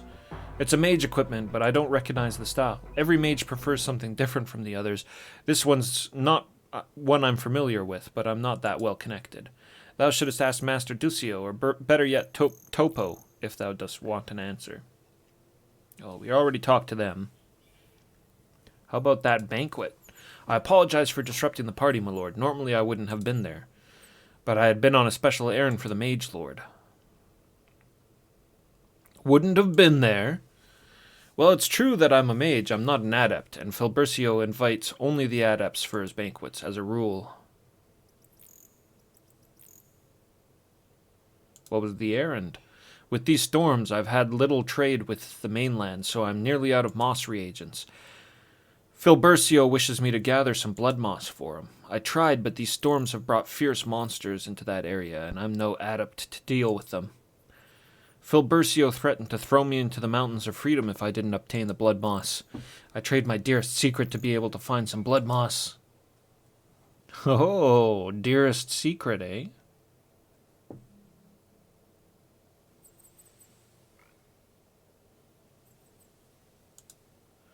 Filbercio's the mage lord, and thou wouldst do well not to forget that while thou art in Moonshade. Filbercio's a man of great passions. The Mountains of Freedom are a powerful argument against crossing him in any way.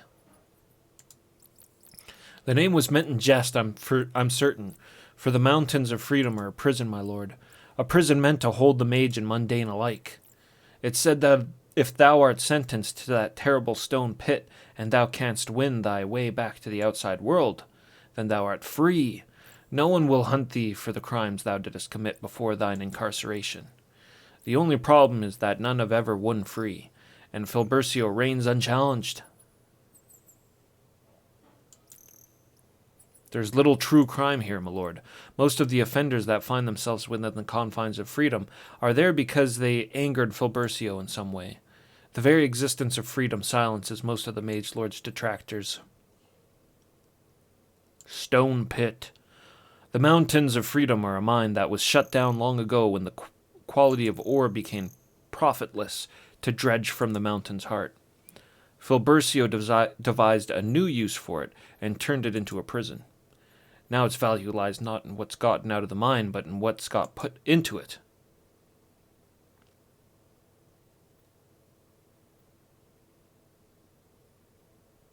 Adept. There are different levels of competence with magic, my lord. It's all based on what level of spells thou canst cast. I myself can only master the 3rd level of spells. An adept can master the 9th level of spells. Only an adept can become mage lord, or sit on the council of mages, so I make my living selling reagents to adepts.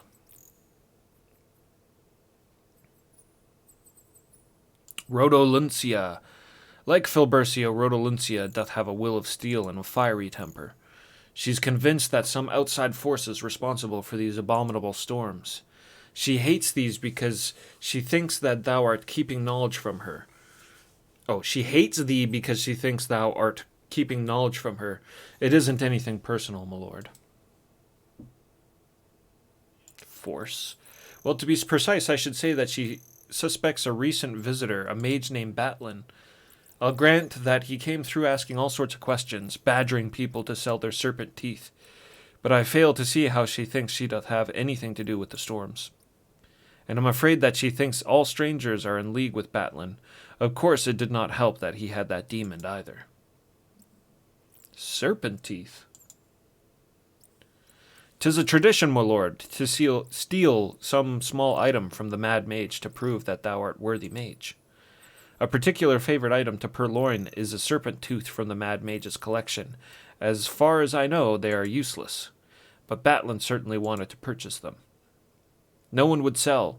Who knows, perhaps he hoped to make some sort of deal with the Mad Mage for them.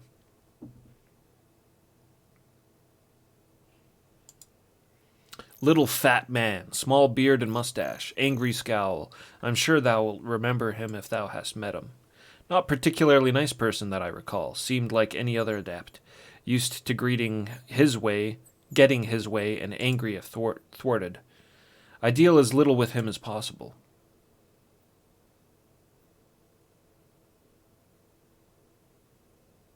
What sort of questions do you ask? Batlin seemed very interested in learning more of the history of the ancient people of this land, the ones we called Ophidians. As I am far from my days as a novice, I do not remember all that Magister taught us. I wasn't much interested then or now. I sent him to Fedebiblio.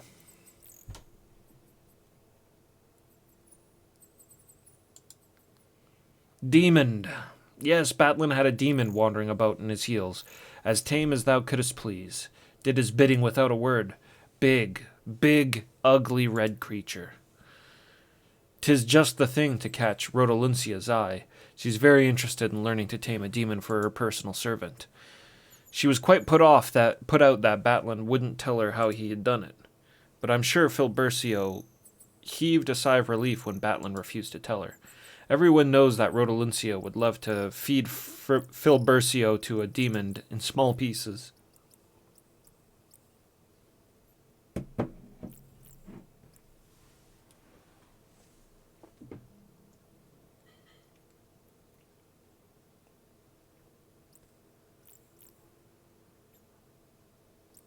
I'll change the subject.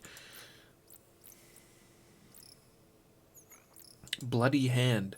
Yeah, please put it away. I don't need to look at it anymore to be able to tell thee that it is the damnable product of Erstrom's experiments.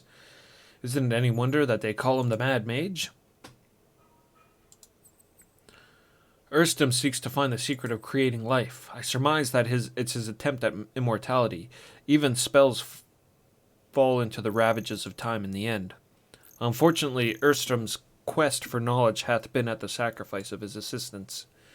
Vassal hath sidestepped the inevitable much longer than I would have expected. Vassal is Erstrom's latest assistant. He's grinning hunchback that I had not given credit for much intelligence, but he seemed to be more cunning than even Erstrom anticipated. The Mad Mage. What else wouldst thou call a man who hacks his assistants to pieces for his experiments? That is another reason that he lives apart from the other mages. He'll never bow to their strictures.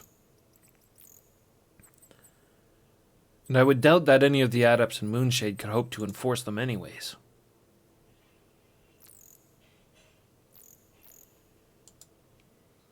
Stoneheart, how didst thou come by that? No, I did not ask that. I don't want to know. Dost thou know that possession of that stone is forbidden? Dost thou know how much certain adepts would pay for the reagent that stone produces? Forbidden. Prolonged exposure to the Stoneheart causes insanity, my lord. Uh-oh. And I have the type of power to have the type of power the reagent makes in the hands of a madman is unthinkable. Of course, as an apothecary, I could buy it from thee, and find a buyer or two with clearance to possess it. I could make thee a good offer, say 120 guilders. Will thou sell it? No. I shall not tell anyone that thou hast the Stoneheart, my lord, but thou shouldest be likewise discreet. So don't go telling people about this thing.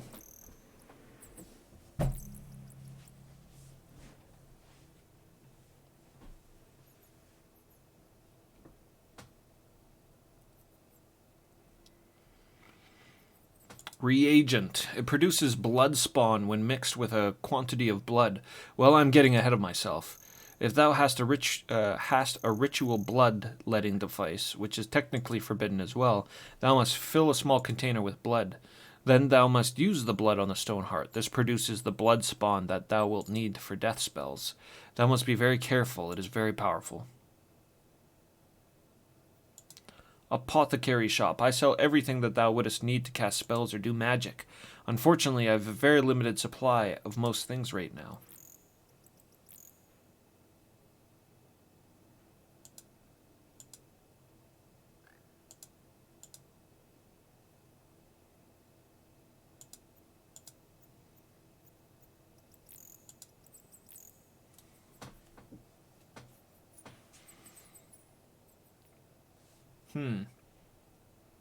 Thought he would have put me out on a quest to get the blood moss.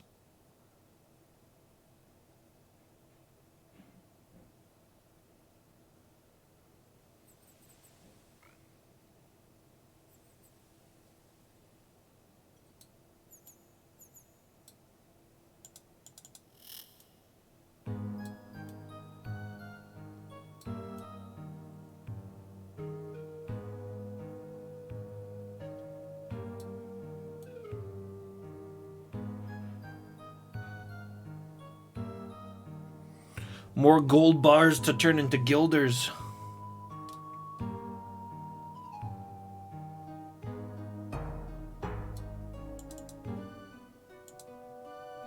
She doesn't want to give me any more information.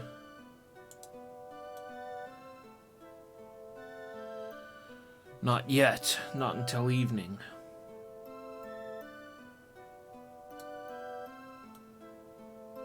I want to ask her about all those strange objects.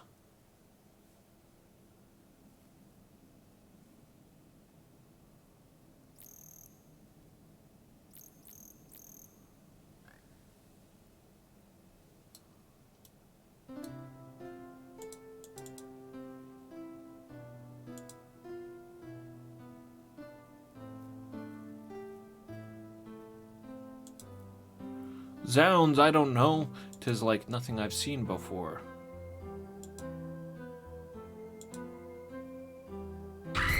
This guy's never at work. A visitor, and from far away indeed. Lunar, thanks for the follow.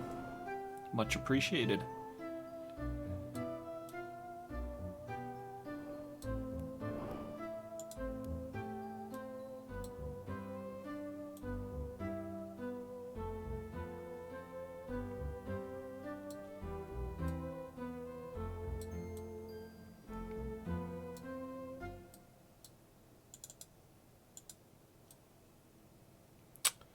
Where's that ice mage lady?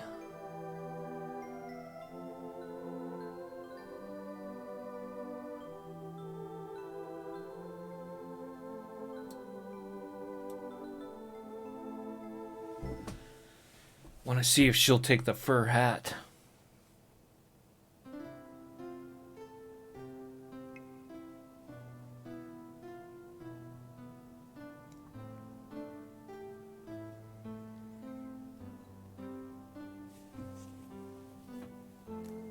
Alright, I think I'll hop in the bed and rest until 10.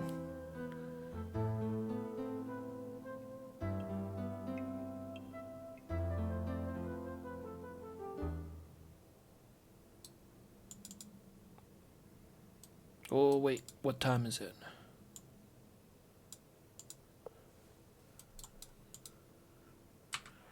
It was 2 the last time I checked. 3:31. Walla walla.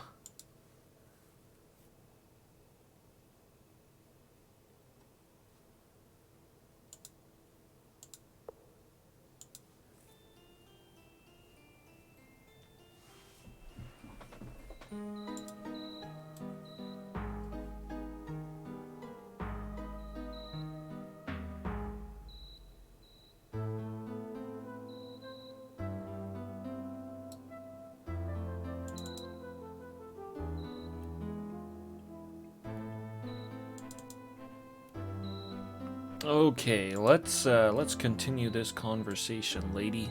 Information. 'Tis so flattering to be asked so many questions by thee, Morgan. Of what wouldst thou like to know?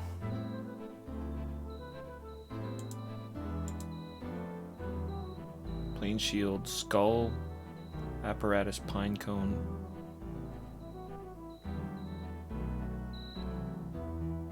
She had more things to ask about last time. A skull, I know nothing about bones. Perhaps Magister Fedibiblio could help thee. How about this blue egg? Oh, 'tis a rotten egg. Leave here with that.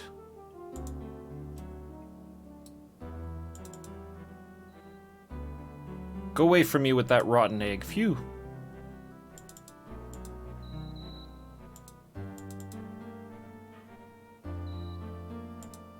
What?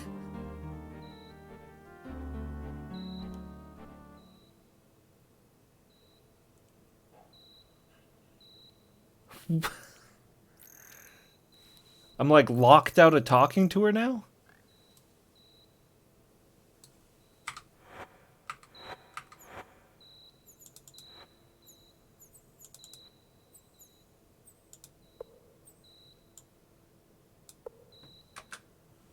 Jeez. How about that? I don't have it now. I don't have it. Well.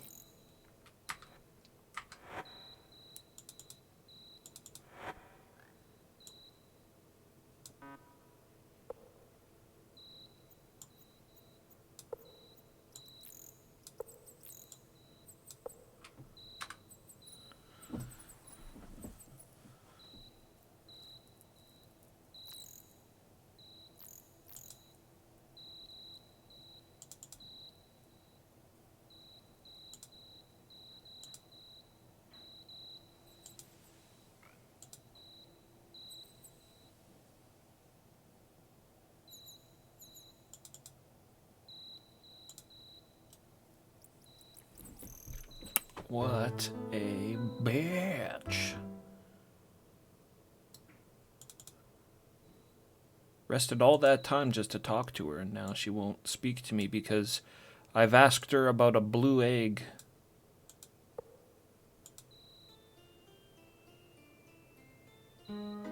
Too much for her delicate sensibilities.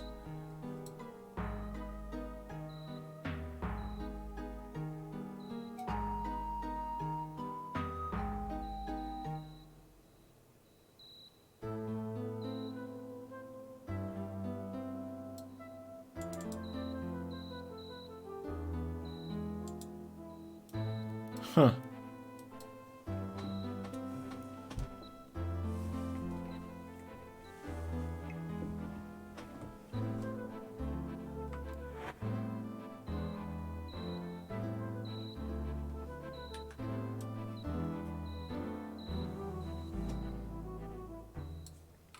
I mean, I'll try putting it outside, but I don't think it'll make a difference.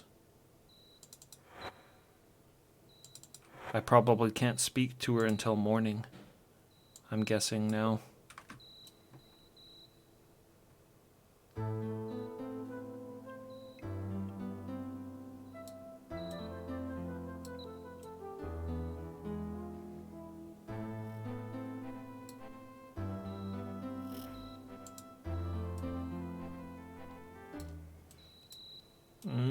She went and disappeared home now.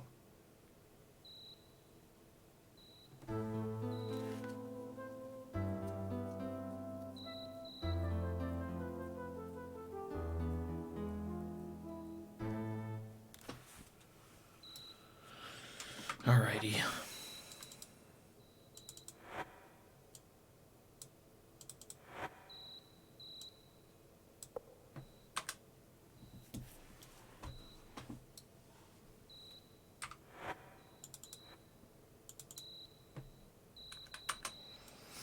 Well, the one death mage said if I stop by his place after midnight, we'll do a seance, so well, maybe go pay him a visit for fun.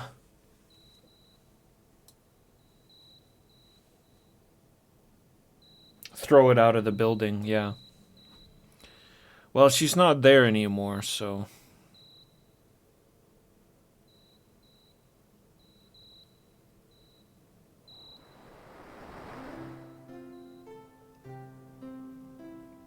we can hassle her more in a little bit.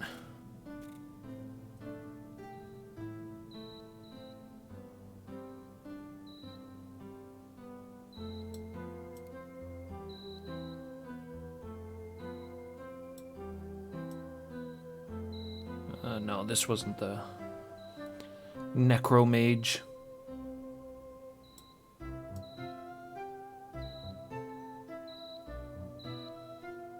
Definitely a funny thing, yeah.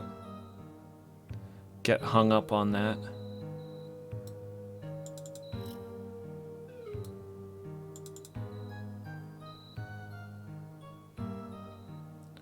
This isn't the right person.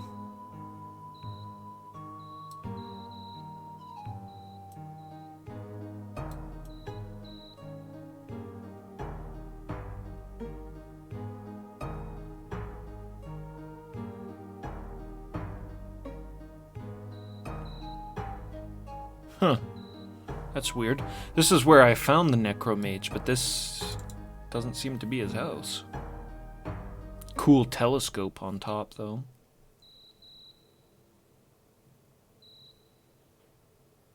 That's fawn.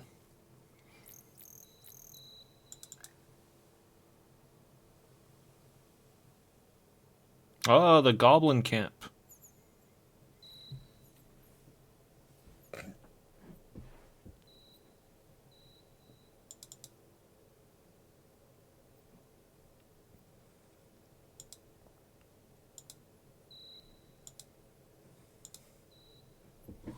Is it just the 2 locations?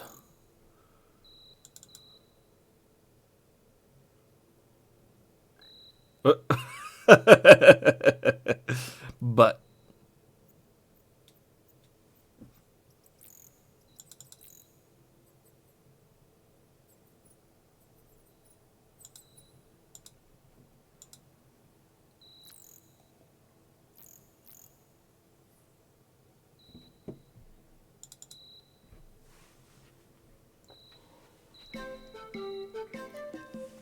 oh shit, that's that was the Mage Blade that I lost. Hey Penguin, I missed you there. What's up? Welcome. Good to see you.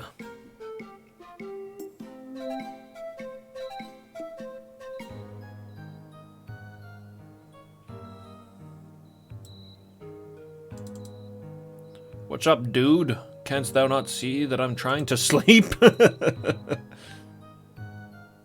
Fair enough.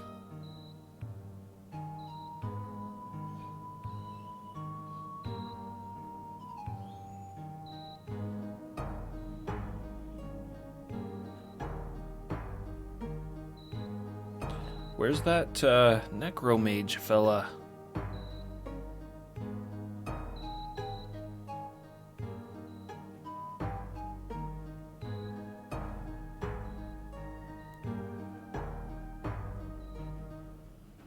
There was kind of a necrotic looking place up over this way. Oh no, this is Rodaluncia's.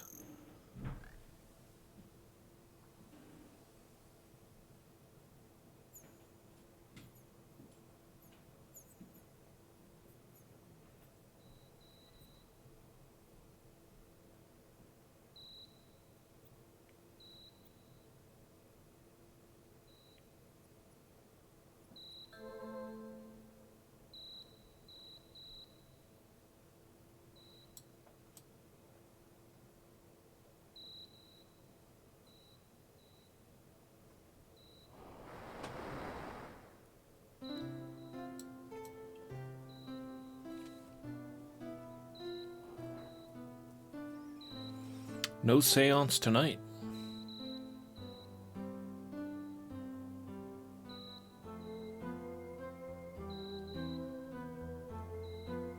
You'll get to eat in the morning, Shamino. Relax.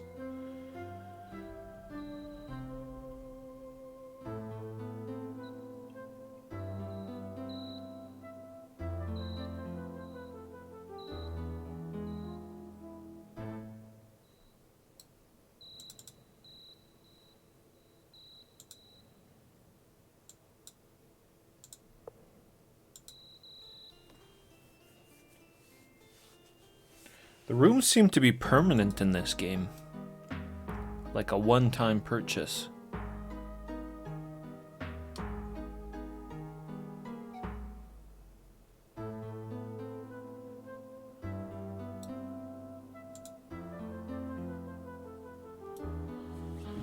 Flindo.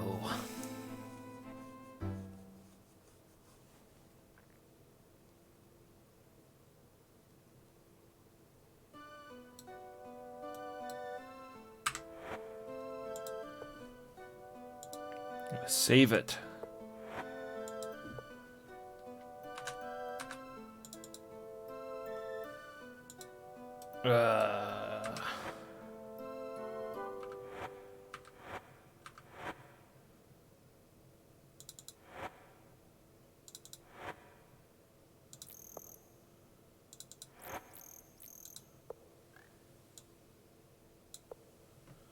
Still bothered by it.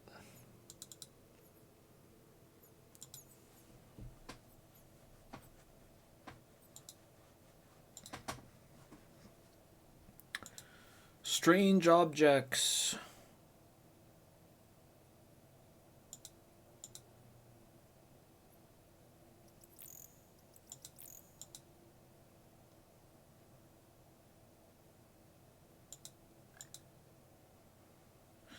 Kind of hoping she was going to talk about the wine.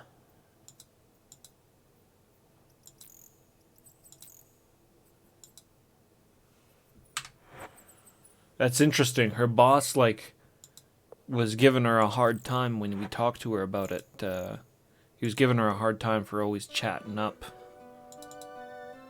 people coming into the store, but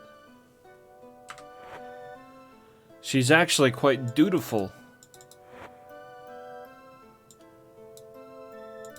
Hard worker who wants to get back to her job, annoyingly. For us.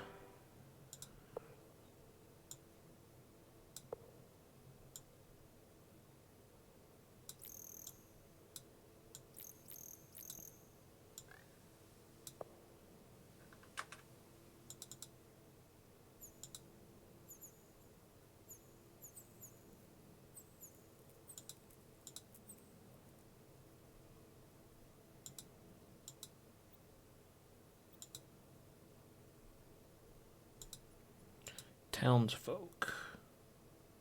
Mages.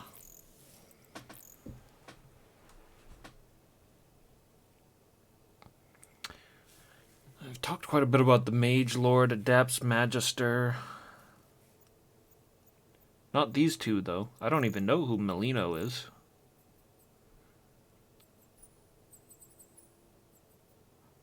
Pothos the Apothecary. I want to get him the moss. Pothos is back, and his shop is open once again. Hast thou heard the rumor about being an apothecary? Some say that he hath a most uncanny resemblance to the Mad Mage. I think so too. Surely thou hast heard of Erstrom the Mad Mage. 'Twas he who helped found this city. Once he was a great wizard, able to control the very elements themselves, but then, as his power grew, his sanity shrank. It shrank and shrank until it was too small to perceive, and then he went dashing into the hills, shrieking threats and insults. Past the mountains of freedom wilt thou find his isles.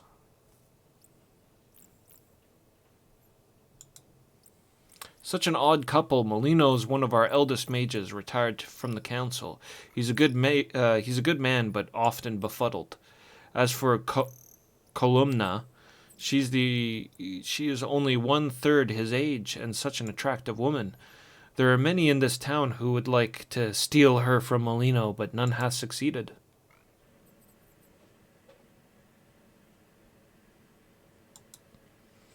Filbercio is the most powerful wizard of them all. 'Tis said that he hath some strange compelling power over women. Not me, of course, but he hath had his way with many other beautiful women. Thou wouldst be surprised to learn of many of them. I must be getting back to work now, but it has been nice talking with thee. If thou wert to be at the Blue Boar Inn at 10 tonight, we could discuss more. Probably not.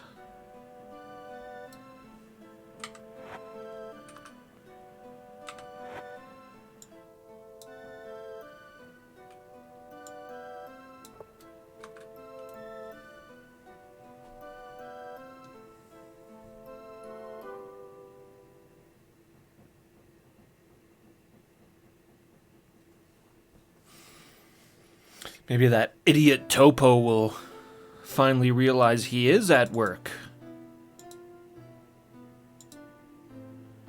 Ah, thou dost wish to show me gems, but of course I'll buy all that thou dost have. Master Ducio has a constant need of gems in his most important works. I'll buy gems from thee for 100 guilders each. How many gems wouldst thou like to sell? All of them. Very well. Here, take 3,600 guilders. I will take thy 36 gems in exchange. Thou art so encumbered, let me give some of this to thy friends. I'll help carry it.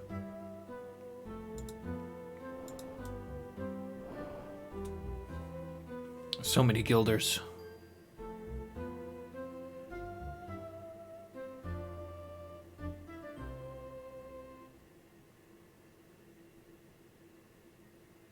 Gonna drop this stuff off in that room I rented out.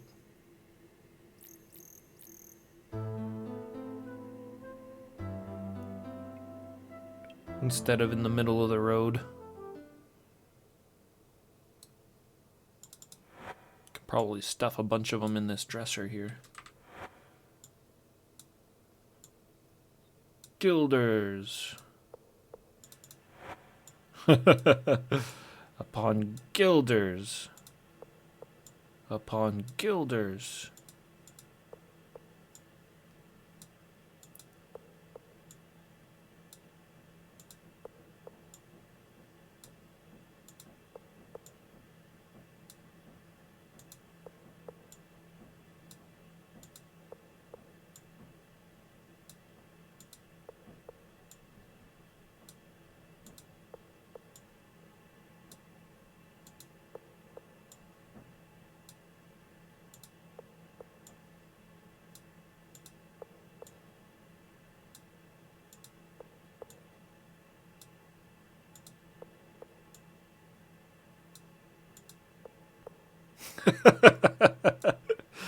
Oh, that's awesome.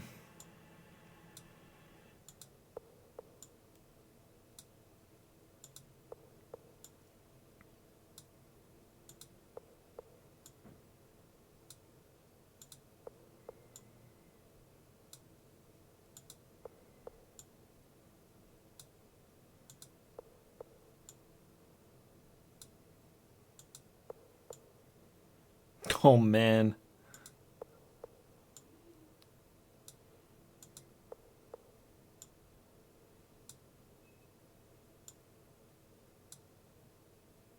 Is that it? Oh, no, it'll still take it.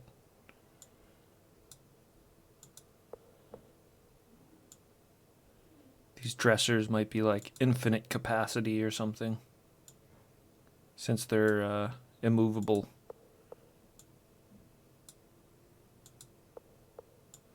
Just bursting out of the seams of the dresser.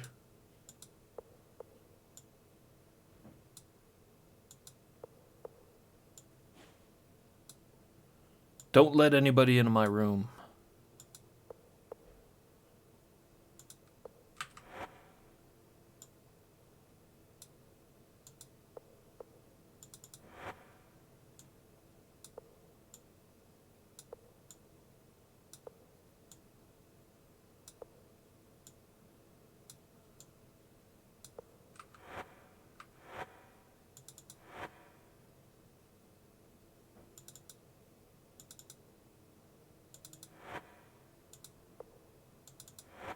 Yeah, that sure made Dupre a lot lighter.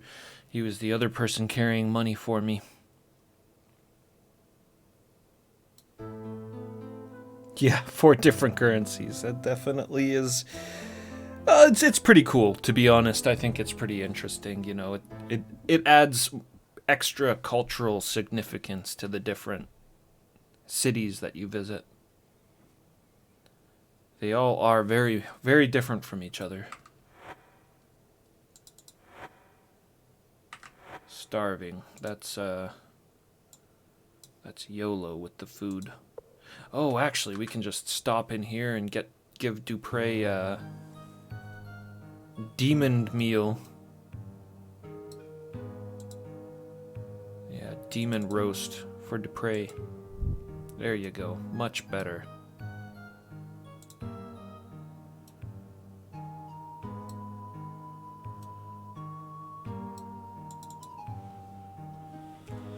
"'Tis thee again, hast thou good news?" Politics, is there no end to the bickering amongst the mages?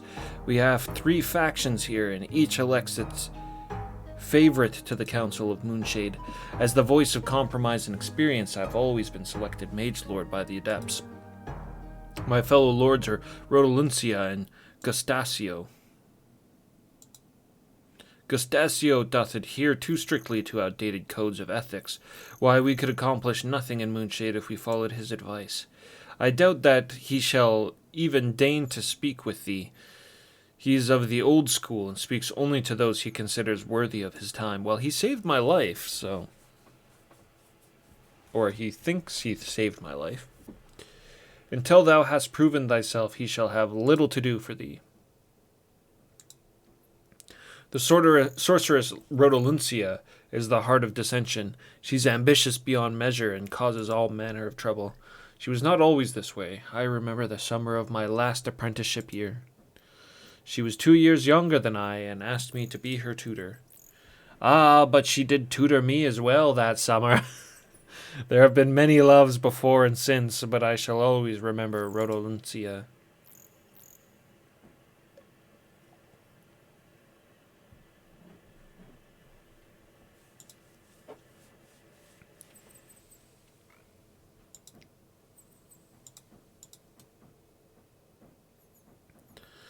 Nothing of interest there.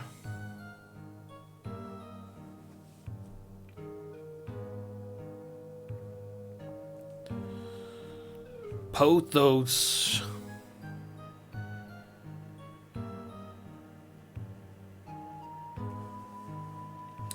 Pothos is the connection. Oh, shit. Pothos is the connection to the Mad Mage as well.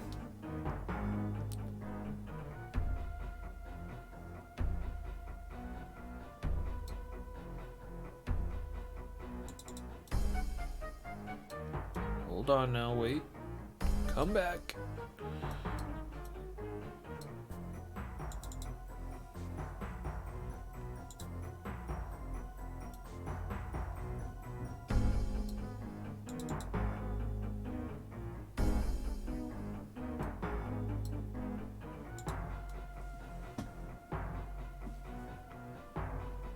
Secret.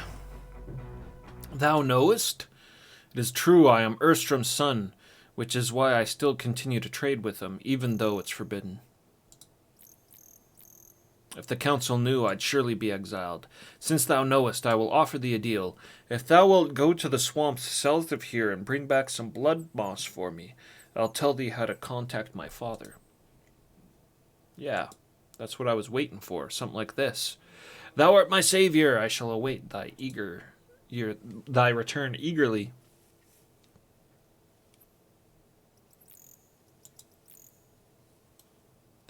To the south? I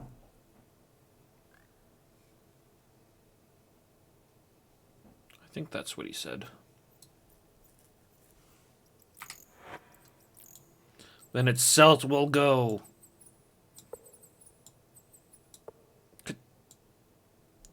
Yeah, that's right. Do this. Battle time.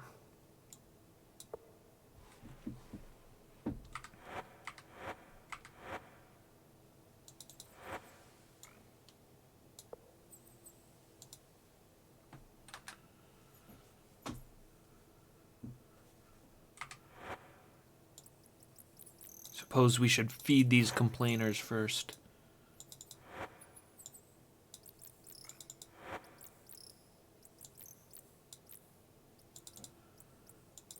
Pancakes for YOLO.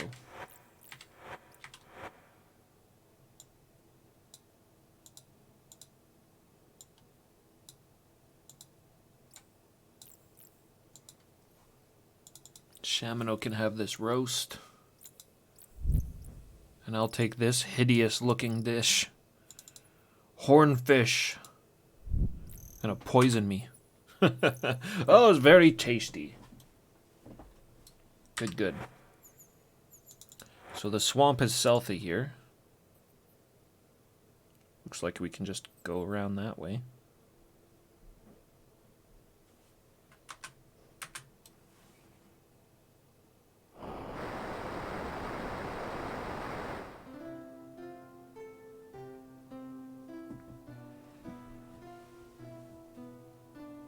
Adventure awaits!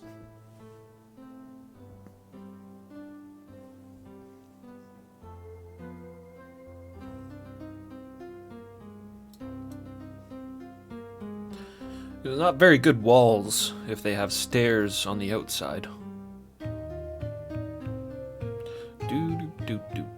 This was a really nice touch in this game, I thought. The tall grass. I really like the tall grass. It's awesome. It's nice to see little graphical updates here and there. Oh, what's this? Bears?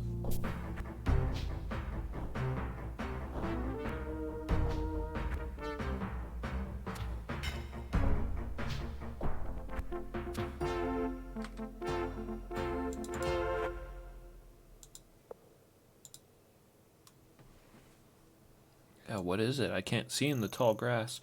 Oh, it's bears.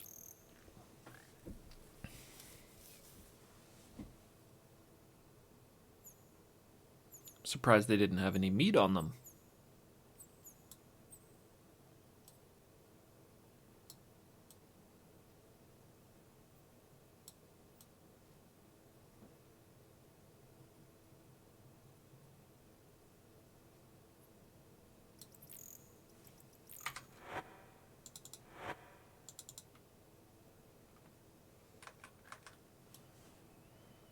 No swamp yet.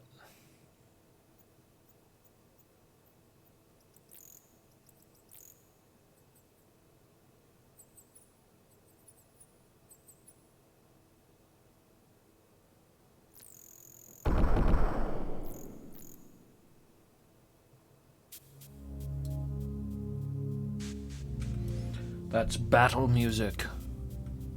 Ah, here we go. We've reached the swamp.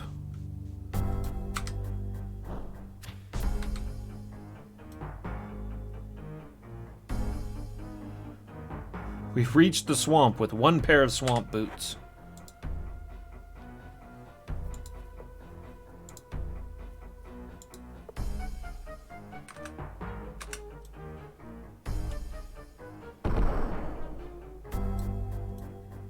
Blood moss. Keep an eye out for blood moss. I don't know how much I'm supposed to grab.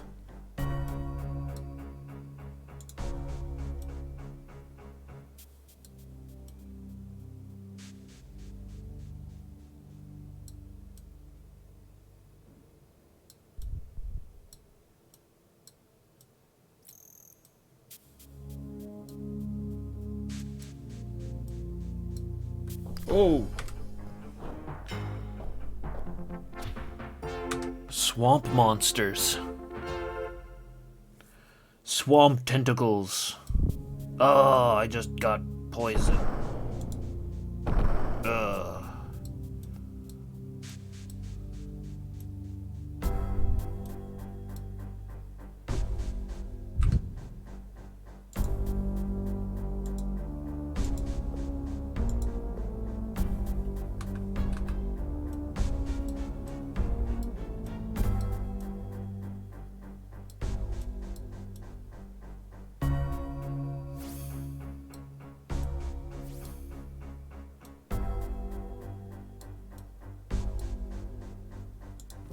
Here we go, blood moss. And lots of it. We'll just grab it all.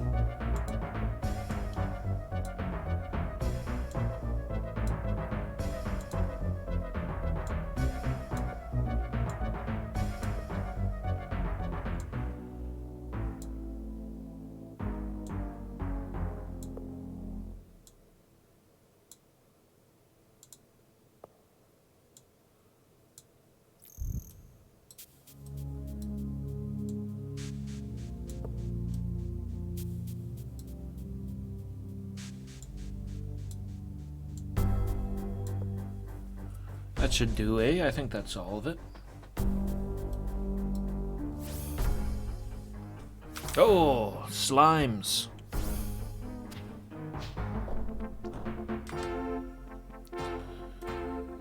Okay, if we're careful on the way out, I'll be the only one wounded.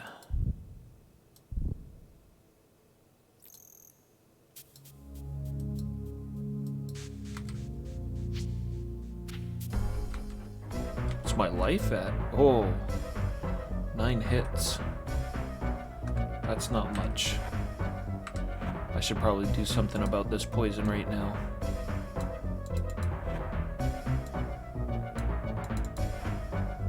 To pray. That's red, I think.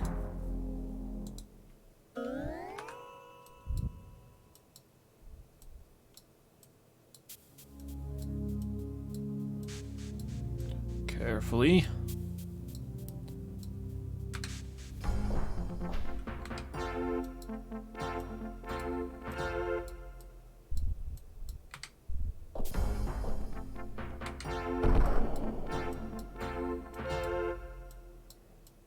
Damn if those regular snakes don't hit hard. Ah! I got poisoned on the way out.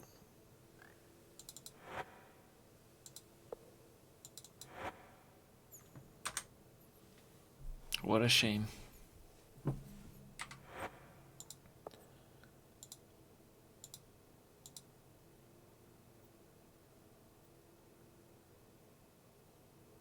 Ah, screw it. I don't want to use another potion. I don't even know if I've got another potion to use. But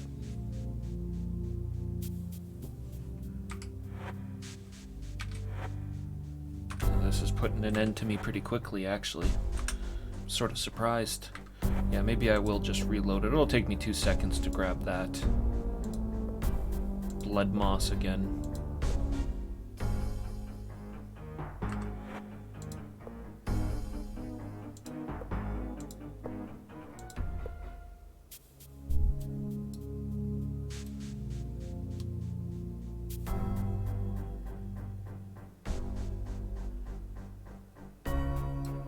My teammates are sure good at avoiding the swamp water.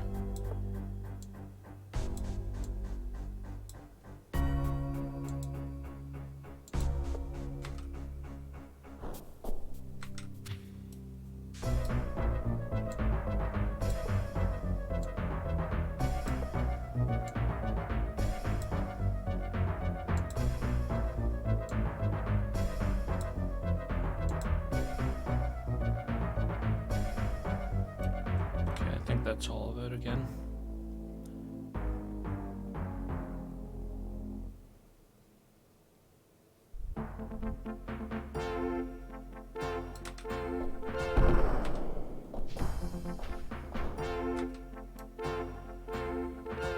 Okay. Get that poison off of me.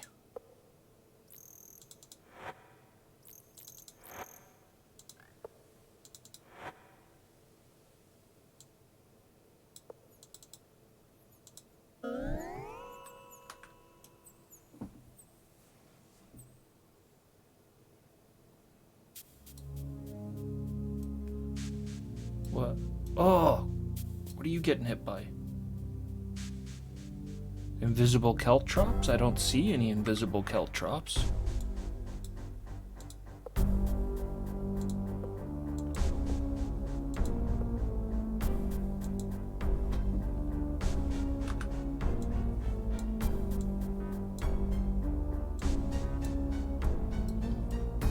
Something was hurting them over there by that bed.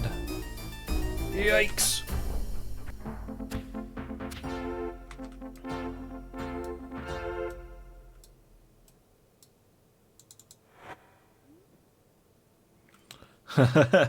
Guy came down here and was fishing and got himself killed by some sea monster.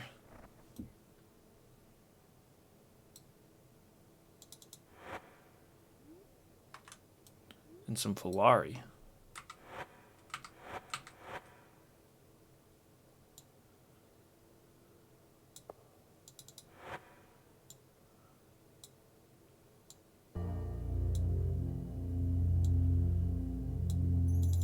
Just want to make sure we're seeing everything in here.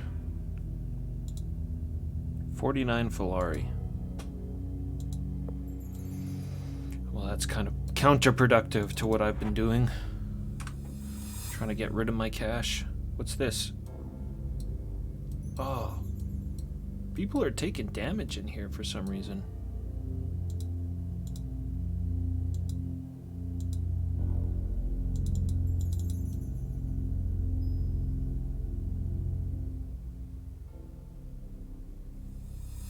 Just a rock. No secret walls that I can see. I mean, not that clicking does anything on rock dungeon walls like this. It's just a bit of cash. And injuries for some reason.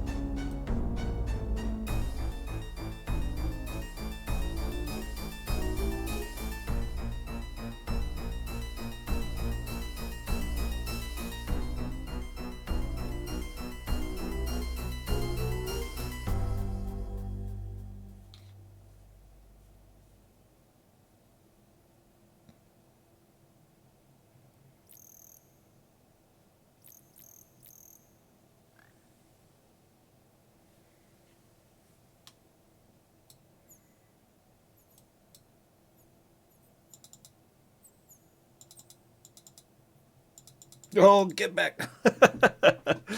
It's so hard to click on people sometimes in this game. I can't seem to talk to him from the other side of the counter either. Thou dost have the blood moss, wonderful. In exchange for thy service, I will trust thee with the information that will allow thee to speak with Erstrom.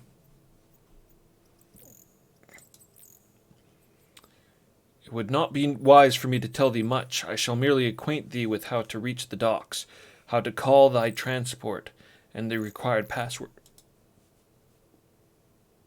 Reach the docks. Thou must go to the docks through the north through the mountains of freedom.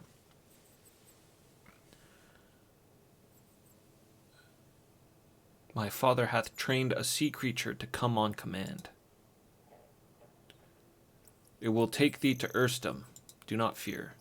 But remember, do not leave any of thy possessions upon it, for once it leaves, thou shalt not be able to recall it. To call the creature, go to the docks. There thou shalt find a ship's bell. Once thou hast rung the bell and chanted the mantra, thy transport will arrive. It can only take thee to my father's island, nowhere else. What's the password? Isn't it interesting that blood moss is so potent, since it is connected with the fluid of life? Blood. But I'm babbling. Erstrom shall not speak a word to thee unless thou dost speak the password which I do give thee. This will be the sign that I have sent thee. The password is Iskat Radith. Mage stuff. Mage lingo. Mantra. My, thou art impatient. I was just about to tell thee. I re ten bentas chukzark I. Pray time di mir wiz di re por I. To learn its meaning, translate it from the language of magic. Alas, as is often the case, 'tis not required to understand the power to use it. Morgan learned his lessons well in the days of the false prophet. Whom? Never mind.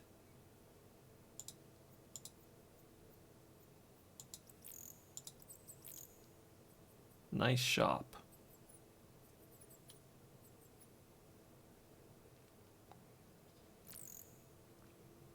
Nice little throwback to Ultima 4 there.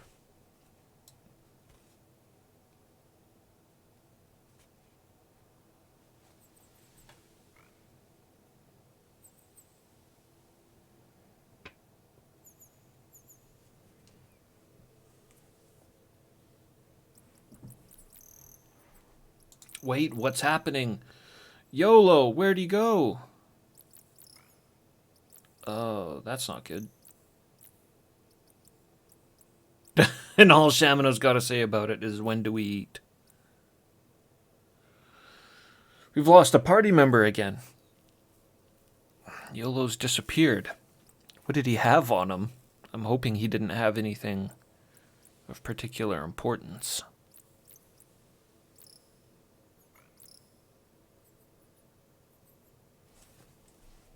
Our food.